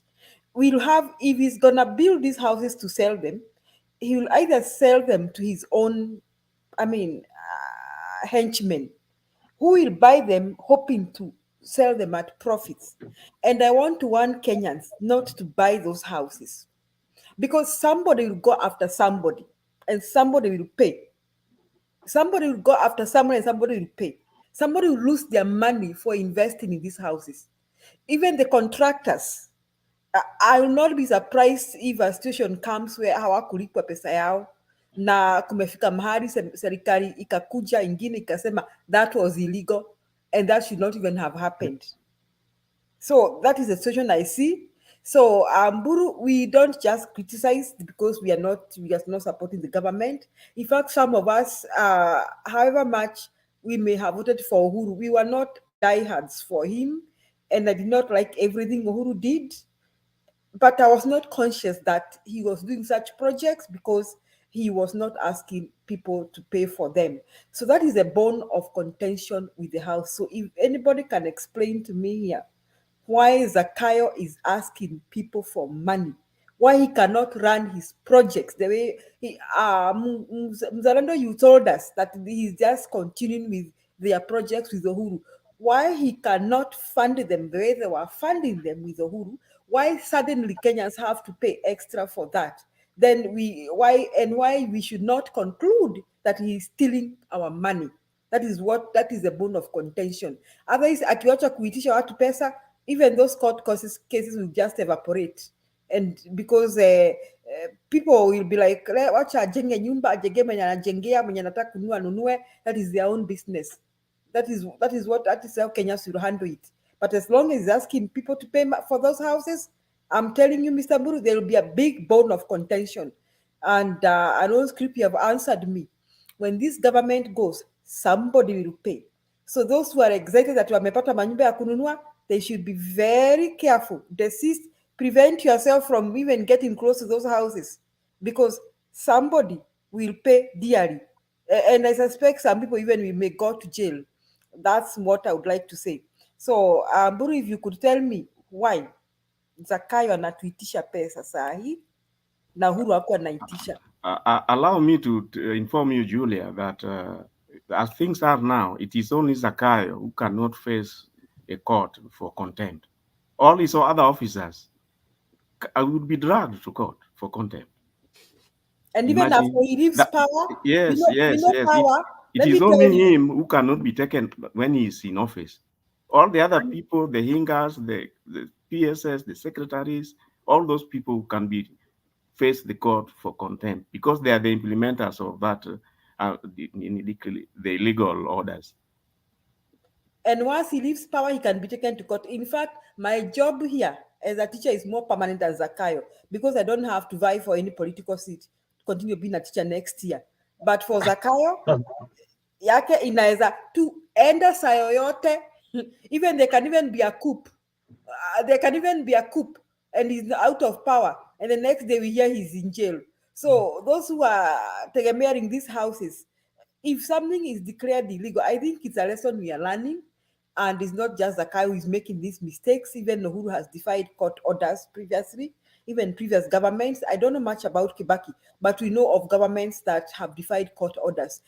I think it's a lesson that we should learn, that time comes when you also face the music of the things that you decided to disobey because you thought you were above, you are not, you are above the law. So those houses, Mburu, if you can explain to me why we are paying for them and why we were not paying for them when Uhuru was constructing them. Maybe Kenyans should understand why we should not think that Zakayo is not stealing our money. Okay, Mwalimu, asante sana for that, for your point and your view that Zakayo is actually stealing our money. I've got our elder here, Ben Nyangaka, before Jeff Mburu answers all the questions that have been directed to him. Ben, Mburu is on the hot seat today and is facing a lot of attack. Can you please help Mr. Jeff Mburu? Attacks are from everywhere. Engineer, unknown script, coming in, engineer. Nimesikia maandamano kamili, nimesikia watu yangu. I am trying to moderate. Yeah. Yes. Is it on the word? Yeah. Is it on? Adimaber, Ben Nyaga. Okay. Sasa, what all the ladies and gentlemen have said is just to repeat what they talk on the other talk show. I mean, this is an ODM ideologue that sees Jubilee, UDA as negative, evil, that has to go. And I'm sorry Julie is there. I don't want to talk too hard when Julie is there. But they regurgitate the same message. Hiyo ndio liliwafanya wakanichukuza mtu kama mimi. Hapa Miss Maandamano, you will hear every angle of the Kenyan people. Hapa utasikia huyu ni Mkenya anapenda Raila, huyu ni Mkenya hataki Raila. Huyu ni Mkenya anapenda Ruto, huyu ni Mkenya hataki Ruto. Kwa hivyo mzalendo, ngoja nikuambie, the simplest way that Ruto was saying the bottom up economics ni ya kwamba hizi nyumba, there is a carpenter, there is somebody who is taking out the sand, there is somebody who is selling the uji. This is what you call the bottom up economics, when you set most of the people in the bottom to get most jobs. Sasa, I hear that they don't tax those guys any money towards their housing. So I don't know the ideas about that. But that's the simplest way you can explain bottom-up economics. Kwa hivyo, Ochuka, mkikuja hapa na museme as much as a million times that you say negative stuff about what is going on, it doesn't change anything. Please, can you show us, Julie? Can you show us how to follow you? Mimi nitakuta Julie huyu kama huyu mwaka kama itakwisha. Lakini can you show us how we follow you? What we go get there? No. But you see that this housing is evil. I don't want the houses. My friend, are these houses going to be sold? Are they not going to be sold? Kama watu walikuwa na hichi Kibira siku hizi, that's how the houses going to be. Is watu wengi wao ambao walinunua kama Kibira Mzalendo wamefariki wengi. So where did those houses go? They went to the kids, whatever. Kama hili shamba ya ushago, everything you meet the same way. Kama Mburu atakuja hapo Jeff, unafanya mzuri sana, ngoja niseme amnai Mzalendo. Let us really, I agree with openness, I agree with having everybody have their own ideas, but ngoja niwaambia kwamba you have different idea. Mimi sikuchukii mtu kama Julie. I don't have any reason to hate anybody, but understand my idea and respect it just as much as I understand your idea and respect it. Lakini wale wanasema sisi watu wa simu my friend, you're wasting your time. Be for real. Na Julie amesema kitu mzuri sana. Most of these governments have divided the court orders. They have divided.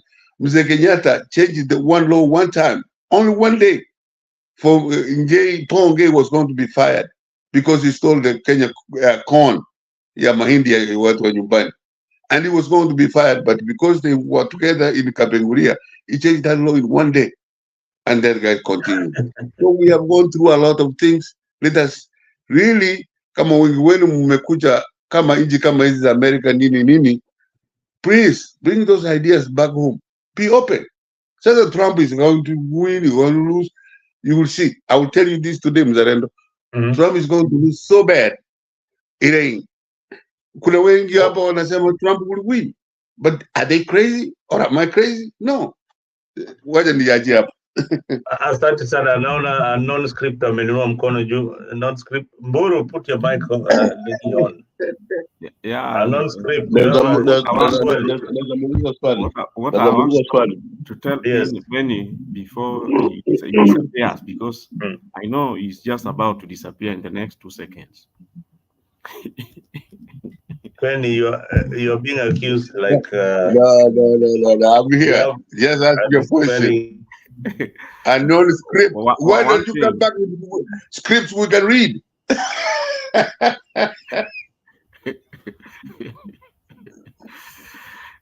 Wewe ngoja swali, wacha maneno mingi. Iko namna hii. You remember this, I did say here that this housing. Wachana na maneno ya kununua. Housing as a requirement under the constitution is not a new thing. And the people who have tried it in the past, I remember Mburu was saying that Zakayo and Uhuru actually already started this, which may be true. The thing is that the difference that time, to begin with, Mburu, you did talk about this taking away the slums. As we speak now, you also told us that these houses will be sold on first come, first served. And we have all observed that the first person who is the first come here is Nick himself here. So that Mama Mboga that Zakayo keeps singing about, what we are trying to say is that if you look at the details, they will not see these houses. They will not. For one, they cannot even raise the deposit. Remember, they can't raise even what they are going to eat the day today, leave alone raising what they are going to eat tomorrow. So to raise something like, I think you did say that the cheapest house is like 850K, isn't it? 850K. 10% for that is like almost like 90,000. So where is this person who is living hand to mouth going to raise this deposit to earn this? So that's why my reasoning is that the first come first serve which you are talking about is going to be you and Nick here and Nyagaka, the Nyoka here. They are the ones who are going to have this. So in other words, the guy would be looking, Kumbe, I was targeting to give Mama Mboga a house. Look at the people who have ended up owning this house. Remember the slum upgrading? How was it done? The owners were identified before the houses were even constructed. So they already are waiting list. Here as Zakai Akuna. There is no list. It is first come, first serve. And then remember the KK policy of shareholder formula. I can rest assure you, it is the fellows who are calling themselves KK here who are going to have those first come, first serve by design. Two tribes. By design. So you see, it is populist. But when you look at the small prints, you'll be surprised who are going to benefit. We can only see you are here. Let me finish. Can I answer that? But you have heard the question. You sit properly, we see you. Buru, let me answer that question. Then unknown script. Go ahead. Go ahead. Unknown script, what you are saying is completely true. Any product being rolled out has to have mistakes. We cannot, for me personally, I cannot stand on a corner and say that everything we have done as far as the rolling out of those building houses and all this other stuff is 100%. No. Your debate is accepted. What you are saying as to what should go wherever is what we welcome. I mean, that's a very good point. We cannot, just disagree to disagree. That's stupid in and of itself. Because what you are saying is very true. How did this happen to be like this? How can we get here from there? That's a good point. But the Kwanza, where you criticize as to how the guy who is rolling out this housing was brought from South Africa by Uhuru and Kenyatta, Raila, together. They brought this guy back, the guy who's sweating in the news media. And everything that happens when you roll out a new product, there has to be mistakes. Please, we stand to be corrected. Thank you. Mr. Mzalendo, I think now it's my time to give the reply to so many questions that have been put across for me.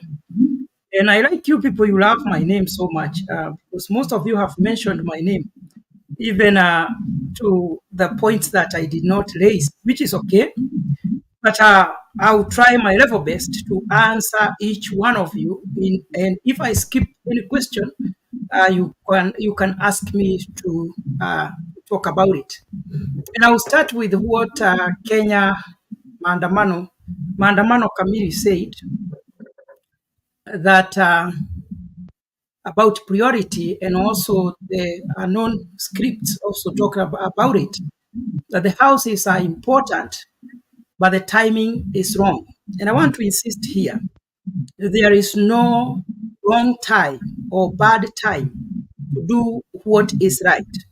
And I want to remind you, good people, that there is what we call manifesto. Each government, before it occupies power, it comes with a manifesto, what we are going to do. Then it puts down the priority of their manifesto. So if this government does not perform as per the manifesto, we the people of Kenya, we will appraise them based on the manifesto that they put across. So whether the timing according to you is good or wrong, the government is under the mandate and is a government in a mission for 5 years. And they know exactly what they're supposed to do for those 5 years. And Kenya Maandamano also talked about that the economy of Kenya is crumbling, is falling down. So the president should focus so much on that than building the houses. And I want to say this. Many people don't understand what it means to build these houses. This project, one, it will help lift the economy. Lift the economy in the sense that many people who are not employed will get jobs for these 5 years. And that is lifting the economy. Houses are part of economy development, infrastructure, giving people basic needs like a house. That is building an economy. So when you tell the government don't build houses, focus on economy, you don't know that there are so many people who will now get the business import things from outside for the houses to be built. Other people will be suppliers of them. Others will be work as merchants. Others will work as carpenters. We will have electricians. We will have now the people who will work on the ground, who will go and now build the house. So that is building the economy. And I also want to say, let people not say that the economy is falling down. This economy has not fallen down now that William Ruto is the president. This economy started falling from the time of one Uhuru Kenyatta, and everybody knows about it. And the experts, the economists, they have come out and they have told Kenyans very well that most of the projects that were undertaken by the former regime, those projects were highly inflated, that are up to 3 times the normal price of the projects that were supposed to cost.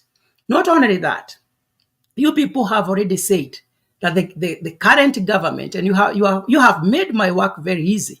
You have said that the current government has built or has initiated 30,000 units, where across the nation, not only in one place, across the nation. And I know you have that information. So we should be genuine enough to tell the people the truth. Just a minute, there is something trying to interfere here with my computer. Mr. Mzalendo, I don't know what is this.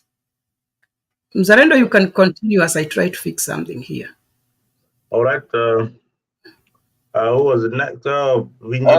Engineer, you have not spoken for a while. Can you say something? Mburu, for the 28,000 units, those are inherited units. It's not like the Kenya Kwanza built those units. So on the fact is they were inherited from the previous regime. So let us put our facts correct, okay? Thank you. Yeah, and Mburu, just that I've come here, if they were inherited, are they the rationale? Let me stand from this side. The rationale is to meet the need. If the 28,000 are inherited and they have met the need and they have satisfied the need, then it means there is need for us to have more units. So the whole idea, whether we should or we shouldn't have more units, shouldn't be a question where we should fight the president. The question is, how are these 28 built?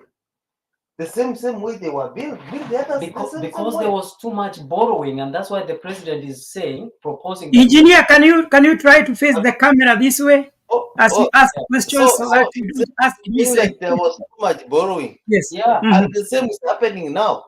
Since the Kenya Kwanza came to power, they have borrowed more than 1.9 trillion in the last 1 year. So but it's the source. Okay, hold up. It is the source of the borrowing. Let's do this.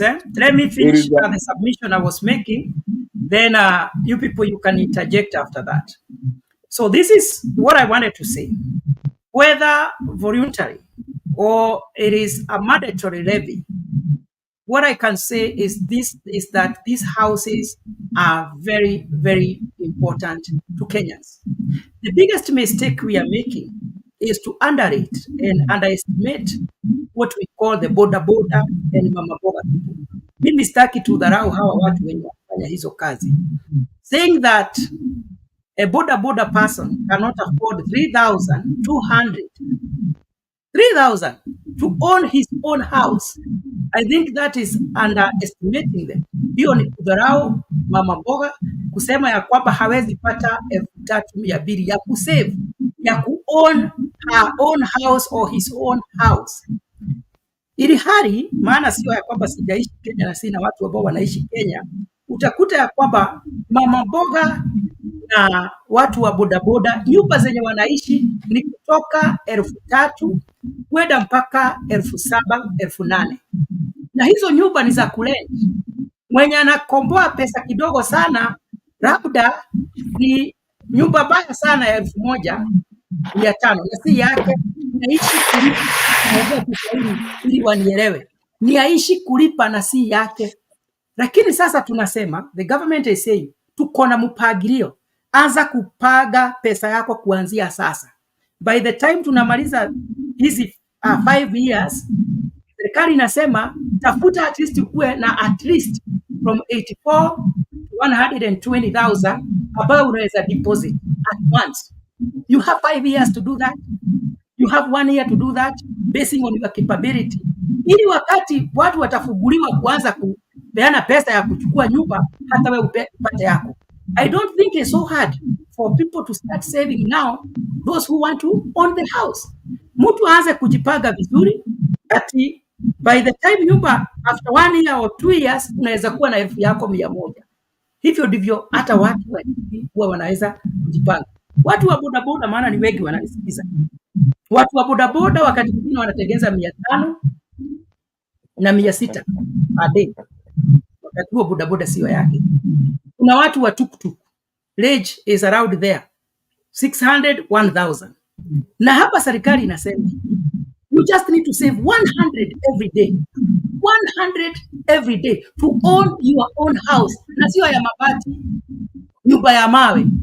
What we can do as intellectuals is to enlighten these people on saving culture. Ati ya kwamba anaweza hata kuwa na save hii pesa 100 kila siku, ili wakati atataka pesa nyingi, benki inaweza top up as a loan impatie, ili aendelee tu kulipa. What I'm telling people, let us not mislead. Mlikuja hapa mkasema ati watu wanastahili kulipa 300,000 at once. I don't know where you people got that information from. But Mburu, I asked you a question. Let me cut you short. I asked you a question. I am coming there. I remember the question. How much? What is the price of this? I remember the question. I remember the question. From there, and we I'm can coming talk there. of the percentages and the down payment that you're supposed Great, to make. great. So I am coming there. Without Yes, you asked the question. I noted down the question, and I'm coming there. So what I was saying, that should have been the first point to tackle. So we no. from the No. how much Let me finish. You see, how much is the 1 bedroom? you cannot direct me where to start and where to end. Engineer, kindly, you asked a question. Please, Let you ask, Guru wait, give I will his answer your submission. question. So, mimi nilikuwa nasema hivi, kwa wale mama boga, watu wa bodaboda, msidanganywe na mtu. Kama unataka kukua na nyumba, sikiza venye serikali inakuambia. Anza kusave saa hii. Usave at least your 100,000. Na uko na miaka 5 ya kufanya hivyo, because this government will be there for 5 years. And within these 5 years, the government has put it clearly that our target is to build 250,000 units every year. What does that mean? At the end of the term of William Ruto's government, we will have 1,250,000 houses in Kenya to be owned by who? By Kenyans. And everybody, mwenye ataweza kukubali kukataa propaganda, will have a chance of owning a house, whether it is 1 unit, two rooms, or 3 rooms. That is what the government is saying. Very simple. So let us not just politicize we deny our people a chance, a golden opportunity to own houses. Maana nyinyi watu wa Azimio mkichochewa mkatae kufanya venye serikali itawaambia, tena mtaona nyumba, wale ambao wanakubaliana na serikali mtawaona na nyumba, tena mwanze kulalamika hati walipata nyumba, sisi hatukupata. And that is a big mistake that leaders make. And I have seen somebody ask a question, ati kwa nini saa hii Ruto kila wakati anaenda kuelezea watu mambo ya nyumba? It is because the opposition and many people from the Azimio side, what they are doing is to try to peddle just propaganda to show people that everything that the government is doing is not important, is not good, and they are being conned. So the president is going out there to try and clarify to the people of Kenya that we have a good plan for you. Na vile mnaambiwa ati hizi nyumba hamwezi kuafford, mpangilio iko na mpangilio mzuri. The other thing I can say here, kwamba nimesikia watu kila wakati wanatusi president wakimuita Sakayo. Na nyinyi watu huwa mnasahau haraka sana.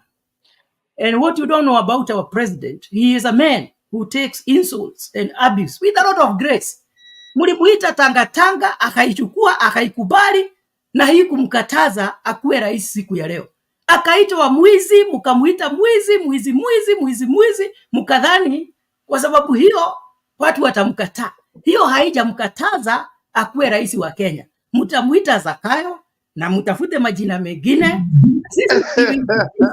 We will desist from abusing your leaders. We will control ourselves that we will not insult your leaders, but our president, he is prepared to handle every insult with a lot of grace. So what I wanted to say, I had given an analysis from Buy Rent Kenya, which is a real estate. Sasa nataka muangalie whether the information I gave is the same information that NTV gave, because NTV most of the time, or everybody is aware, it leans on the side of who?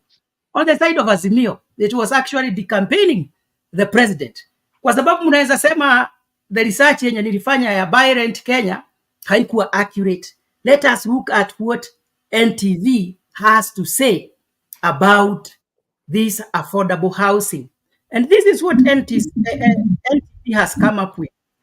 That Kenyans will pay between 840. And engineer, I want you to be very keen so that you'll be able to be answered your questions. I'm coming to your question now. Let me write it down. Write it down. Kenyans will pay between 850 shillings and 5.76 million for low-cost homes under President William Ruto's housing program, which targets up to 250,000 units every year. A confidential government document seen by the NTV shows the houses will be categorized into socio, affordable, and market units. The same information I had given here. The fresh categorization signals a policy shift that will also open the door for workers earning more than 150,000 monthly to also own homes through the state-funded program. Units categorized as affordable will account for half of the houses to be built under the program, while market rate apartments will take 30% share, according to the policy document entitled Achieved the Housing Agenda. The remainder 20% will be social housing units. The document this document was prepared this month. The price of the units, which will be sold under the Tenant Purchase Scheme, TPS, is based on the estimated cost of construction plus 20% financing cost and a makeup which differ depending on the housing category. Let us go to social housing. Under the plan spearheaded by the State Department for Housing and Urban Development, social housing development will comprise 1, 2, and 3 room houses targeting slum dwellers. A 20 square, and this is now, I'm trying just to put down for you, engineer and many other Kenyans who want to understand about the whole project. A 20 square meter room will cost 840,000, with the beneficiary required to deposit 10% of the price before moving in. So before you can move into the house, you need just to pay 10% of the total amount.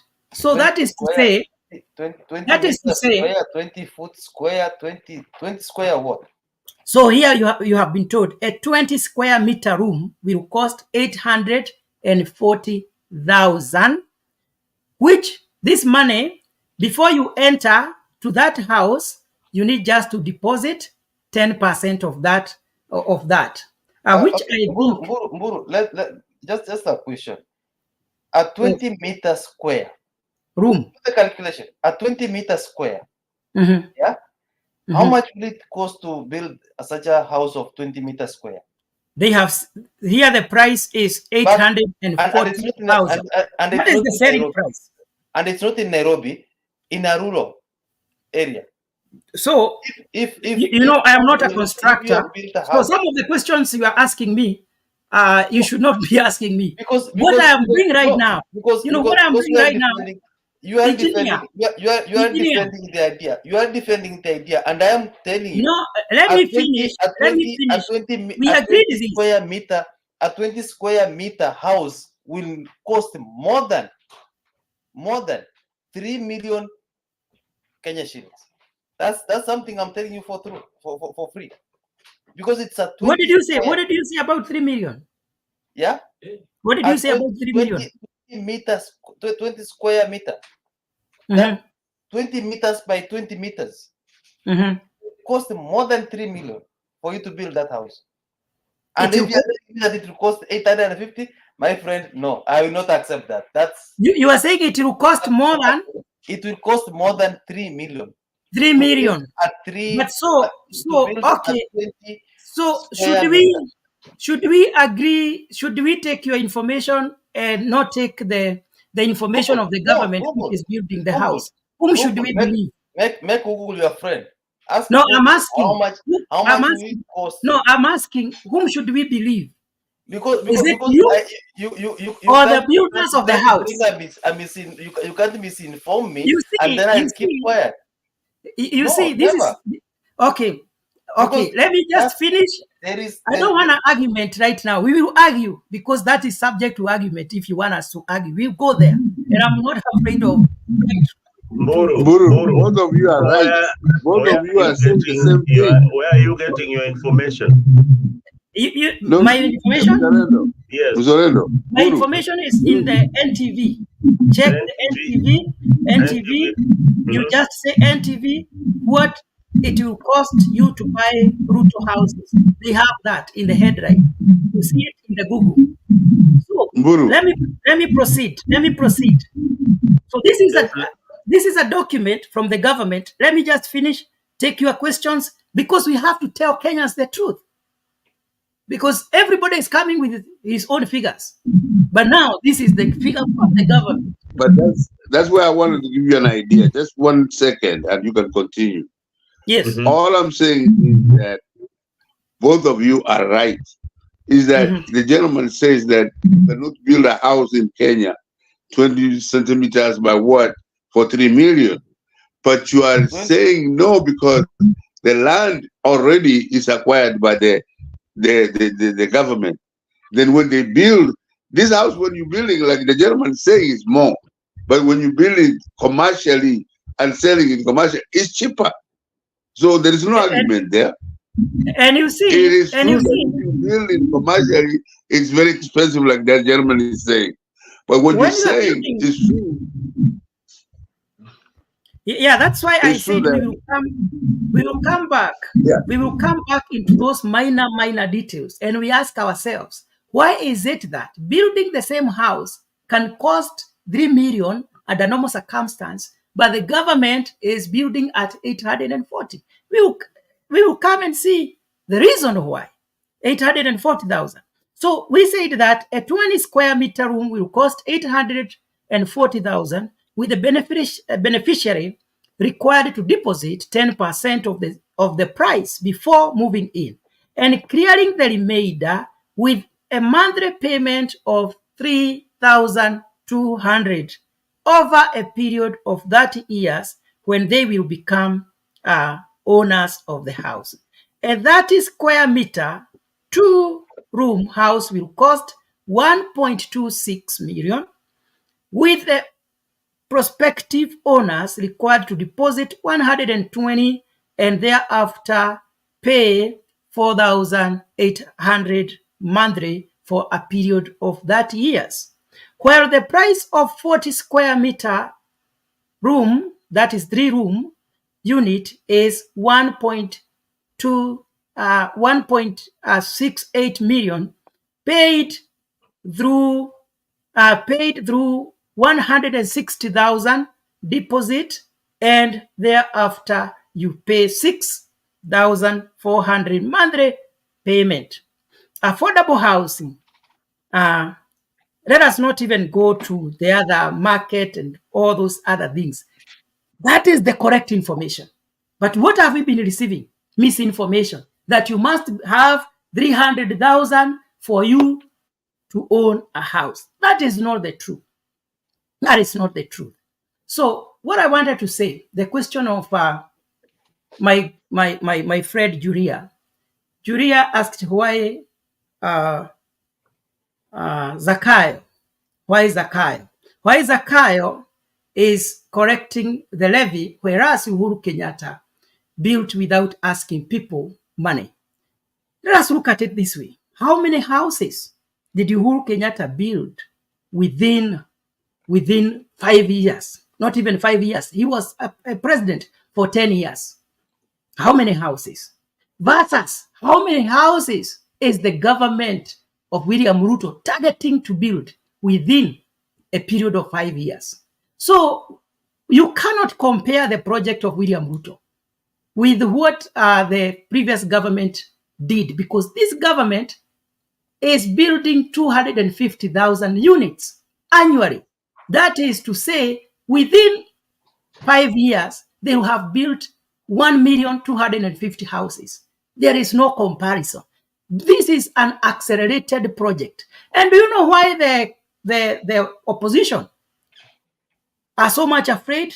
It is because after the government will have accomplished this project, William Ruto will be so popular in Kenya. And that is why we say in our language that when you see boys throwing stones to a tree, go and look at what are they after. You will find that tree where they are throwing stones, it has fruits. So why are people fighting the project of William Ruto so much, of this of affordable housing? It is because they know after 1,250,000 houses have been built in Kenya, the cost of rent will go down. Most of the young people for these 5 years, they will have jobs. And they are so much afraid that William Ruto, nobody will be in a position to compete with him after 5 years. That is just my analysis. And that is what I think. Let me just add there. Maybe the questions. Mzalendo, may I say something? Mzalendo? Yeah, go ahead. Okay, Mburu, I'm so sad at your analysis. I don't know, I'm sorry to ask you whether you're in the United States, but at least one thing I'm sure is that you went to school. Yes. From the way you speak. That is an insult. The way you are used to insults. No, I'm that just... is the Azimio style. No, I'm just trying to say that I'm very sure of that. Yes. Why am I saying this? Because I expect that you look at what the economic forces, the laws of demand and supply, the ability to purchase, people's purchasing power, the effect of reducing people's purchasing power, and talking about somebody becoming popular, and the effect of people's pay going down, the cost of living increasing, and what people, just to be a bit genuine and neutral, and not just Yapa who is being popular here or not being popular, For your information, even after 5 years, we don't even know who is the next presidential candidate. So even Raila may not matter so much because we are not even sure that he's going to be a presidential candidate. So what we need to think about is what Kenyans are feeling and what they are going through. I just want I don't want to behave like I'm in the United States. Maybe if I'm Kenya right now and I'm working as a civil servant. And I don't know when last you were in Kenya, but I can tell you I was in Kenya not very long ago. That means I know what people earn and how much they pay, how their salaries are. For example, I want to give a illustration about teachers because I interact a lot of teachers. A teacher, an average high school teacher, okay, I'm saying high school because a lot of my friends are high school teachers, may not earn more than gross taxable income of more than 70K. That is an average. Yule mwenye amekaa kwa miaka mingi kwa shule, si mwenye ameandikwa juzi. Huyo ako kwa job group N, anaitwa principal teacher, ama ako kwa job group M. So ukianza kutoa tax, usually the tax is about 20 something K. Huyo mwenye anapewa 70,000, it goes to 27,000 and so ukisubtract you about 30K, anabaki and about 40K. And usually they have loans and all that blah blah. So before Ruto brought in the house in Revi, already they have their tax. Now hao walimu walikuanga na medical allowance, walikuwa napewa na serikali. Hiyo medical allowance ichukua yote ikawekwa kwa insurance, leave alone at HIF. The TSC created an insurance hospital fund for the teachers and took the medical allowance away from them.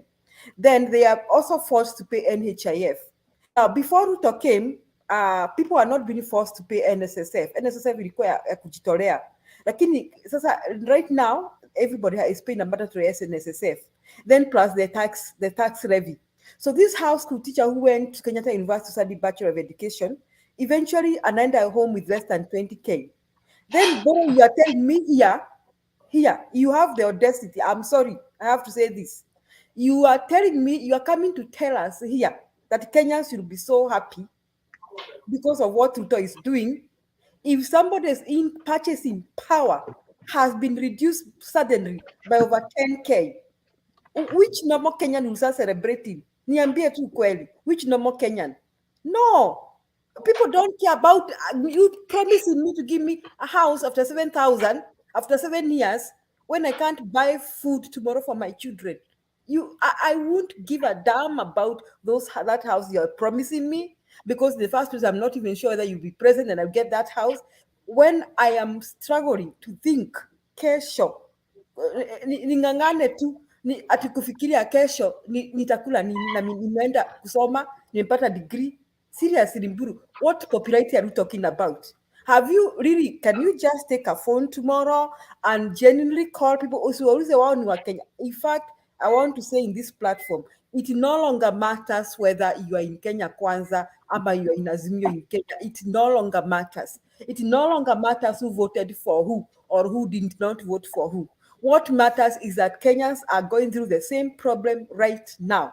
Is that because of William Samoei Ruto's government, their purchasing power has been reduced by a very big percentage because of a few things. First, they increased taxes. Secondly, e-house levy. Sasa wanaamuka kila kuchao, wanashangaa what not to buy and what to buy. And thirdly, now when Kenyan Mandamano was trying to explain to you why houses are not the most important thing, it is because we have order of things in our country. First, we have something called food. Now, we can talk about shelter and education. But fortunately or unfortunately, Kenya as a developing world is in a situation whereby kila mtu anakuanga tu na kabanda kake kakuishi. Na kila mtu anakuanga tu na home too. If somebody is rendered jobless in Nairobi, they have what we call the Luos, I think we used to call it Nyarugunga, but I think we were using the wrong word, amadala. I mean, mtu tu anaweza ingia matatu ajipate kwao ama ushago yao kwa nyanya yake ama somewhere. However, there are things that matter to Kenyans right now. That is food and education. Mr. Mburu, call your friends in Kenya. Ask them right now how much they are paying to take kids to colleges.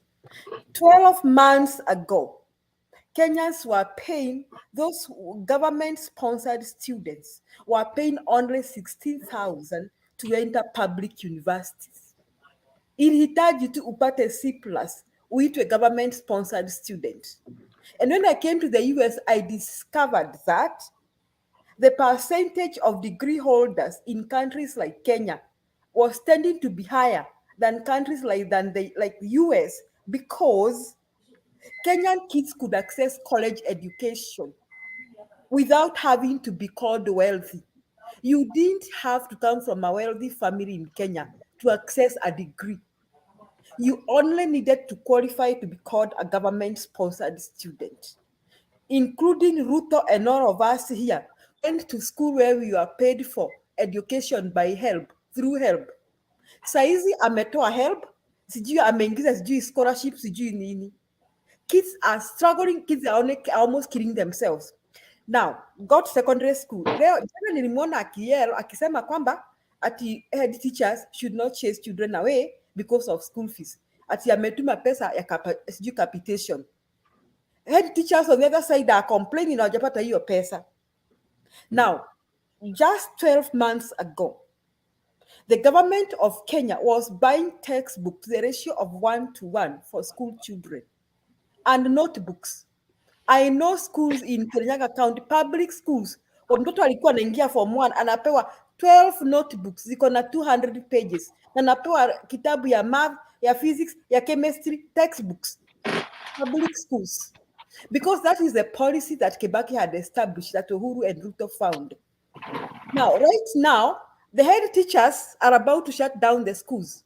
And you're here telling us that we'll be singing and dancing for Ruto because our children did not go to school, because our children slept hungry, that he was building houses for us. Nini niyo Mburu nasema hapa? Tafadhali, sasa leo atutetei mtu yoyote, mimi hata sitatetea Raila because he has never been president.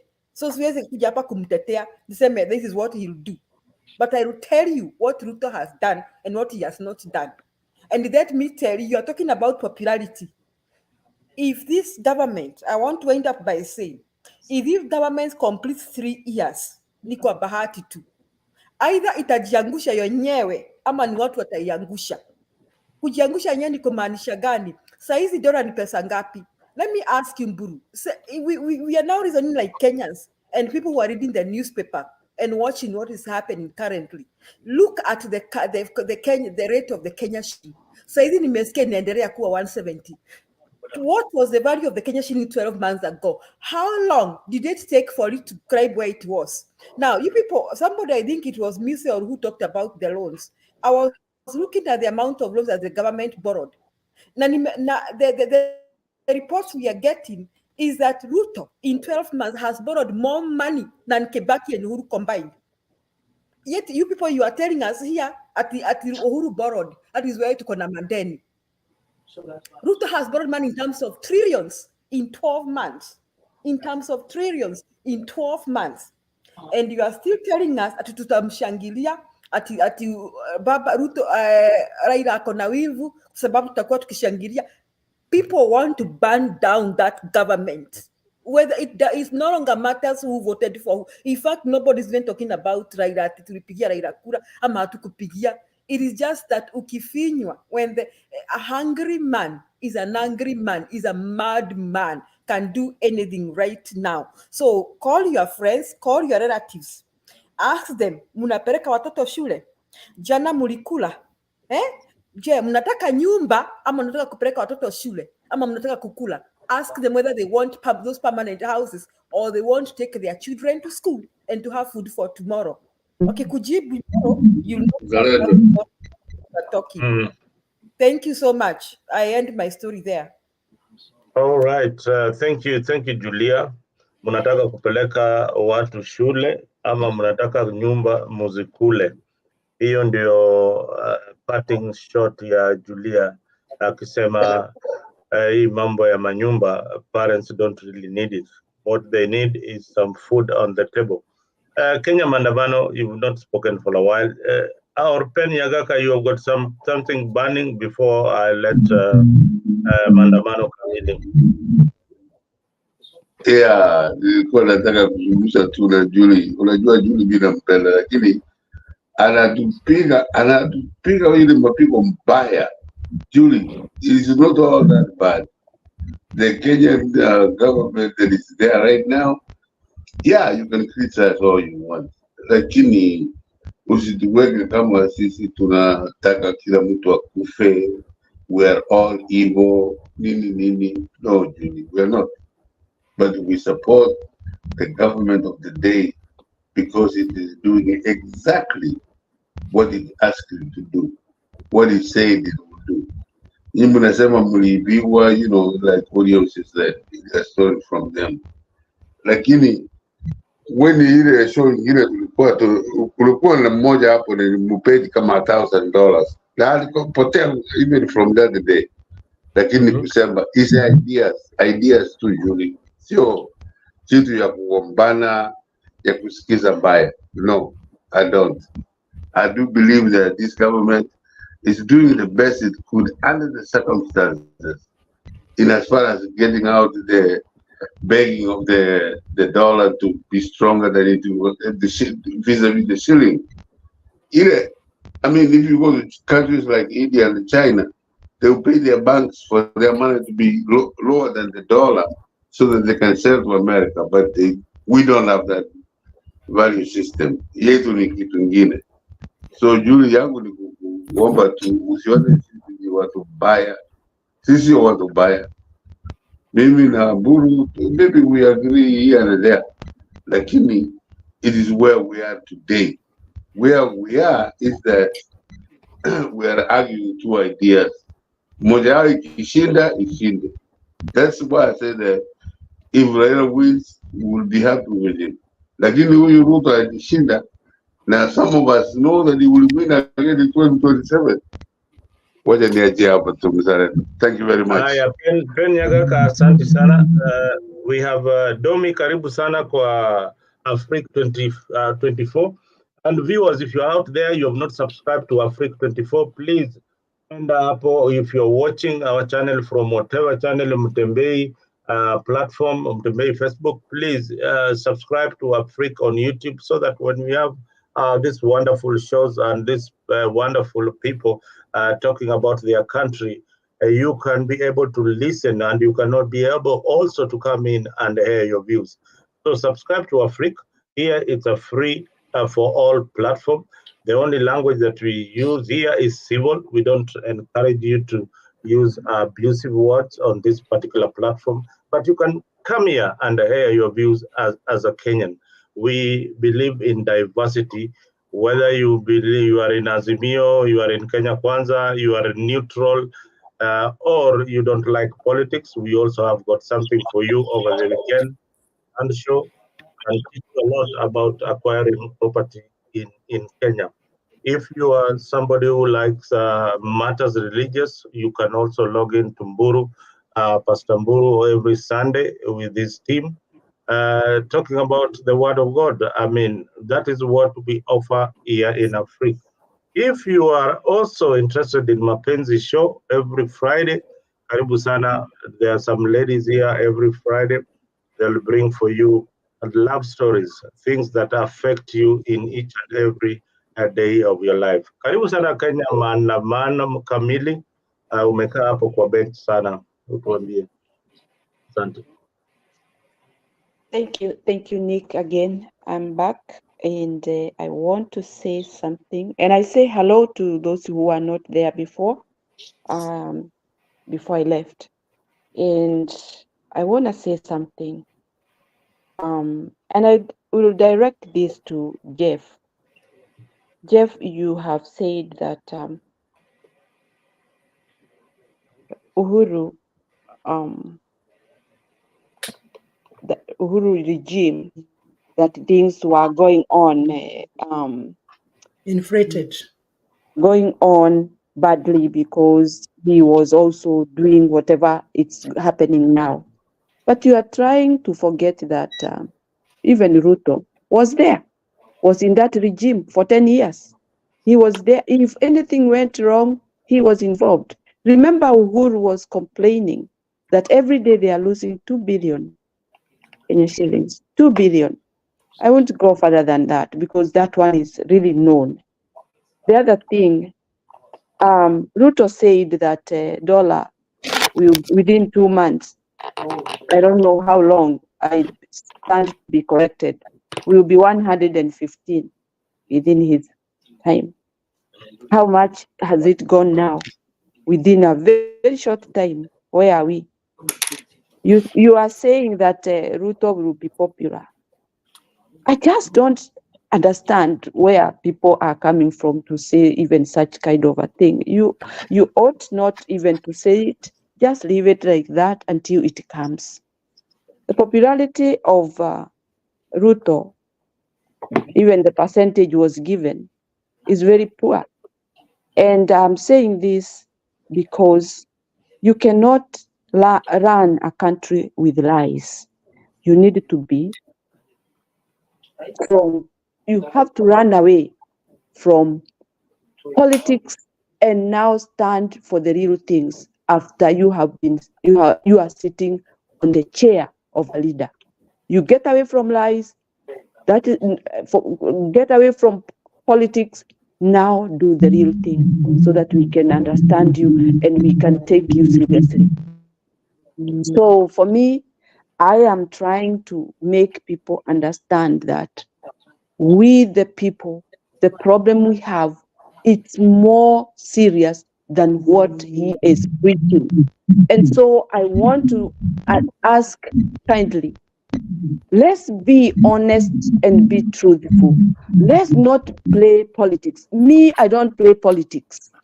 I totally talk on behalf of those poor Kenyans who want to live in this country properly and have their time in life that they enjoy. So for me, I'll let you know that Mboro, you are trying to support someone that is not ready to be defended because his time of his career of being the leader has really changed completely for Kenyans to understand that they are really suffering because of what is going on in our country. And it's just because of his time. This time round, we are talking about the problems that people are going through. About houses, I don't know where it came from, and I think those houses which were already constructed, it were better if he says that he is going to complete what has been started instead of starting new ones, because that is why we are suffering. Those people who are levying money, who are being charged this money, who are being deducted this money, some of them are almost retiring. How are they going to manage to get those money to the extent of what the money is needed for those houses? Sorry? Somebody talking? Yeah, you keep repeating yourself. You keep repeating yourself. No, Nyagaka, let her take her time. Repeating myself? No, you're fine. Proceed.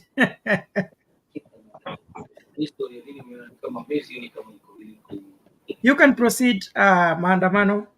I guess I am putting a point that houses are not important right now, and I'll keep on repeating that because people, what they are going through, it's not about houses. And those houses, they have a meaning to that person who is really pushing people and torturing people with the money that they don't have to buy houses or to own houses which are not available. And they are not going to own those houses. Those houses are for other direction or other reasons, not for the poor people, not for the mama boga or boda boda. I say that because the trajectory of this government that is there, it is not to help the poor people. The poor people are suffering right now and they don't want houses. They want to take their children to school and feed them, and not what the company, that company of the government is preaching to people, which is not the reason why we are here. We are here because people are having problems. They cannot afford anything for their life. And it's not about houses. They have houses to live. Asanteni. Thank you.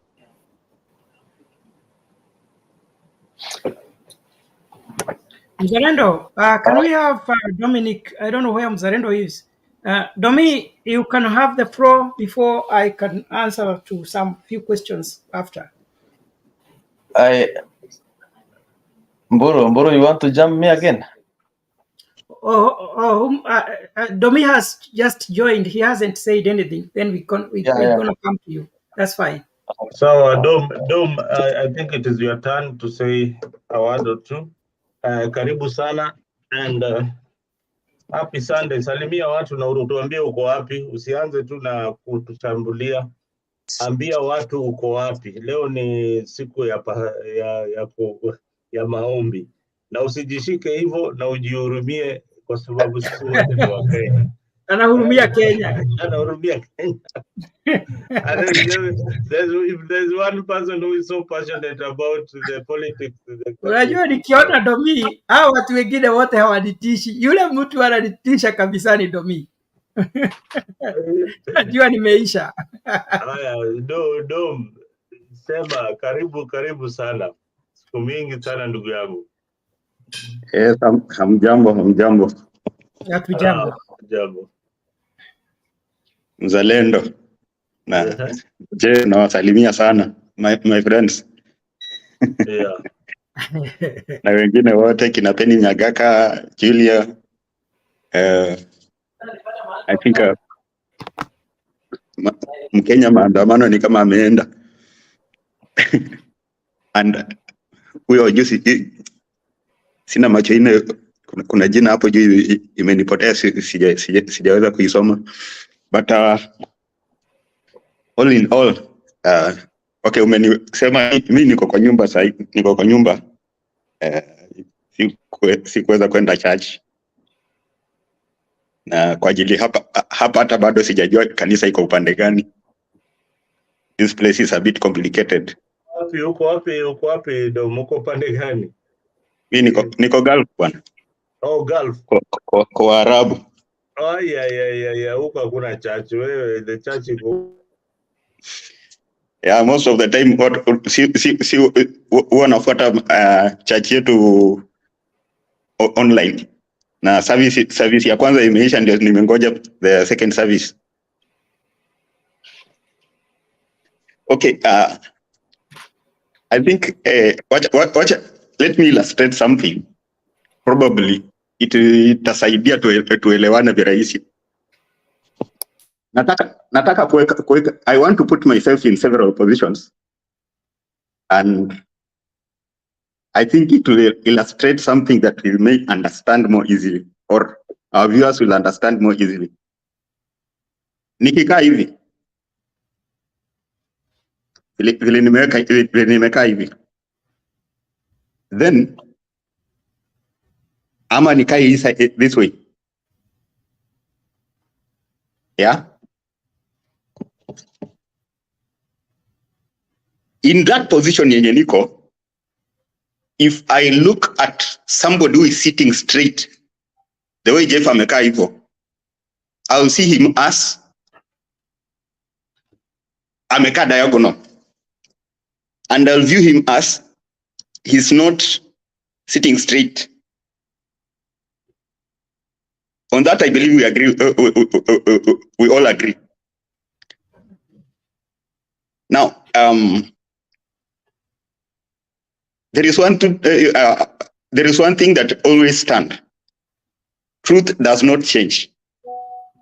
You cannot bribe truth. You cannot manipulate truth.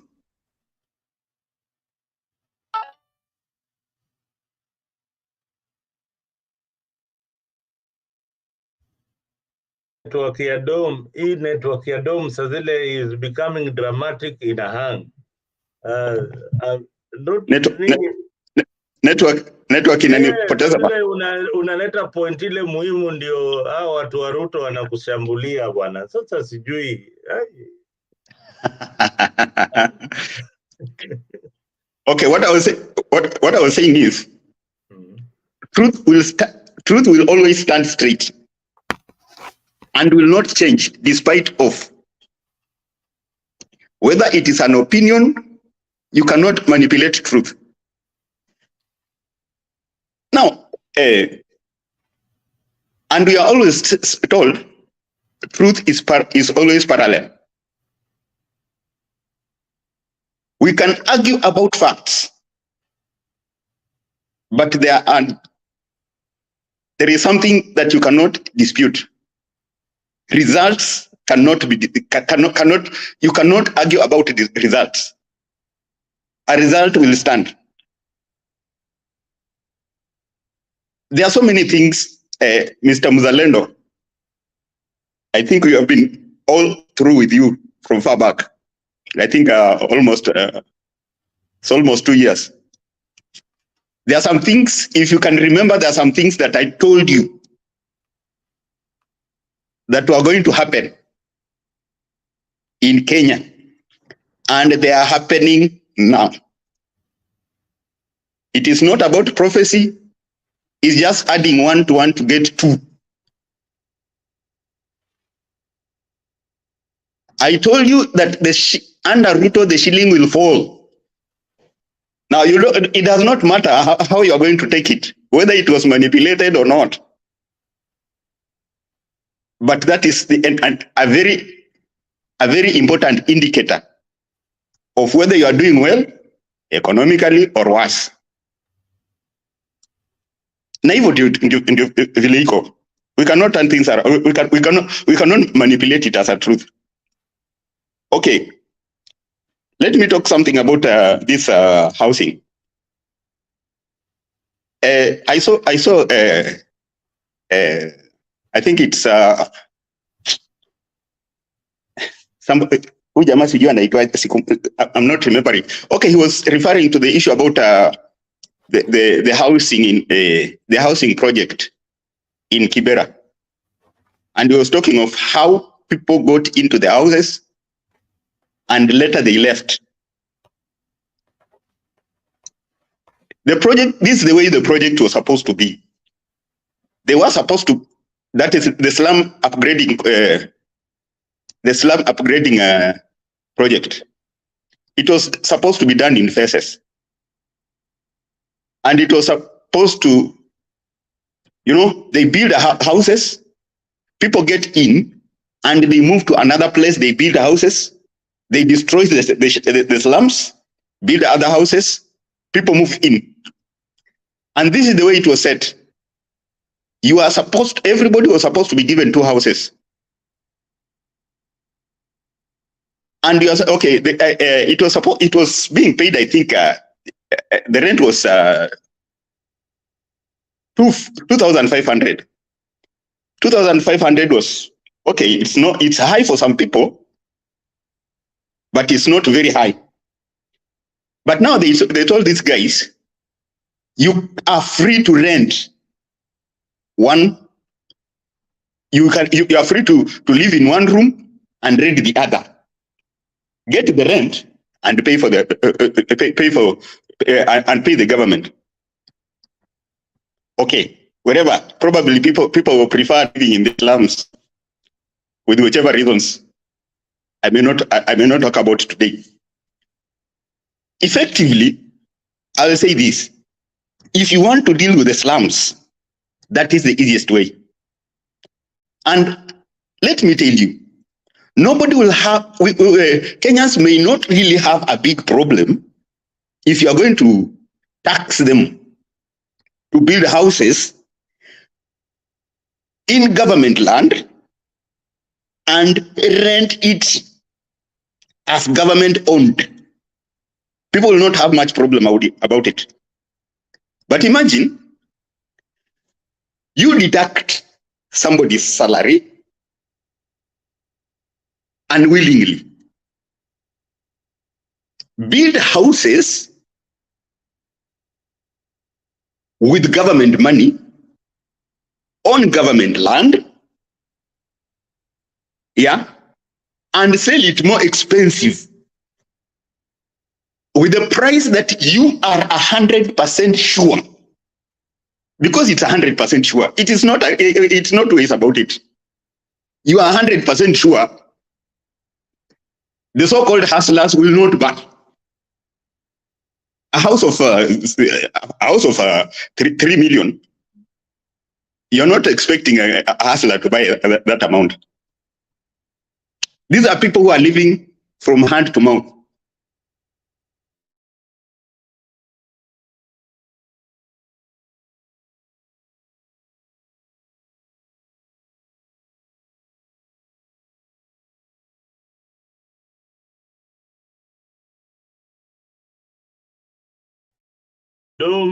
Dom, you umehang hapo tena.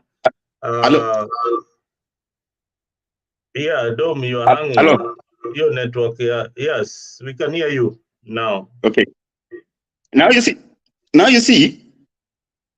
it will be, it just, the people concerned will just read it as a scam. You'll not explain it.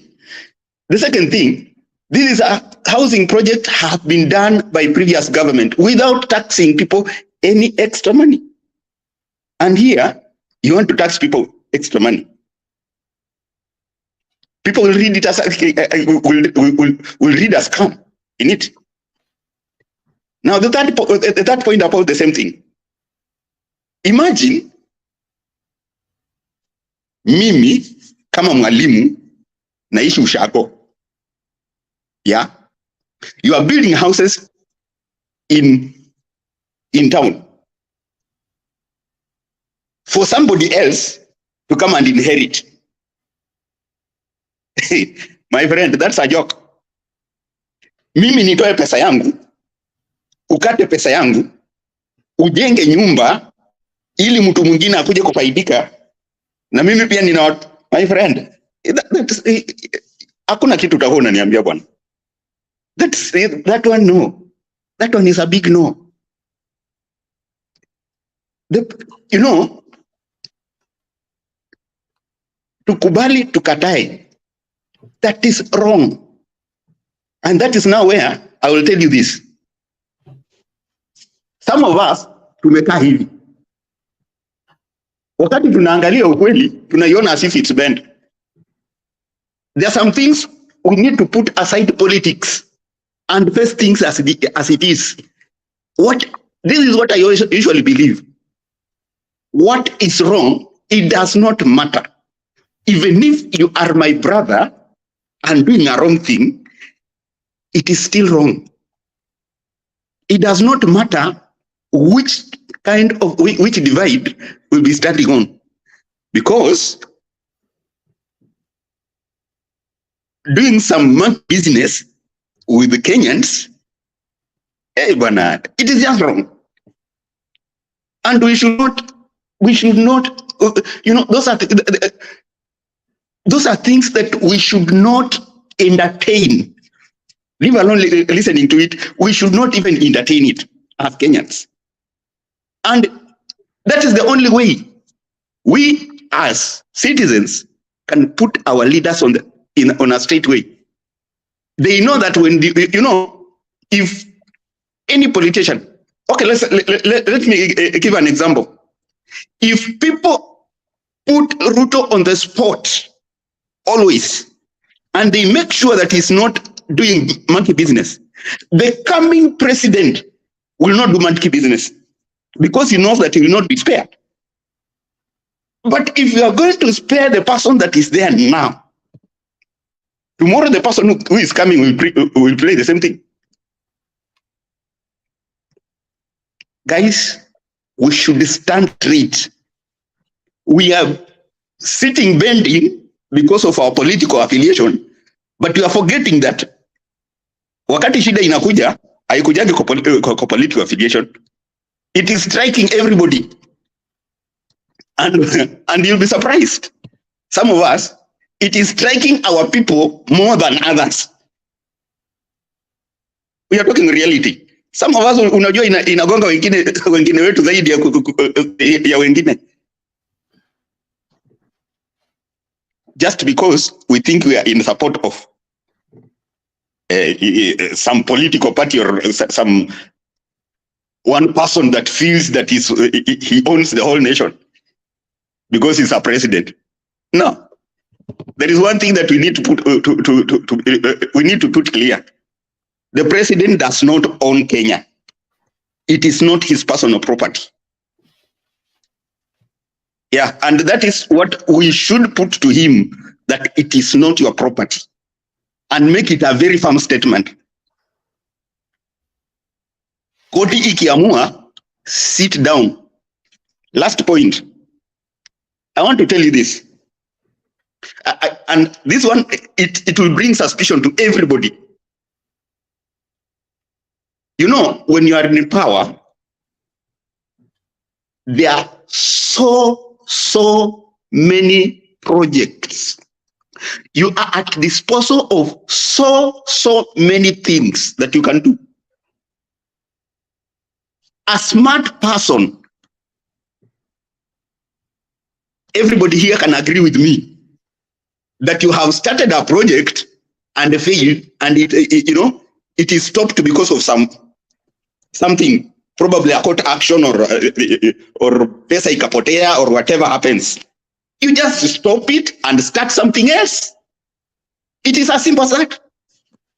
But insisting on one thing just tells us that you are running out of options. You don't have options, which is very dangerous. Sisi wote tunasoma kwa this guy has nothing. He's insisting on this because he does not have many options. You know, running out of options makes you, look like akili iko chini.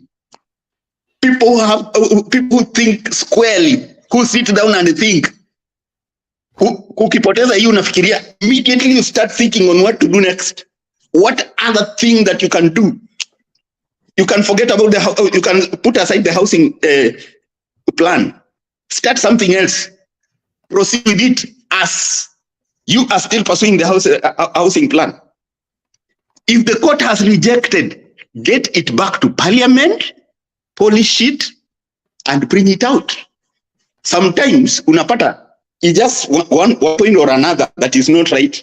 You don't insist on it. Take it back to parliament. Tell the people to polish it and bring it out again. It is as simple as that. Why create battles? Because according to me, Ruto is creating battles for himself, unnecessary battles. There is one. It's out. One of those people who are in the cabinet of Mr. Ruto.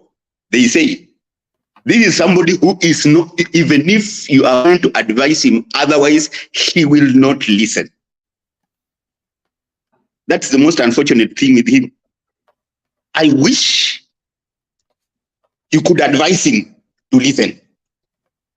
Now everybody is saying, including the clergy who are part of supporting him to power, they tell him that they are saying that apparently he doesn't listen. So who is this leader that does not listen? You cannot be a professor of everything. That is what brought Moi down. He wanted to be everything. You cannot be, unfortunately. Thanks, Mzalendo.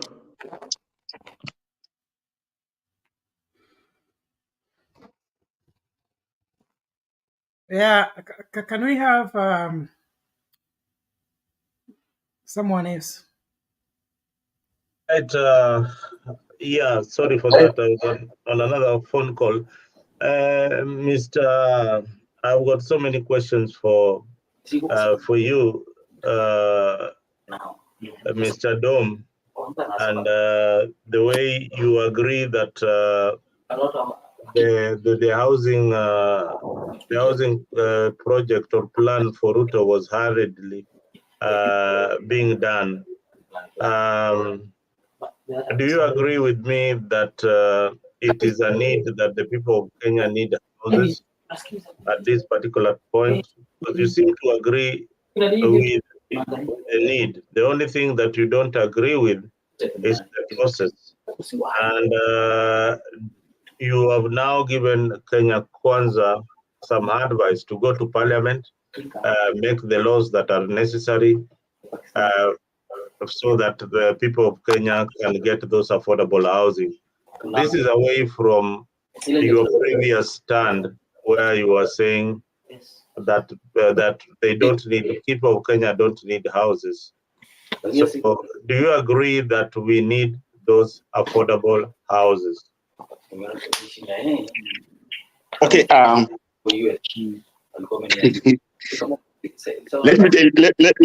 me explain this. The reason why I was showing you this position and this position is this. You know, as long as you have already taken a position, you will not understand what somebody else is speaking. Nobody has said housing is not a need. Nobody has said housing is not a need.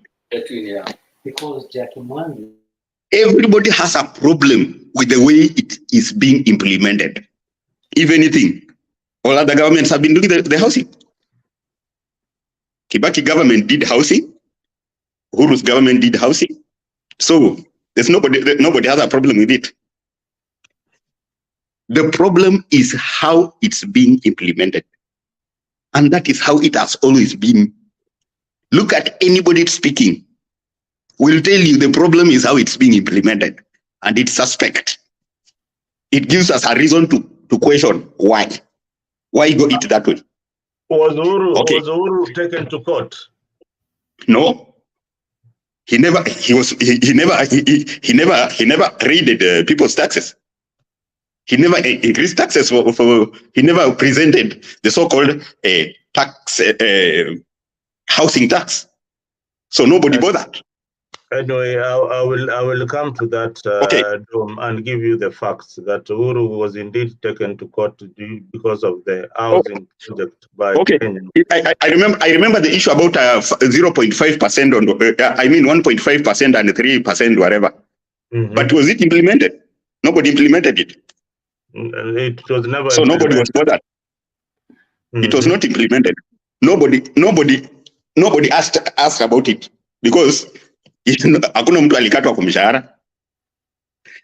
But now the issue is this is somebody who is anakata kwa mshahara, amekatazwa and is insisting kukata mtu kwa mshahara. Really? And let me tell you, if utakata watu kwa mshahara na ujenge nyumba belonging to government and rent it as governments, people may complain, but people will not rebel. Because imagine you build government houses and you are charging less.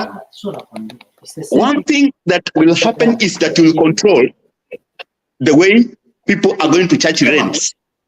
For example, if you set build in an estate, like for example, you build houses like in an estate like let's take a place like Kahawa West.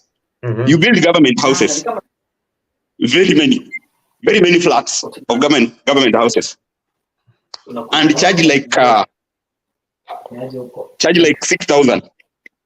One room or one bedroom at 6,000. You are going to put other people who are other landlords. You are going to put them to check. They will not increase their rent as much. The second thing, people will know that hata ikiwa hivyo, I know that hata mtoto wangu at one point he may come to live in the city and may need a rental house and he may rent government houses. And let me tell you, if I was government, I will ensure I build government houses to make sure that by in the end of 10 years, all houses are like almost everybody is housed in government houses, so that rent goes down. Because apparently honestly, people are just making just a team, Dom, putting people under a lot of trouble. you are just amusing. You know, the way you bring your points, you bring very nice points. You are supporting Ruto's projects indirectly, not knowing, and Now, even going to as far as saying how they will affect the prices of rent economically. Nick, And at the same yes. time, when you end, you will say that this project is bad. Yeah. Nick, Now, Nick, now, Nick, this is there's it. one thing you Zalendo, need to let me understand. finish what I'm saying first, because you're getting it wrong.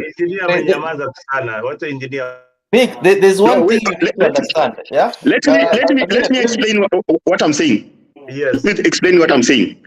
Where there is a total departure from Ruto's plan, you build the houses purporting to be government. Then on government land, then you sell it. The issue here is underlining thing is selling. You are selling it. Do you want it for free?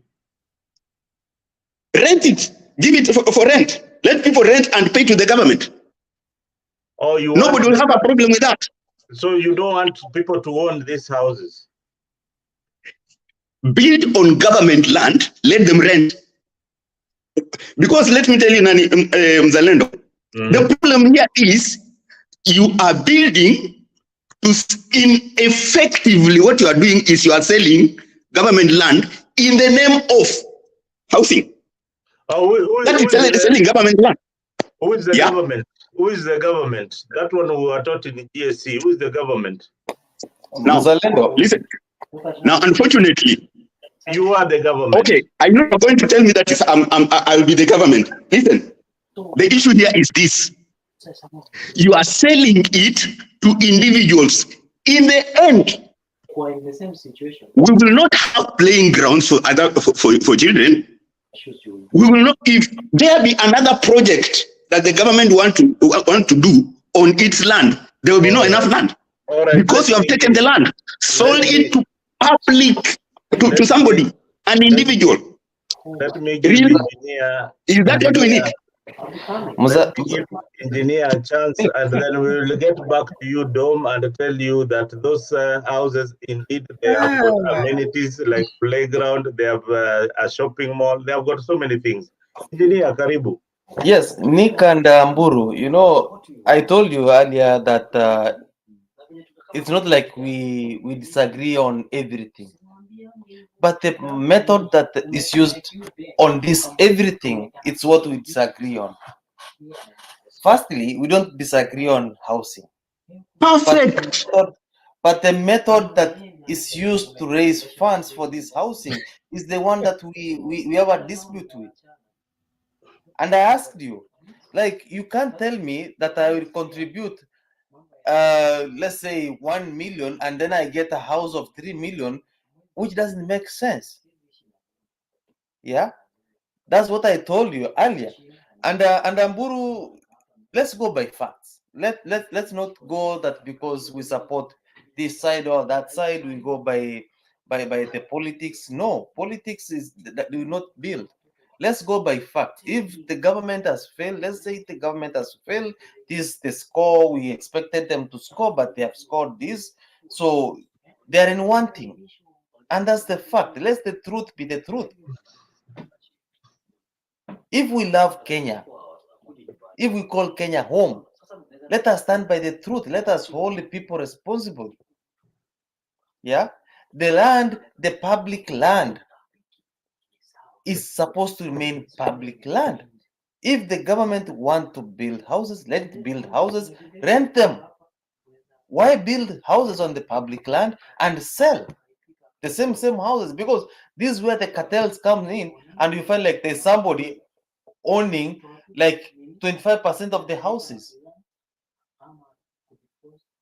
So if they want to solve the housing crisis, let them build the houses and rent the houses. This will generate income to the government now and in future.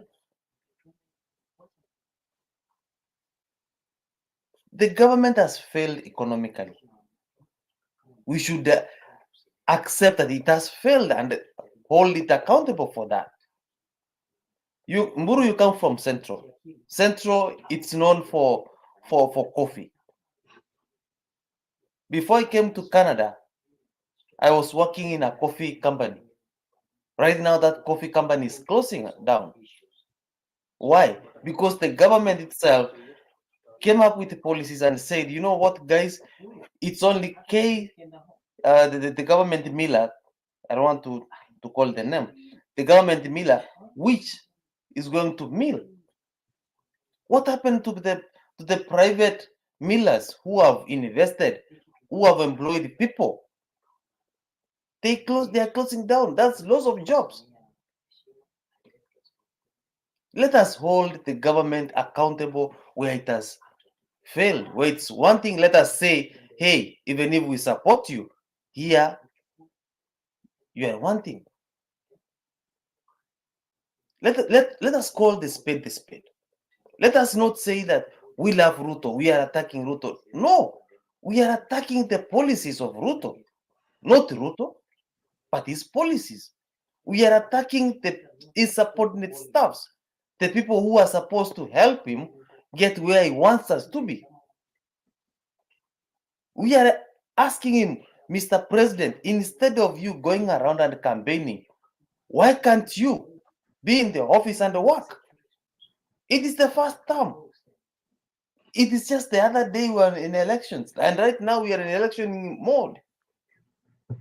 Until when we learn that we are from elections, let's work for the people, let our track record speak for us. That's the problem. Until we realize that, until we realize not to put feelings when we come to the matters that affects the nation and discuss them maturely, like people, whereby you say this is the spade and not the spoon, and it remains to be the spade and not the spoon. That's when we will see a Kenya that's developing. Ask yourself, how many people are able to put a plate of food on their table in each and every day? How many people are graduates, but they cannot secure a simple job? How many people are educated, but they can't get anything to do? That's another thing that you're supposed to ask yourself. What has the government done? This Mama Mboga, this Boda guy who we talk about, the government promised them like it will give them grants to start jobs. What has the government done? It came with Hustler Fund where it gives them 500 shillings. 500 shillings, you can't even start the business of selling maize on the roadside. You can't buy the jiko, you can't buy the makaa, you can't buy the mahindi. Let us be responsible. Hold the government. That's all I can say. Let us put like I like who, I like this, and no. Let us go by facts. Let us call the policies. If the policies are wrong, let's say the policies are wrong. And that is it. It's not like development. We like development, but the methods of delivering these developments is the one that's wrong. And all right. Then there is, if we can't realize that, we have a problem. All right, engineer, your point is taken. There are other priorities that the government needs to take into account. All I wanted to inform most of you is that public land is government land. Yeah, that is what people don't get. Public land, that land belongs to the government, and the government can do anything with that land. It is not it's not an individual land. Who owns that land that is not occupied? That is government land. that belongs to the people. So the government, when it decides to implement its projects, they will implement it. It's like when you find when the government find gold in your farm, and that is your private property, the government can buy that land and relocate you and take your gold. That is what the government does. If the government wants to expand its road network and you are within that particular road, the government will definitely watakuhamisha, and you will be compensated and you will do nothing about it. I wanted to tell you that that is what the government does. If it wants to expand, if it wants to do a project that it feels that is good for the people, it will go for it. That is what most governments do. Yes, you are raising your hand. Even as we wind up, you can see you raising your hand. Okay. Okay. You see what, Mzalendo? There's a point that I think we keep on not getting at par with you, is that you're not dealing with what is on the table. You see, nobody disputes that public land is government land. Yeah. Everybody disputes that government should take government land, build houses, and sell them to individual private people. Hence, converting government land into personal private land. That is the issue. That is why I told you. Oh, now I get That is why I was saying, build the houses, rent it, and let it remain as public. Yeah, nobody will have a problem with that. Okay, so the name is, those houses should be called public housing, government public housing. So, because they are built on public land, so they are public housing. Yeah, so, but now the problem is, if they, because they are selling it, that's the thing. They are selling it to individuals. You pay money to own it as your personal house. Once it crosses to personal house, then it's no more it's no more government. What I get is that the government is doing affordable housing on public land. Affordable meaning that these houses are not at the market rate. They are not at the market rate in where most houses would be. If you are buying a house in a place like Park Road, the houses are maybe 11 million, 12 million, but the government is selling for you that house at 3 million. You can, those are the facts that you are not looking into, that these houses are indeed cheap. Unfortunately, those houses are more expensive because they are going at 3 million at a place whereby other people, 3.5, I think, at the place where the people are, where companies are selling theirs at 2.8. Now that is that's the worst part of it. Where companies are selling, yes, you know, the difference is, and you also don't seem to get that the companies that are doing these houses in Kitengela and like Gateway Complex and selling them at 3.2 or 2.8 million. Individuals are coming with the loans from mortgages from banks and buying these houses directly from these people, buying them. Business people are buying units. I have a friend who has bought a whole floor because he can afford. He can pay 12 million for 4 houses, 5 houses, and not so many Kenyans can do that. So these Chinese companies, they come build because there's a need for housing. They build those cheap houses, and Kenyans who can afford, they buy them. Those houses are not targeted for middle class income earners or people who want to pay 3,000 every month. These houses for government under TPS, you are paying 3,000 per month to own that house. I want to give you an example because we are getting lost in between. Houses in Jericho. Do you know Jericho where it is? Jericho in Nairobi or Jerusalem in Nairobi? I've lived there. You have lived in Salem. Have you? Do you know also of California estate? California. California. Let me give you a brief history of housing in Kenya. California was started by one trade minister, Tom Mboya. Those houses were under when he was the trade minister.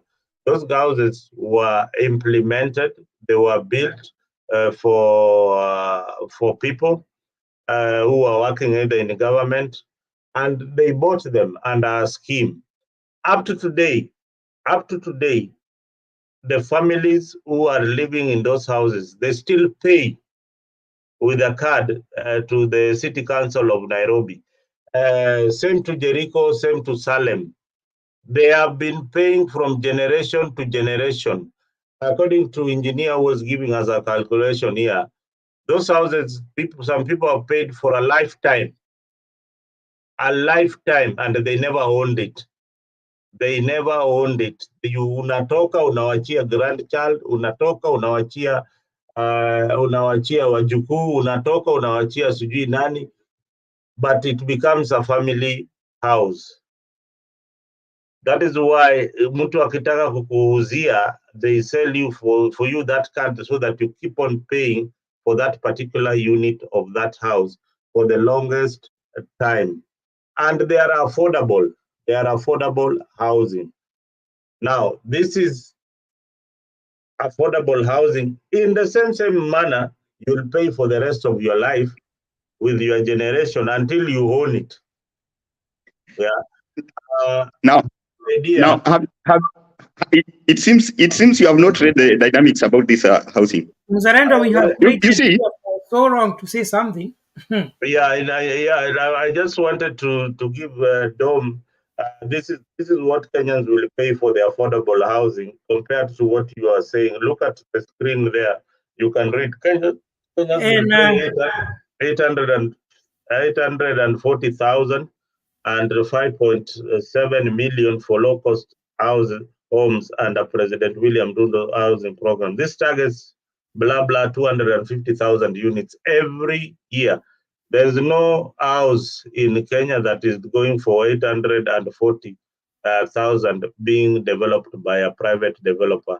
This is a government scheme. Hey, Mburu, come in, please. Thank you so much. Thank you so much, Mzalendo. And I would request that in your projection there, you also put it down that the money you need to deposit per month is at least 3,200 to own these houses.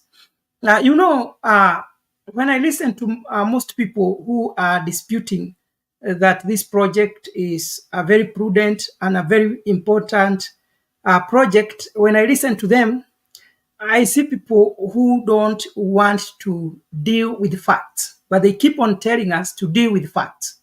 I have laid facts. Those facts I gave, I did not generate them. I researched. And I saw somebody like Julia before she left, even disputing whether I have gone to school or not. How can you gauge my education by just reading what has been written by media which largely supports your side? So I want to say this: if you dispute something, you have to tell somebody or substantiate what did Geoffrey say wrong. I gave facts, na huwa tunasema domi, ukweli ukikidhiri uongo hujitenga. Most of you people who dispute what the government is doing, you dwell on what? Propaganda, emotions, and hearsay. In such a way that you only listen to your political leaders, but you don't want to go on the ground and do research, is what they are saying the truth. Most of these leaders, they are just misleading you. So what I did today is to tell people you have been lied to for a very long time. That I have heard many people saying for you to own a house, you have to deposit up to 300,000 as a down payment for you to own that house, which is not the truth. So let us, as much as we want to say that we are dealing with facts, we have to tell people the facts. The same person who said that my analysis is not sensitive or is not accurate actually lied, and I would like her to come back here and tell us. She said that teachers and many other people, their money has or is going to be reduced 10,000 at one time. And I was asking myself, is that the truth? Mzarendo, I would like you to tell Kenyans or even to search there, how much are the civil servants are supposed to be deducted in terms of the housing levy? We have to tell Kenyans the truth. 1.5 of the gross salary. How much is it?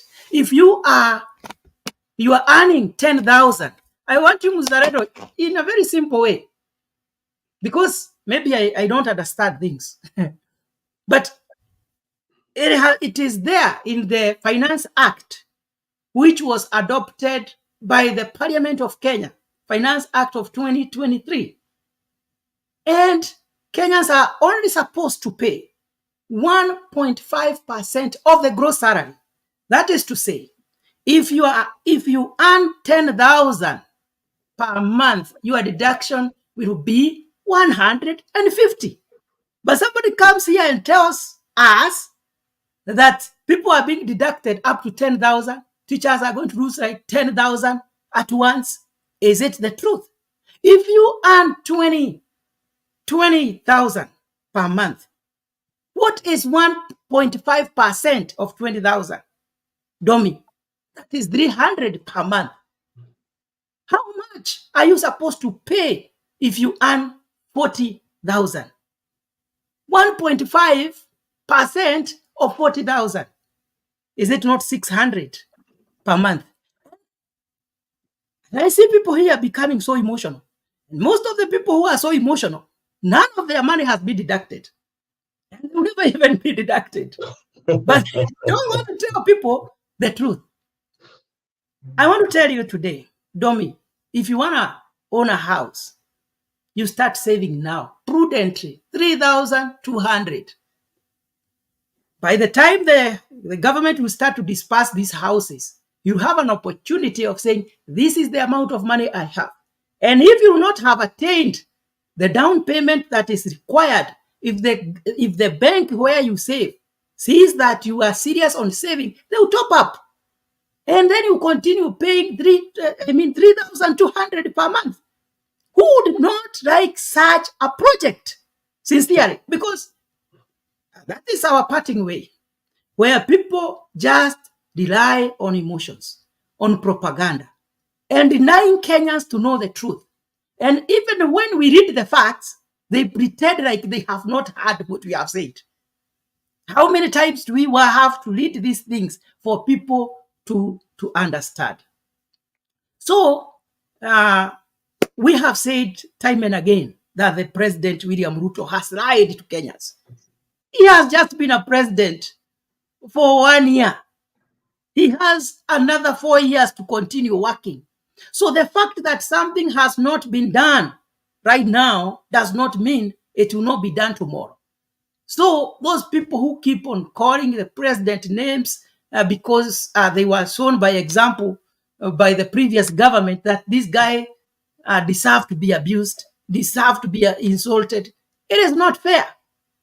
I have even had my good friend here, Domi, who is my good friend, whom sometimes I listen and I don't have words. When Domi talks, I don't know where to start to respond or which question to respond to. Saying that the president does not have the mental capability to govern the country. Atiani akona shida ya akili. Domi, you can say that to William Samoei Ruto. And when I listen to you and the You're articulation becoming. of your points, I try to compare you and Dr. William Ruto. There is no comparison. The IQ of that guy is on another level. I don't see anybody, even in this panel, who can be compared with the mental capability of William Samoei Ruto. And this one, even other governments and leaders have said, we have a very sharp guy in Kenya. Every time they want William Ruto to represent them because he knows what to say, when, to whom, and how. And that is what we call wisdom. Sometimes who criticize William Ruto and showing how incapable he is, they don't know what to say. They don't know when to say it. They don't know how. They talk everything in Kenya to prove one point, that housing project is not important. So for me, I start with the truth. And the truth is the idea and the plan that the government is having. Anybody who is serious and would like to own his own house must listen to what the government is saying, and don't listen to propaganda, because what will happen? The propaganda you hear from these political leaders, who, and I repeat again, they are so much afraid that the housing project is likely to succeed. And William Ruto, after people have owned these houses, after they have started occupying these houses, after people will have gotten jobs by working in these houses, do you know what will happen? As I said, he is going to be so popular. Raila is so afraid of it. And other political leaders like Kalonzo, like Uhuru Kenyatta, all of them, they know this guy is very serious about what he is doing. But the good thing I love about William Ruto, he knows how to focus. When he decides he will pass somewhere, he will pass it. And I don't think there is anybody who can stop him from implementing the housing project. Yes, they can try through the courts, but remember, it is not only the levy. Other institutions, even the outsiders, they have seen the prudence on what he is doing. IMF has already released money to support the project, and even other international partners. So this is a guy who already has favor. This is a guy who is determined to achieve it. So it doesn't matter in which way, but I want to tell Kenyans it is a good idea. I want to come back to the people who are saying Uhuru Kenyatta. Domi, you have also repeated the same. Jury had also said the same, that Uhuru Kenyatta built houses minus taxing Kenyans. I want to ask you, where did he get that money from? It is your taxes. Whether he borrowed money or he used the taxes that you are giving, the bottom line is those are taxes. From who? From Kenyans. And the question I want to ask you, Domi, do you know how many units Uhuru Kenyatta completed? In a duration of 10 years, he only completed 9,000 units. How many units had he promised to Kenyans? If you were following, he had promised to complete 500,000. How many projects did he leave and complete? 340 something. Is that the kind of a person you can compare with William Ruto? Those houses that he left incomplete, it is the government of William Ruto which is completing those houses. Some of them, he dug the foundations, he never completed. Some of them were at the lintel, he never completed. Some of them, he built the foundation, he never completed. Some of them had no roof. So when you come here and try to praise Uhuru Kenyatta, ask yourself, how many units did he complete? How many units did he hand over to the people? How many units had he promised to the people of Kenya? So All there right. is nothing you are telling us. The project is good, and a prudent Kenyan should follow the instructions and what the government is saying, because I know most Kenyans, including those in diaspora, they need those houses, and it is not as costly as people are saying. Engineer here has told us that to him, he thinks it is not possible for the government to sell these houses at 840, because under normal circumstance, a house of the same measurement is supposed to cost 3 million. But now Kenyans are being told you get it at 840. And some of the factors contributing to that is the government is not building one unit for you in a separate place. These are multiple houses together.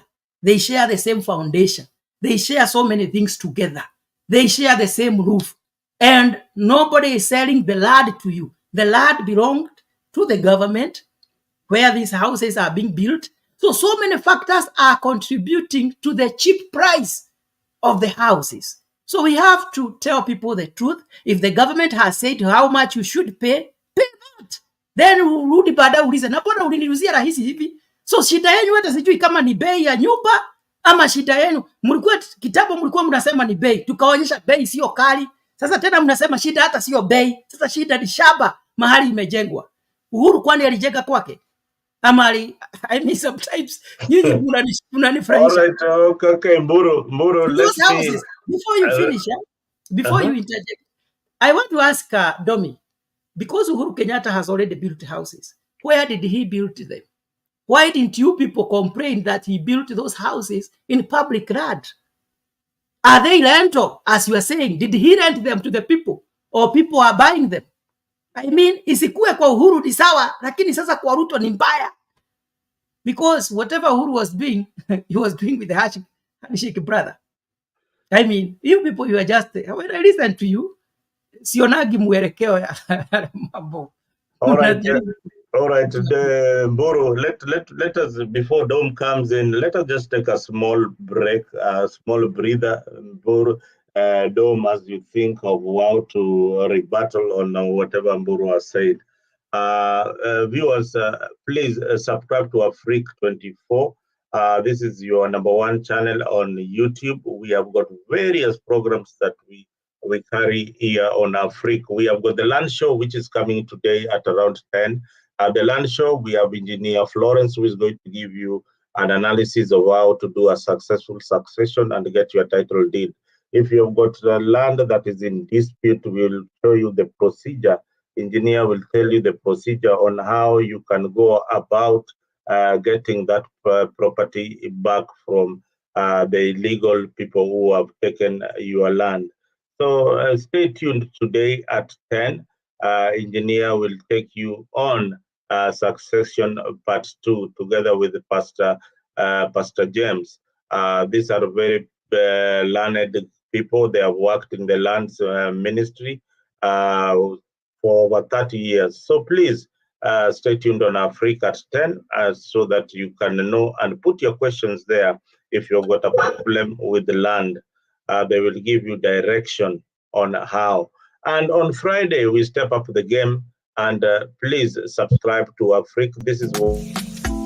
Join us every Friday from 8 p.m. to 9 p.m. for a captivating journey into the world of love, relationships, and romance, presented by the dynamic trio Maggie Knox, MC Jesse, and Annie Waweru. Bed of Roses promises to be your weekly dose of heartwarming stories, insightful discussions, and expert advice on matters of the heart.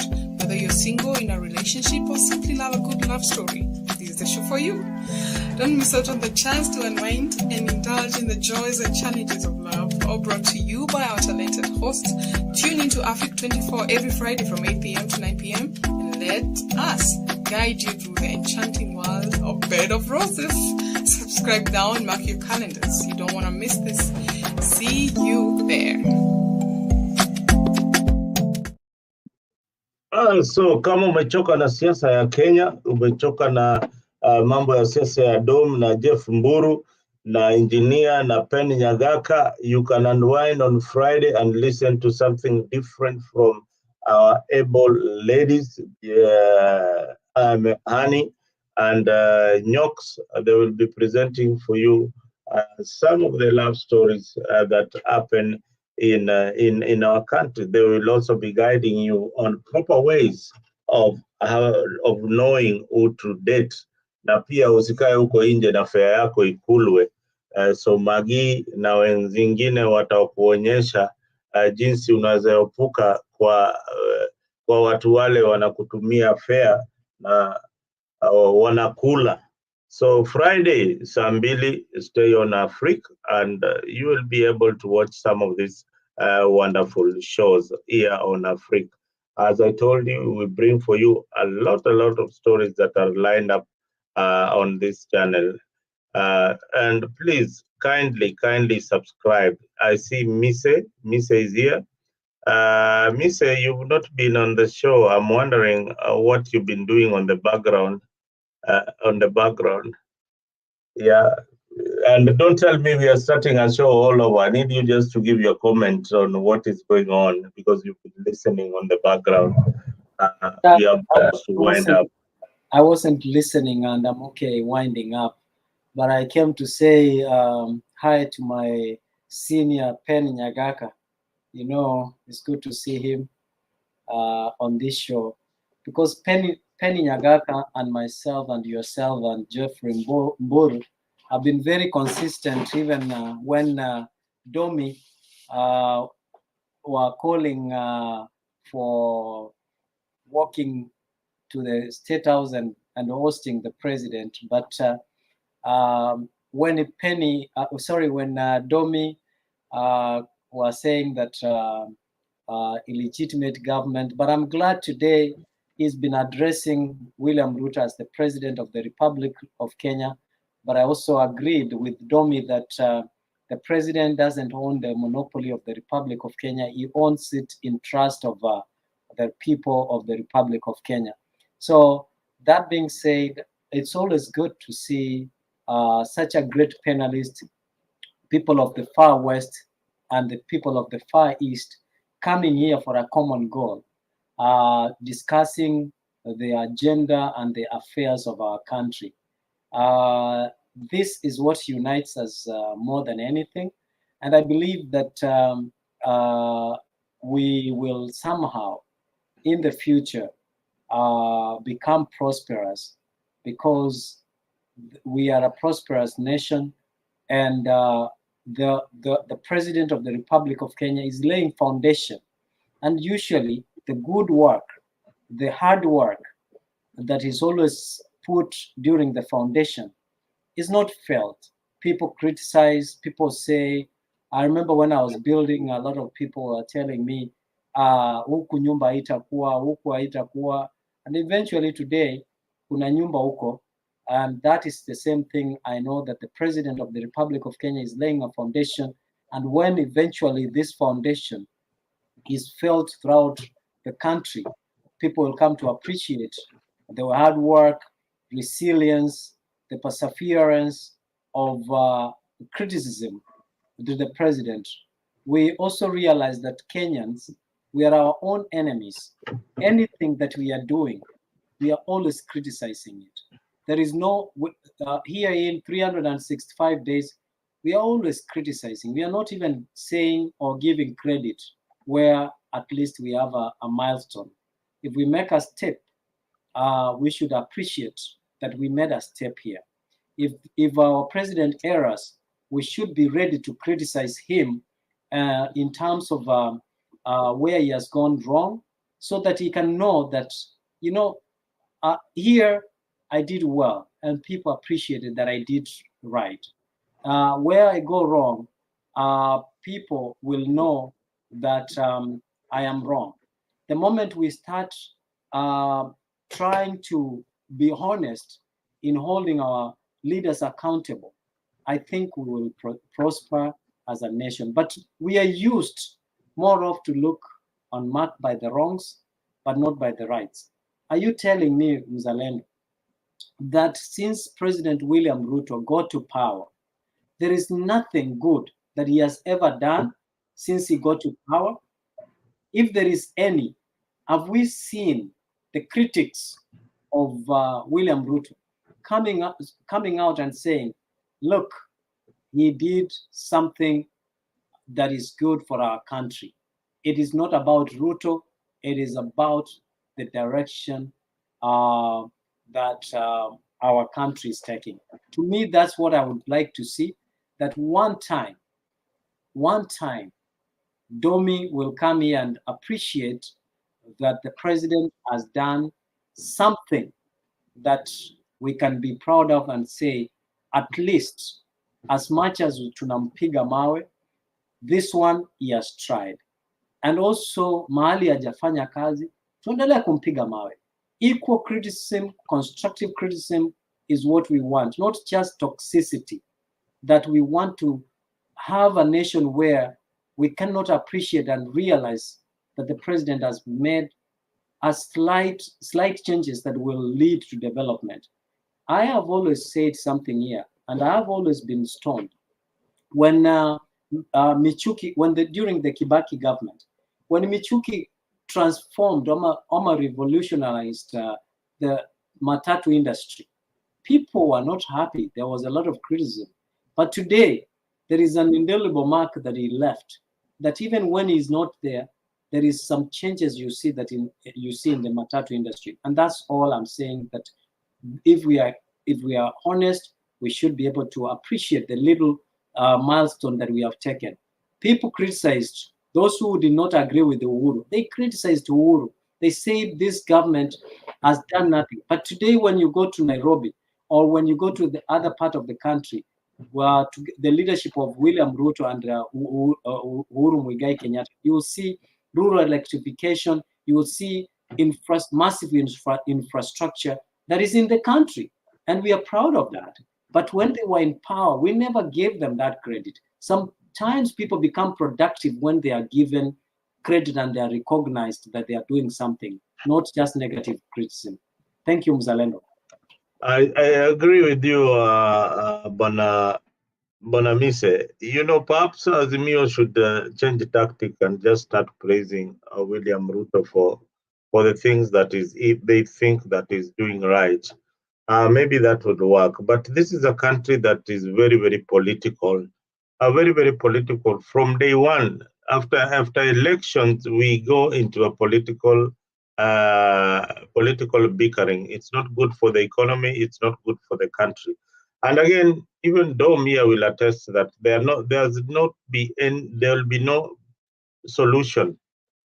Either the solutions in Mandamano that resulted in so many deaths, that was not a real solution. Now the matters have been taken to court. I put a caption here that the battle between Raila Odinga has been taken to the corridors of justice. That is where now Azimio are fighting the government. And we look at what Azimio is doing right. The Azimio is putting the government on check. That is right. That is what the opposition should do in any civilized or democratic country. But what is the motive, Mzalendo? What is the motive? What is the motive, or what's the drive? I'm getting to the motive. Yeah. The motive is in two ways. They are looking for justice for those who are disgruntled, especially the workers who are being taxed directly through their payslip. That is justice. And they are also looking at the political score in that particular manner, because in politics, you look at every loophole of your opponent and you grab that mistake that your opponent is doing and ensure that you run with it. So they are really running crazy with the mistakes that Ruto is doing to get political mileage. And that is what Azimio is doing perfectly. In each and every step that William Ruto is doing a mistake, they are capitalizing on that. Perhaps the advisors of the presidents, like Ms. Elamia, you would advise President William Ruto to try very much and avoid the legal hurdles in the things that he wants to implement, such that the opposition will have nothing to say about the projects that he's trying to do. But if the courts find those projects illegal, those projects unconstitutional, that is now the law.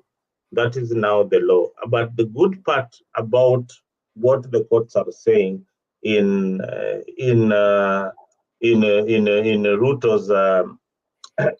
Ruto's ambitious projects is that he needs to follow the due process and come back to court. And when he comes back to court, there will be they'll be allowed to go on with their projects. So Dom and the rest and every other panelist, each and every government, when they're elected, they have an agenda. Their agenda is what they were selling to the people. Kenya Kwanza cannot run on Azimio agenda. They run on their agenda. So they will push as much as Azimio wouldn't like the projects to go on. It is ambitious. No president in Africa has ever tried to do such an ambitious project. If these things happen, Mr. Dome, the trickle effect in the economy of Kenya will be so great that I can assure you 100% that housing, just as you said, housing will go down.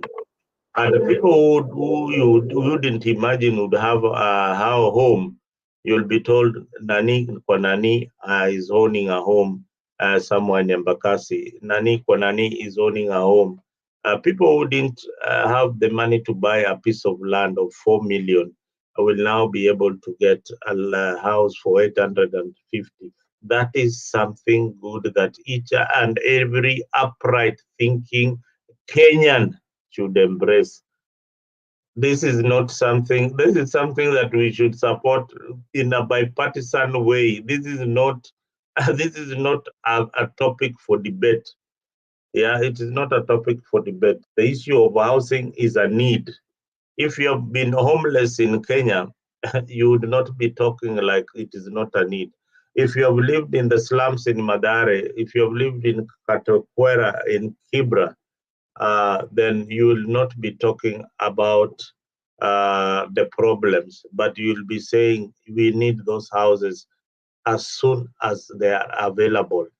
Hata utaingia, watu wale wanaishi kwa slum wataingia hata kabla madirisha ziishe, kwa sababu wanaishi kwa manyumba yale yana madirisha, wanaishi kwa manyumba yale wajawahi ona choo inaflashiwa. Domu, wewe huko kwa choo unaenda unakaa vizuri, unasoma gazeti, unaangalia simu yako, ukimaliza unachukua tishu, una flash, unaenda. Mtu wa Kibra anachukua karatasi anaenda na tupa huko nje. Kwa bafu ajui hata bafu inakaa namna gani. Wewe uko na luxury ya bafu ya kuchagua maji moto na maji baridi. Yeye hata hiyo maji ajui hiyo maji itatoka wapi. So these housing projects, they come with water, they come with infrastructure, they come with so many things. On that note, I want us to give you guys every panelist here a minute or two. Don't exceed 2 minutes. Dom, I start with you. 2 minutes only. I'll cut you short. I think it's unfair to give me 2 minutes, because I think at least everybody has touched on me, and I had a right to respond. Okay, respond, but you are. I'll start with Jeff. Jeff, what I will tell you is this: I wish you are here to hear this. Jeff, Muru, are you there? Muru, I hope you're not. Domi, I listen to you. Yes. Okay. I will tell you this. I agree. You may call Ruto the brightest person, but what I will tell you is this: I can remind you what I told you before. You can dispute facts, but you cannot dispute results. Results to Ruto that Ruto has brought up does not implement, does not show a bright person. What you're saying is, what I'll tell you is, it gives, this is the picture you're bringing. If you can celebrate a 3 feet tall man that he is tall, then I don't know what your height will be. Mister,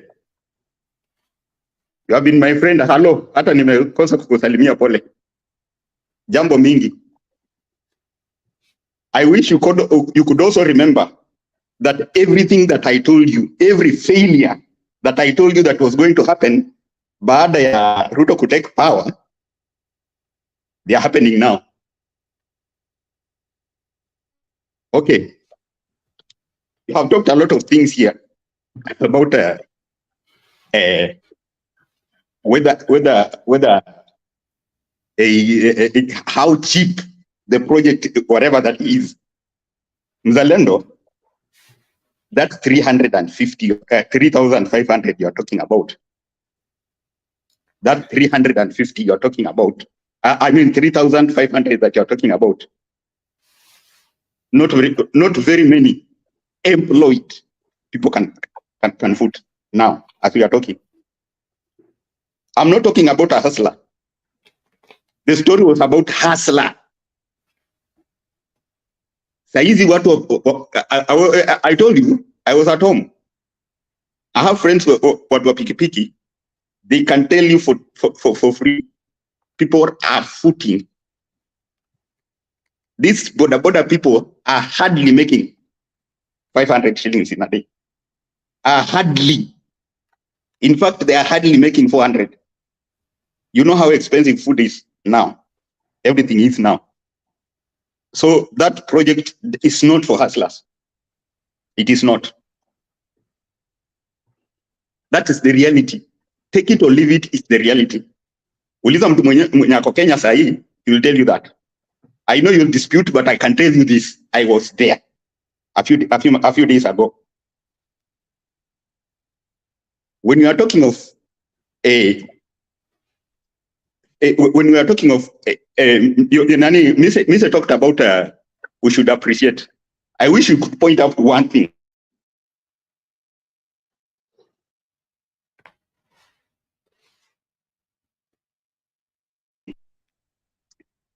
Because practically, I wish we could point out one thing, because practically, I can't see. I can't see. What Ruto has done is cause misery to Kenyans. Misery. High prices and yet low salaries, low income. On that low income, that low income of 15,000 a watchman is earning, piga hesabu na unga, piga hesabu na chakula chenye na mafuta ya kupika, piga hesabu na mafuta ya that is kerosene, piga hesabu na skima. Then you tell me how much is going to remain in his pocket. People are in misery. And I'll tell you this, guys, all of us. It depends on, it's like somebody can set very low goals and achieve them. You are earning 100,000 shillings per month. Then unaamua utaenda kujenga nyumba ya mabati. And that is your project.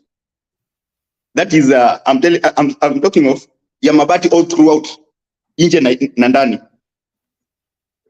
After like working for 20 years, that is the only house that you have. And because that was your target, you expect us to celebrate you as a great man. Give me a break. That is what I told you some years ago. Last year but one, I told you that is the greatest explanation of mediocrity. You set very low goals and achieve them and expect us to clap for you. That's nonsense. That is what Ruto is doing. My friend, people are doing things here in the world. Presidents are turning lives of people around. Immediately, this Niger guy took power. Is it Gabon or so? He turned the country around. People are celebrating as we are talking now, to the extent that people were ready to defend the army. People were ready to defend the army. What is happening in Kenya? The president is being heckled everywhere. Everywhere, practically everywhere. Now, I know Jeff will come conveniently trying to say that he's only photoshops. Let me tell you. Take it or leave it. He has been heckled almost everywhere because of, one, mediocrity thinking. Two, oppressing Kenyans. What Ruto is doing is oppressing Kenyans. And we will not celebrate for that. We'll just appreciate. There is one that I'll appreciate for Ruto. The government, the Kenya has a president, somebody who is sitting in power. It's not like Somali. We are not like Somali. That is what we thank God for. Okay. Have a nice day. Oh, thank you, Dom, and I hope you left us your contacts there. You asked for our contacts. Thank you, Kabisa. We have Penny, kama umelala, your last word, Amburu.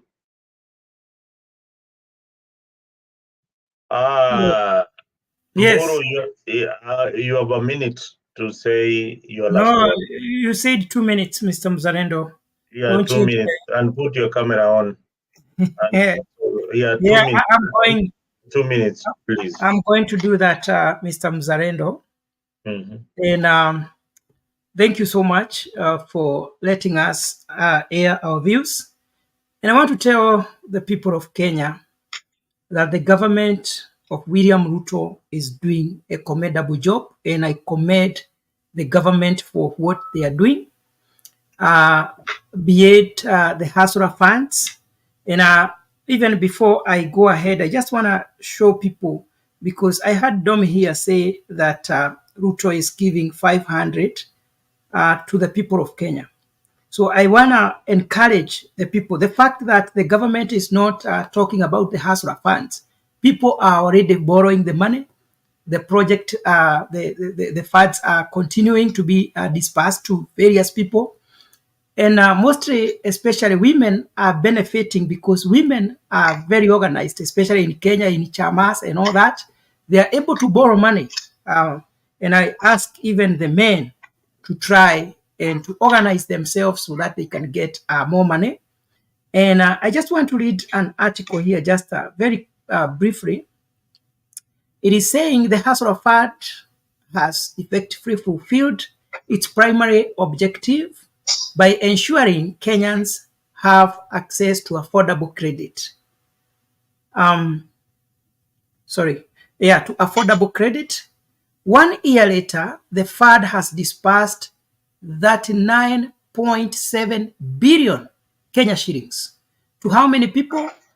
To 21.8 million people, and mobilized 2 billion in savings. Total repayment stood at 28.75 billion. That is not a project which has failed. It is a successful project. Going forward, the president said Kenyans will now be able to borrow more as the fund increased, as the fund increases borrowing limits by up to 100%.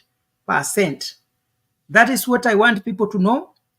Ukiendelea kusikiza kuchochewa, hutaenda kutafuta pesa na hutajipanga. Kama hupati, wengine wanapata.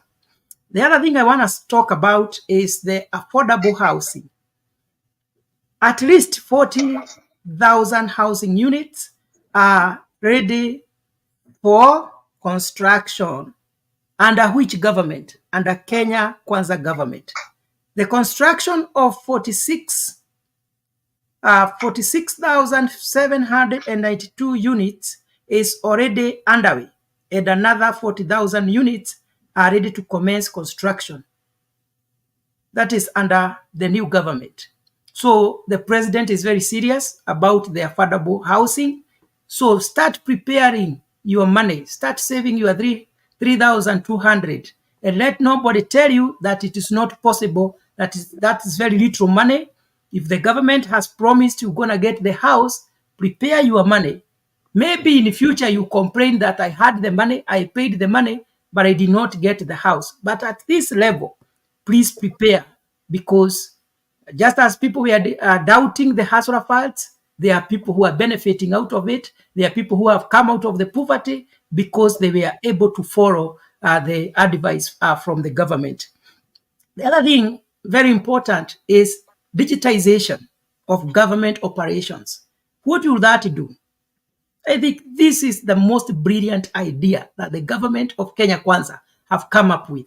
In Kenya, a lot of corruption happens because of physical handling of money by government officials. That means right now, most of the taxes will be collected digitally. You don't have to pay anybody no money. So what will be happening? The government will be in a position to collect more money, and corruption will be reduced greatly in the nation of Kenya.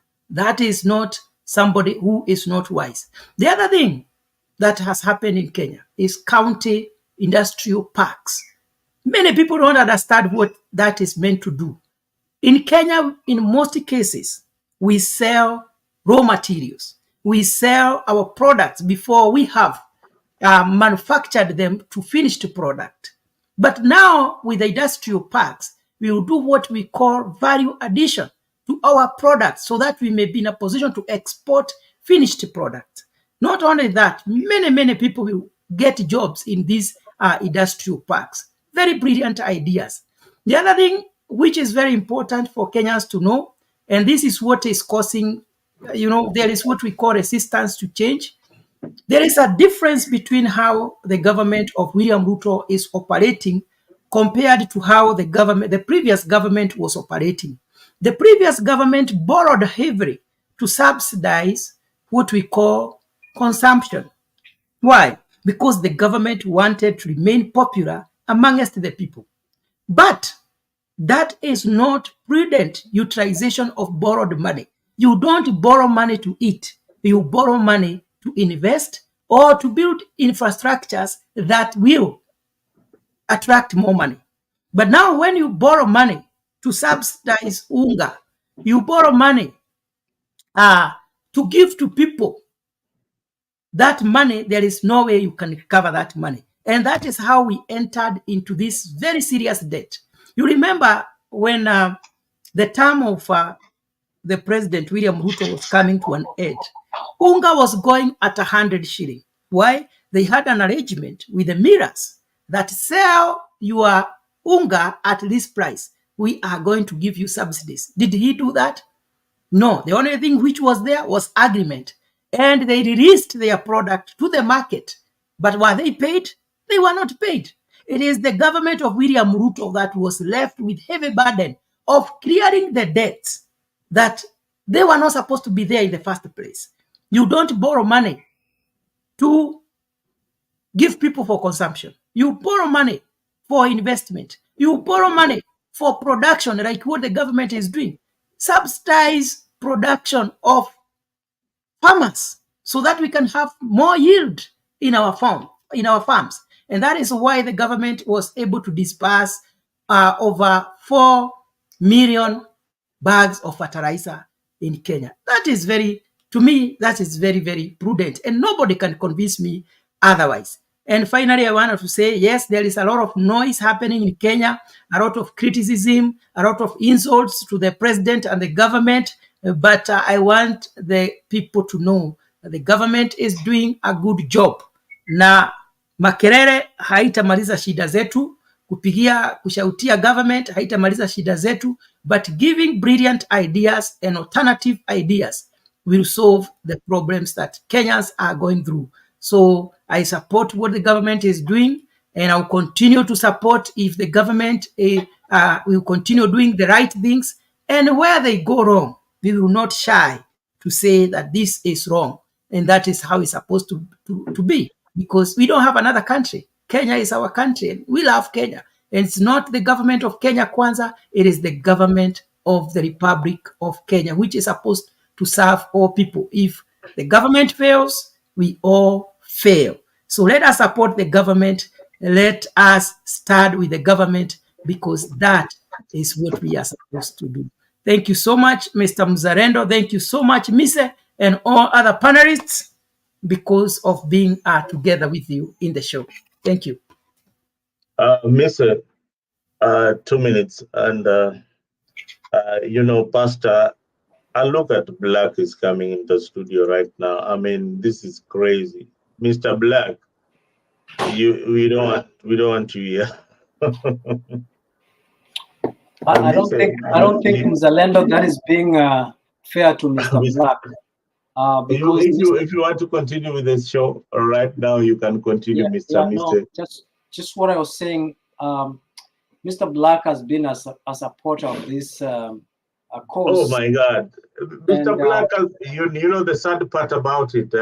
I kept on seeing Black on the comment section, and for a very long time he didn't come on the studio. Yeah, because of the nature of the job that he's doing, we must give a benefit of doubt. But you have seen that Mr. Black has been consistent from the time when we were at Mtembei, and even the time we were kicked out. He was among the people who were being kicked out. We were labeled as prophets of doom by a few people, and I'm glad that today the very same people are coming to this platform where they get fair discussion and balanced discussion, where we have fair criticism, receiving criticism of the president. At the same time, people are also giving and recognizing the effort of the president in restoring our country back to normalcy.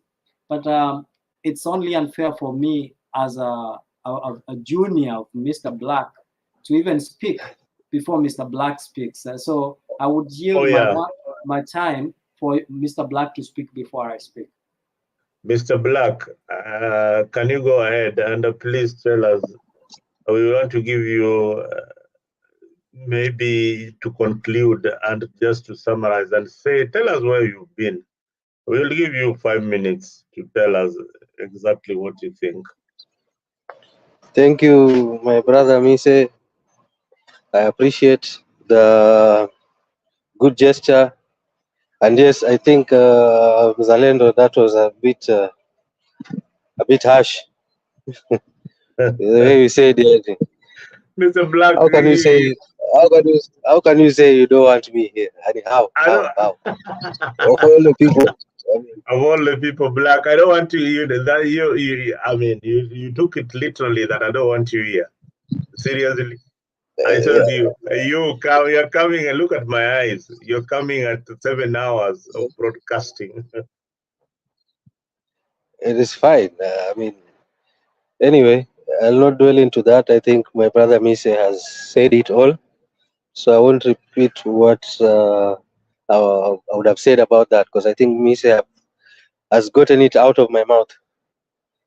So just to proceed, I want to say again, thank you for this opportunity to be here to share this platform again with you after a very long time, but not so very long time, but a long time it is still.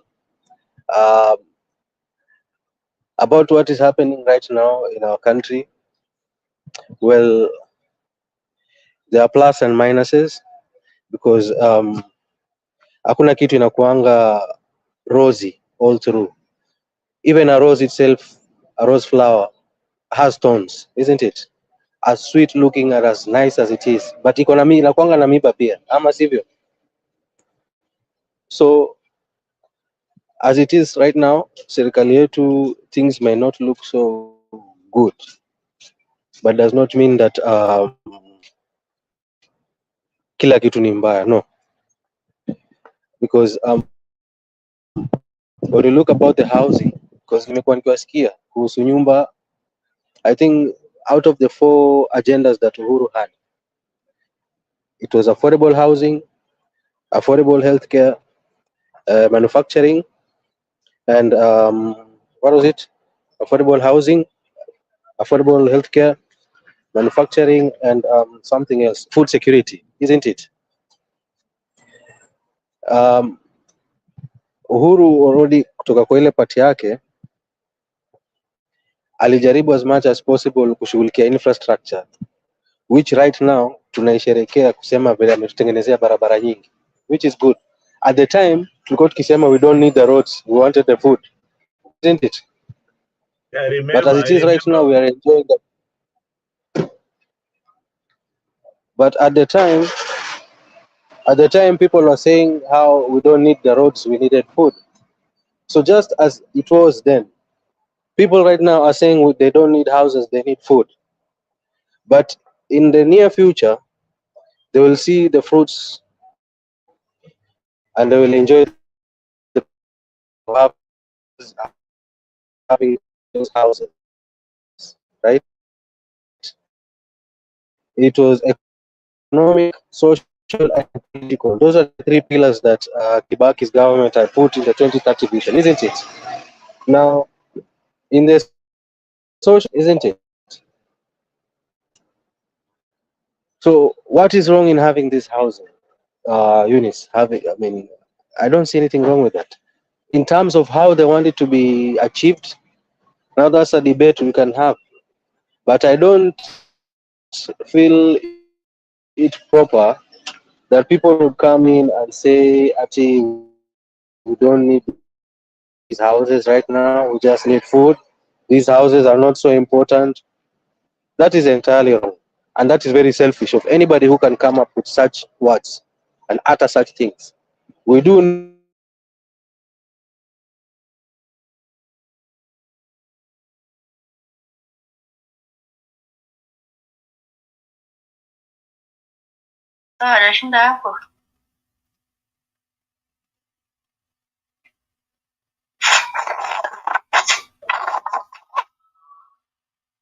Mise, I think we can't hear Black. You can go ahead and give your submission. Yeah, I just want to support what I mean. This is, and I think Mzalendo and Mr. Jeff, these are some of the things that we have been talking about. Balanced debate, balanced criticism, where there is credit, please give credit where it's due. You know, a lot of people try to separate William Ruto and Uhuru Muigai Kenyatta. Some people say, oh, someone should, we should have Uhuru advising Ruto. I mean, these people worked together for 10 years, 10 years, and they did very well. And it was William Ruto articulating the agenda of the government and how the projection of the government.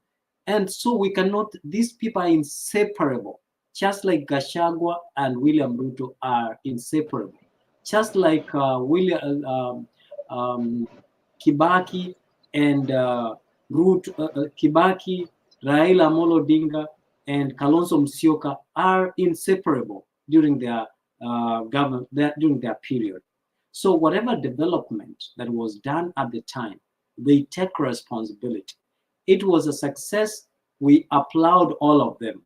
It was a failure, we hold them accountable. So to me, that's what I want to tell the people of Azimio, to stop. It is good to, you know, Jeff, it's good to correct you. And the Bible says you correct someone in love. You know, there are two ways. You either harsh on this person or you correct this person in love. Okay? Now, if we want to look at the failure of the government, we also hold the opposition accountable. You thrive, and this is the kind of this is the discussion that we were having the other day. You say that, oh, you know what, the prime minister was not did not have power, but the prime minister ilikuwa serikali ya nusu mkate. So whatever decisions that were made, he was also consulted. Whether it was 10% consultation, whether it was 1%, the whole idea was he was consulted. Now, in the previous government, we had a handshake. So whatever decisions that were made and arrived at, he was part of them, because despite the fact that he was not in the government, he was compromised by the government. And therefore, we have to agree that this person equally has been working together with the government. So whatever failures that we have, he is also affiliated to those failures. So Mr. Jeff and Mr. Mzalendo, one thing I want us to appreciate is that our country is moving, the trajectory is taking, is good. Now, what I want to see, and I keep arguing this all the time, I want to see masterful mobilization of from the massful mobilization from the Azimio, telling us how we can fight corruption. Corruption doesn't have to be fought by the government itself. The corruption can be fought from the public. That's why they say power is vested in the people. So we have not seen civilians, Azimio civilians, and as Azimio, those who are privileged to be elected on the ticket of Azimio to the legislative assembly, coming up with bills, making attempts to be able to try and bring resolutions to the people of the Republic of Kenya. Where is your goodwill? You cannot tell us, oh, we want to criticize, but there's no goodwill. We don't see that goodwill from you. All we see is shooting down everything. Any effort the government is making, you are criticizing it. You are using every opportunity and ammunition available to you to pull down the efforts of the government. Where is your patriotism? Where is your goodwill for this country to prosper? You cannot tell us, you can't keep us and thrive and tell us, oh, this government has made this government has made the investors to move to Tanzania. What have you done to stop this government from having the investors move to Tanzania? What have you done through the legislative assemblies? That's why I don't like people like Sifuna. They are the people who are double-sided. Mzalendo, we were talking about this the other day, and we said we have governors who have good relationship with the president. Okay, we have, even though they are from Azimio, and they have invited the president to their respective counties, and they have worked, and the president has, commissioned projects that are actually visible and are rolling. Why don't we see that positive appreciation of the work and the willingness of the president to work with people who never voted for him as well? Even by influencing development to go there, even when any human being would want not to take development there. So to me, that's the kind of conversation that I want us to have. Forget about mtu wangu hakushinda, and look our country as patriots and develop our country as patriots, and forget about thinking of 2027. We live at the moment that we want now is the projection of the dispensation of the government manifesto or policies within the time that are elected. The time that we are assured that they are elected is now to 2027. If they are lucky to come back to the government, to government in the next cycle, so be it. We will be happy again to support the government. But these all issues, this whole trend, or people are shifting into the campaigning mode by shooting down and sabotaging the efforts of the government as soon as the election has been done. I think it's a bad precedent for our country.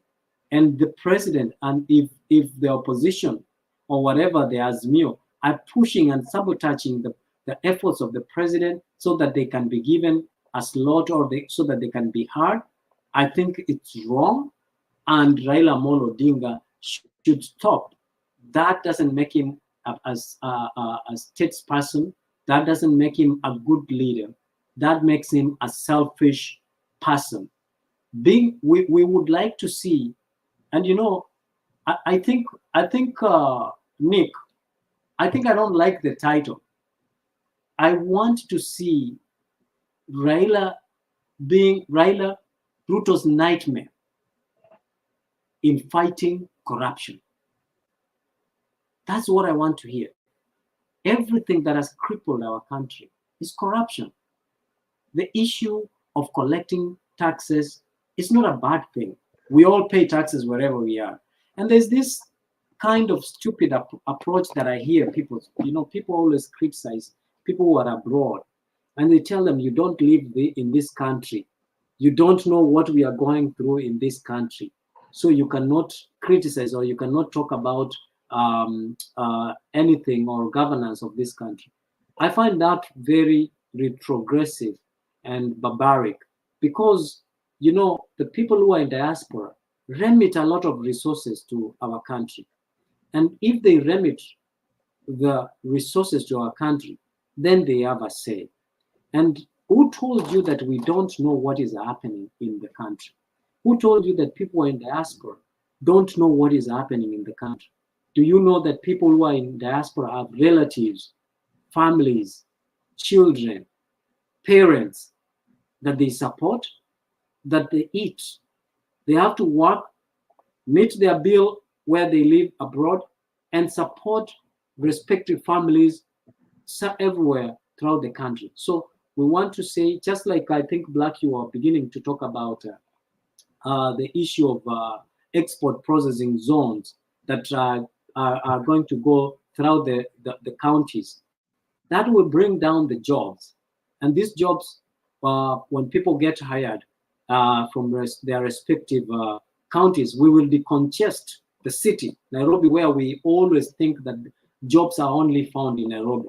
And that would bring down the trickle down and development from the grassroots. And that is the spirit and vision of the devolution, whereby I'll tell you, I don't want, nowadays people live and work from their backyard, which means the issue of housing in the city has been resolved. If you're coming from your backyard, you are not going to put shanty houses, because now there's congestion in the city. It will give the government ample time to do proper housing and provide the housing solution. And one more last thing, Nick, people are criticizing the government for the government to try and addressing one of its mandates. One of the mandates of the government is housing. The other one is healthcare. The other one is good infrastructure. The other one is security. So when the government is trying to address the issue of housing, we shouldn't just criticize him just because we don't like him. Let us criticize him.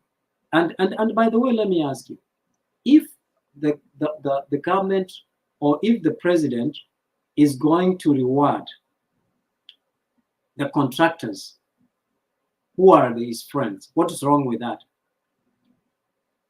The question should be, did when bidding was done, is it bidding when you are tendering? When tendering is done, were proper measures put in place? Did everyone go through the process of tendering? So this is where we want people like Azimio to make sure that they have come up with a proper way of tendering government services. They have the numbers, they have the knowledge.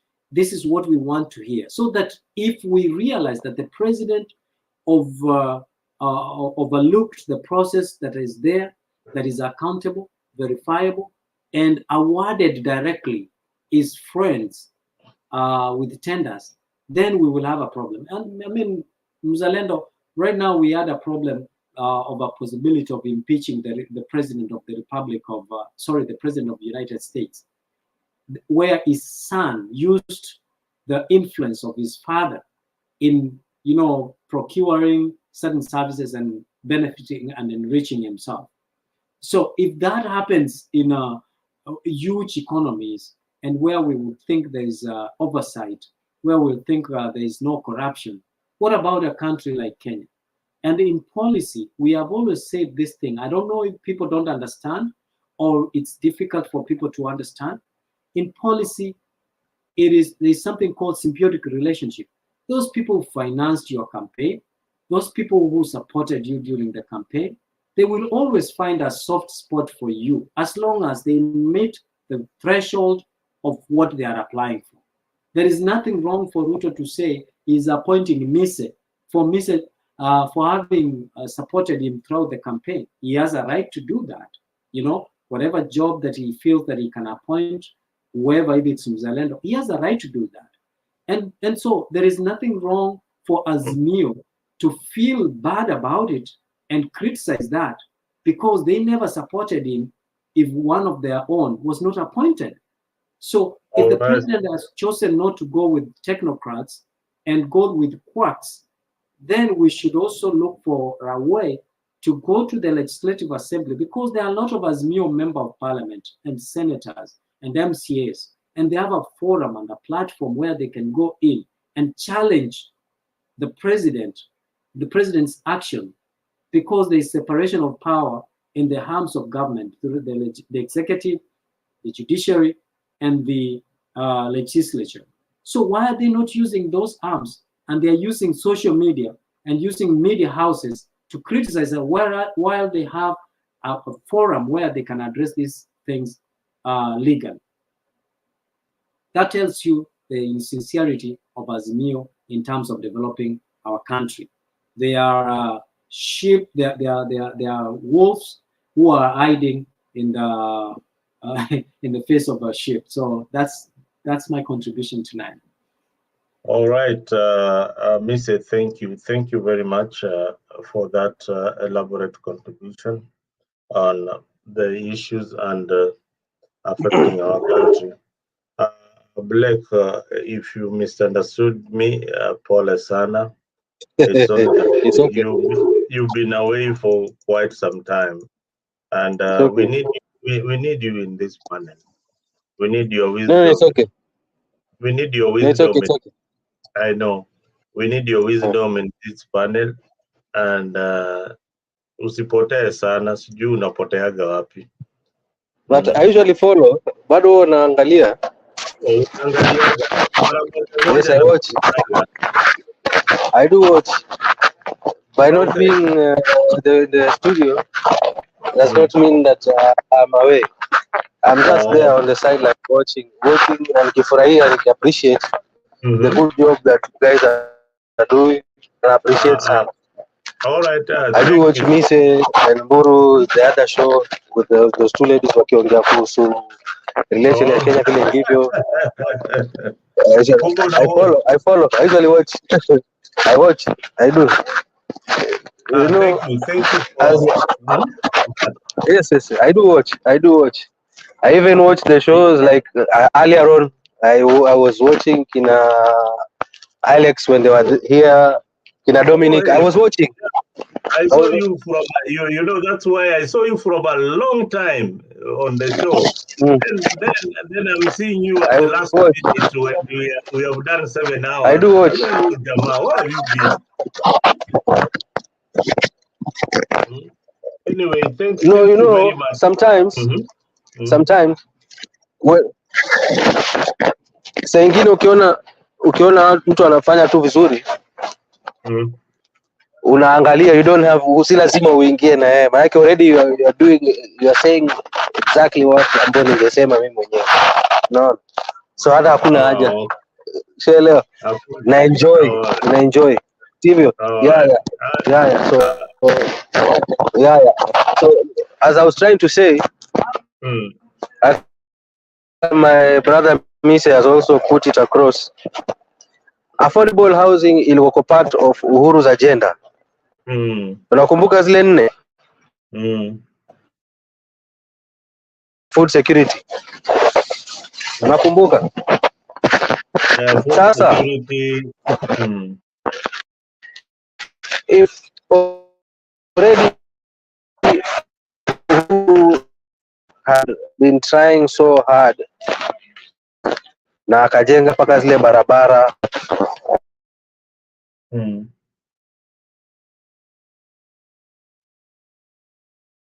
network yako ni mbaya ama ni nini? Anyway, tumepoteza Mr. Black. I think he has got a network issue. Guys, I think we need to wind up. We need to wind up the show. And I want to thank everybody who has been watching. I want to thank one particular person who has been part of this show. I want to just thank everybody. There were so many people in this show tonight. And thank you for being part of the show. Good year. I don't know what I would do without you. I salute you. Keep on encouraging people on the comment section to subscribe to Afrique. I sent today a special link there that you can put your contacts, your name, so that we can personally know who you are, where you are watching us from, so that if you have something that is nice coming from Africa, we'll be able to reach you or send it to you directly as a token of appreciation for what you are doing in this particular channel. Otherwise, I want to thank you very much. We lost Black sometimes back. I want to thank you guys so much for being part of this family. And with that, we have done almost 7 hours and 30 minutes. That's a long time sitting down as one of the panelists here. So for me, ni kwaheri na tuonane. And make sure you watch some of these lovely programs that we have for you, especially. May Join I? us every Friday from 8. May I just put in a word? Yeah, put in a word. Now you're back. Yes. Just a word. Yes. Watu wakisema eti kwamba eti Uhuru alitengeneza pesa na nini bila kukataa watu pesa. They should realize that wakati unakumbuka ile wakati wa COVID. Kulikuwa na pesa ambayo ilikuwa inatolewa ya kumitigate hizo measures za COVID kwa watu kimfuko through ile kazi ya mtaani. Unaelewa? Now as we progressed, wenye kupatia fedha wakaamua it is also best now to move away from that. Ndio ile pesa iliposimamishwa ya huo msaada wa COVID ikapelekwa sasa kwa ujenzi wa nyumba. So people should understand that hiyo pesa ambayo Uhuru alijenga nayo ni pesa ambayo ilikuwa ikitolewa na wale wafadhili wakati wa COVID kwa ile kazi mtaani, ikasongeshwa sasa kutoka kwa kazi mtaani ndio ikasimamishwa ikapelekwa kwa ujenzi wa nyumba kwa watu wa nyumba, ku upgrade standards za watu za kuishi. Sijui kama unaelewa makazi yao. So watu wanafaa kupata, na hiyo ndio kitu, na hicho ndio kitu ambacho none of these people on the other side they talk about. So akiuliza eti Uhuru alitoa wapi hiyo pesa bila kukataa watu pesa, that is mahali ambapo hiyo pesa ilitokea. Thank you. Oh. All right. Nilisema mwaka wa 98 kwamba nitajiuzulu ama nitastaafu kipindi hiki cha miaka 5 ikisha. Wengine hawakuamini kwa sababu wanaamini power katika kontinenti la Afrika kwamba kuna mtu anaweza kuwacha power ya urais. Power iko kwa wananchi, na sisi tu ni wadhamini yao.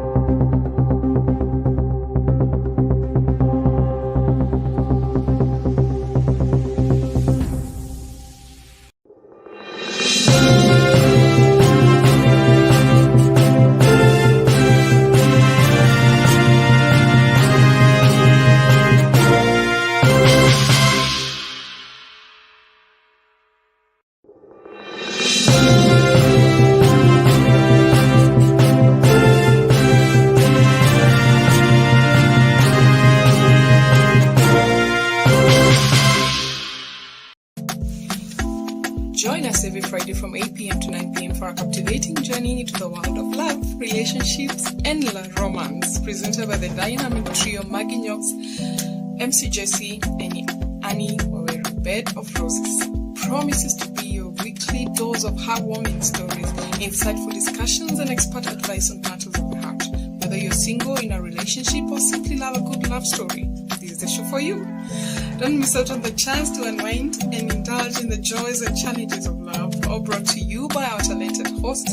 Tune into Africa 24 every Friday from 8 p.m. to 9 p.m. and let us guide you through the enchanting world of Bed of Roses. Subscribe now and mark your calendars. You don't want to miss this. See you there.